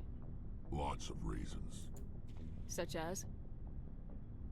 Such as, I needed to get out of our system. I needed to eat. I needed to survive. Why not stay and help your people? I tried to help. That's why I had to leave. What happened? I was betrayed. I was head of a small tribe. We were trying to restore order after the war, but the other tribes were against us. They followed Jared, one of the few warlords who survived the war with the Turians. But he was old, and so were his ideas. He wanted to continue the war. He wanted us to fight. Turians, Solarians, each other. It didn't matter who, as long as we were fighting. What did you want? I just wanted Jared to shut up, to stop his ranting. I wanted him to stop leading the tribes astray. But he couldn't understand how much things had changed. We didn't have the numbers to go to war. Even if we did, the genophage made sure we couldn't replenish our numbers fast enough. I told them all to forget about war. We needed to focus on breeding, at least for one generation. And for a while, we were getting through. Some of the tribes started coming around. I take it the warlord didn't appreciate that. No, he didn't. He arranged a crush with the tribes. A meeting on neutral ground. He wanted to talk. We met at the Hollows, near the graves of our ancestors. The skulls of our dead laid bare to remind us where we come from, and where we all go. It's as sacred as any Krogan place can be. Violence is forbidden. Sounds like a trap to me. You must have suspected as much. I did. But when your father invites you to a crush, well, there are some laws that even we hold sacred. Jared was your father? He was, until that day. We talked, but we didn't get anywhere. When it was clear that I wouldn't join him, he gave the signal.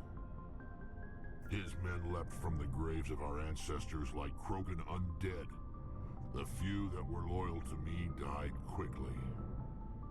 I escaped with my life, but not before I sank my dagger deep into my father's chest. That is why I left, and that's why I'll never go back. You must have family other than your father. Don't you miss them? You trying to make me cry, Shepard? I've got some unfinished business with my family, but that's all. What kind of business? Before I left, I made an oath to my father's father. I swore to recover my family's battle armor. It was taken from him after the uprising. What's so important about this armor? It's a relic. Useless, really. But it was worn by 5 generations of my family before the war. It's rightfully mine. Originally, it was taken by the Turian military. We weren't allowed armor or weapons after the war. Now, it's in the hands of Taun Actus, a Turian scum who collects relics from the war. He's made millions selling Krogan artifacts that were stolen from my people. He's got several bases where he stores his goods, all fortified and guarded. I just don't know which base has my family's armor. Just tell me where to start looking. I'll upload the data to your nav system. But Commander, I want to be there when you find him. So long, Rex. Shepard.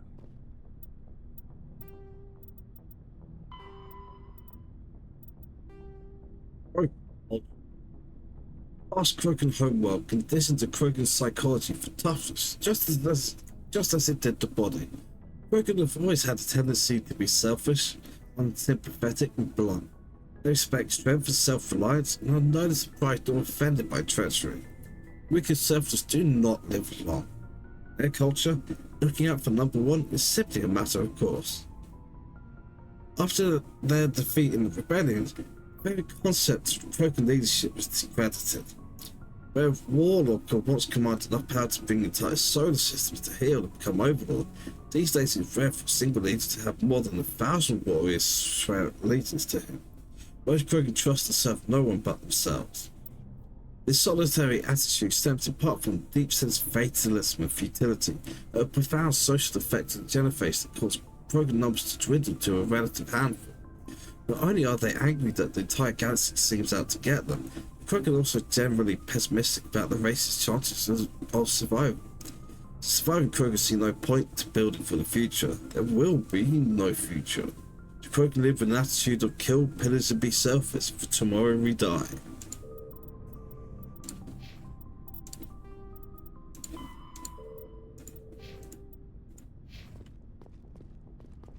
Commander? What's your opinion of the last mission? Gotta admire those colonials. That's about the worst place for a colony I've ever seen. Given the option, I'd get the hell out of Dodge. Do you have a few minutes to talk? One-on-one? Sure. I was just watching some mail from home. Oh, before I go, we saw Caden in a news vid about the Normandy. He's cute. Later, sis. Let's pretend this never happened. Are you interested in the Lieutenant, Chief? No, ma'am. And anyway, Scuttlebutt says he's already sweet on someone. What's up? You didn't come by to eavesdrop on family mail. Your family seems to be important to you. Yeah, we've always been close. Me and my sisters especially. With Dad on duty so much, I had to help Mom raise them. Did your father serve with the fleet? Yeah, took any crap posting he could get that offered space time. You know what? He worked his ass off trying to get recognized, but he never made it above serviceman 3rd class. He was real proud when I made Chief. First thing he did was salute. What about your mother? You haven't mentioned her. You must know what military wives are like. Strong because they have to be, able to raise kids while dad's away on a 6-month cruise. She has a degree in planetary geology. She and dad both wanted to see new worlds. She gave up her career to raise us, though. You have more than one sister? Sounds like a big family. Yeah, I'm the oldest, then Abby, then Lynn. Sarah's the youngest. She's still in high school. With 4 girls, Dad used to say he felt more outnumbered at home than on maneuvers. Where did you grow up? All over. Same as you, I expect. We transferred a half a dozen times before I finished grade school. You go where personnel command sends you, right? I guess that's why I'm so tight with my sisters. We'd have to leave all our friends every 2 or 3 years. I was an only child, but I get the idea. At least one of my parents was always on duty. Yeah, military families, eh? With schedules like that, it's a wonder we ever have kids anymore. Things were tense between Sarah and me for a while. Then we bonded. Sounds like a story. Feel like sharing? Sarah got herself a boyfriend who wanted to go faster than she did, Mike. I didn't think he was a bad kid, just pushy. Lynn would send me these worried vid mails, and I'd tell her to relax. Where were you when this was going on? I was on active duty. Sarah's graduating high school this year. This was only a couple of years back. They were on Amaterasu. At the time, I was assigned to Chernobog. Same cluster, but a dozen Hellwire away. Close enough to talk regularly, too far to make it back in an emergency. I couldn't afford a fast packet flight. If he really liked her, he wouldn't be pushy. Yeah, of course. If he didn't ask at all, I'd wonder if he thought Sarah was ugly. Damned if you do, damned if you don't. Mike thought they'd go for a romantic walk in the woods, 'cause he figured it was past time they did the deed. She levered Mike face first into a tree and left. Didn't have a scratch on her. Good thing Mom and Dad had us all learn some kind of self-defense. I took emergency leave and walked Sarah to school for a few days. Why didn't you tell the police? She said it wouldn't solve the real problem, and she and Mike would both become household names. It was a small colony. I said it was her call to make, that we should let her do it her way. Mom was pretty pissed about that. You said all of your sisters learned self-defense? Lynn did pistol practice, but didn't like it. She's kind of nervous. Sarah took Aikido. Abby decided to learn the sword. She always was a little weird. Likes big skirts and tops you have to tie her into. They do great things to her figure, though. So, what did you learn? One of Dad's friends taught me Marine hand to hand. You traveled all the way home to walk your sister to school. It was only a dozen light years, like a day's cruise. It's not like I was going to Earth or something. My last day out, Mike was waiting for us. Sarah had told her friends, so everyone at school knew what he did. He wasn't happy. I wanted to snap him in half, but Sarah gave me this look, this let me handle it, I need to do this alone look. She kept her cool, God bless her, as he screamed in her face. She just let him vent. Then he tried to punch her. I swear, she just flowed around him. Next thing I knew, he's face down on the sidewalk, and there's blood everywhere. That's unbelievable. Sarah must be as good as you. Better. I'm more or less a straight-up puncher. When he swung, she wasn't there anymore, and he fell. She helped him stop the bleeding and had me call an ambulance. She told the paramedics he fell. Before they took him to the hospital, Mike touched Sarah's arm. I thought he was gonna end up on the ground again. But he hung his head, whispered, "I'm sorry," and started crying. And she hugged him. The Williams women are a decisive bunch, Commander. We do things when we're ready. Not before, not after. Your sister's something else. But you didn't mention your father at all. Was he on deployment? Dad always wanted to serve in space, but he wanted us to have real ground under our feet. He'd say, space is beautiful, but you can't raise a family there. I cannot rest from travel. I will drink life to the lees. All times I have enjoyed greatly, have suffered greatly, both with those that loved me and alone. For always roaming with a hungry heart, much have I seen and known, cities of men and manners, climates, councils, governments.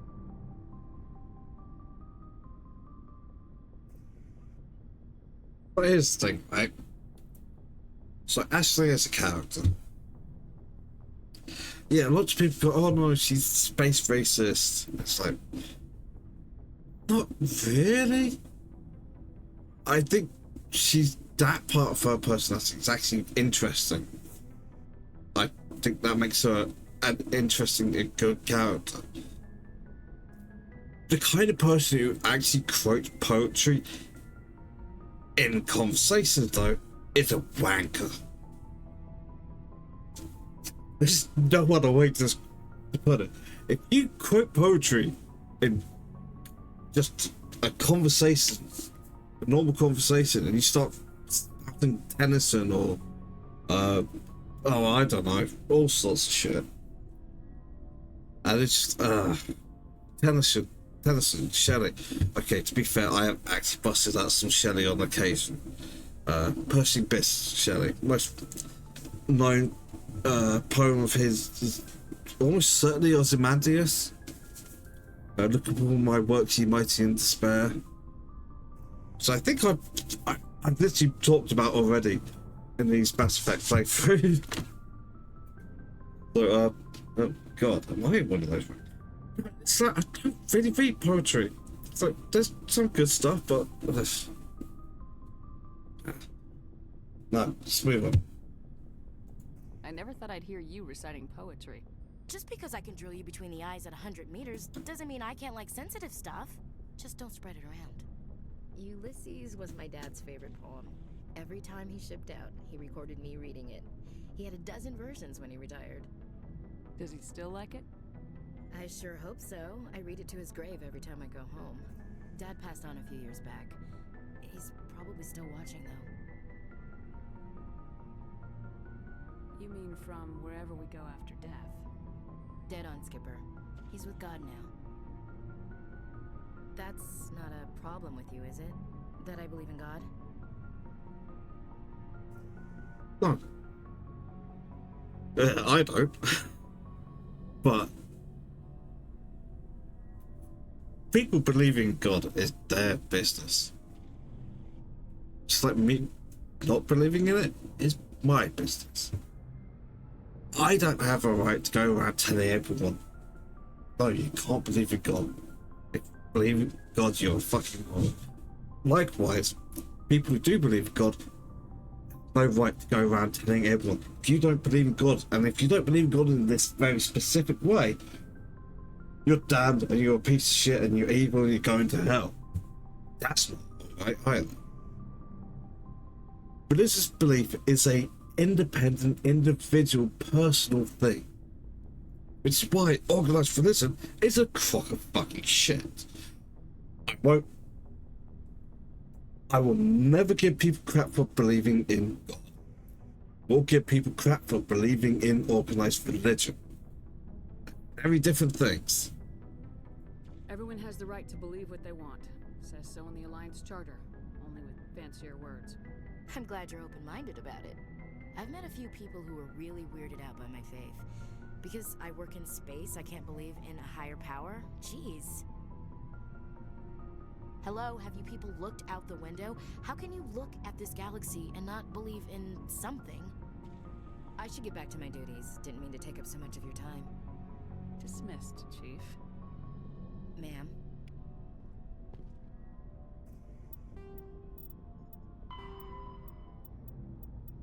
Systems Alliance military doctrine. The Alliance military took great concern to the galaxy. At first contact with the Turians, they were completely inexperienced. Turin disdain changed to respect after the relief of Sanchi, when humans surprised them with novel technologies and tactics. The human devotion to understanding and adapting to modern space warfare stunned the state council races. For hundreds of years, they had lived behind secure walls of long-proven technologies and tactics.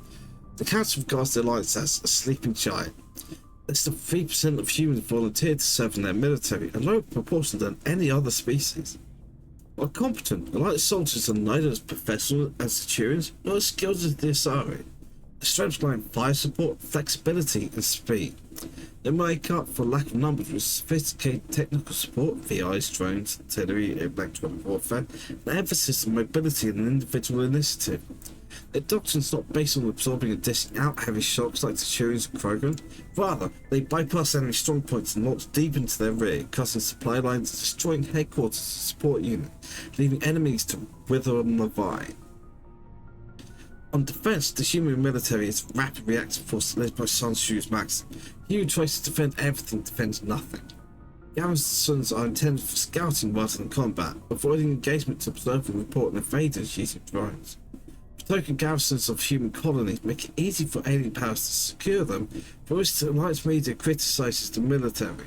However, the powerful fleet stationed at phase gate nexuses such as Arcturus are just a few hours or days from any colony within their sphere of responsibility. In the event of an attack, they respond with overwhelming force.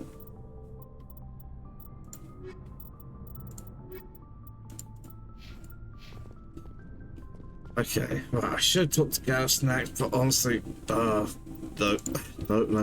I need to stop. I'm supposed to do 4 hours. This is nearly 5, and it's been ages my last break. I'm going to stop here for tonight. Yep, that's going to be it. I am going to be back tomorrow night at 8 PM. It's often close to 9 PM, but 8 PM UK time. 4, 2, 3, 4, count them, hours of Mass Effect 1 Legendary Edition. Not 5 hours. I've literally been just hit 5 hours streaming. Yeah. Yep. The reason why you can see me moving so much is because my bladder is full again. It's very, very tiny. Yeah. So I'll be back tomorrow. Thank you everyone who's been watching. And I hope I'll see you again. Ta-ta from that.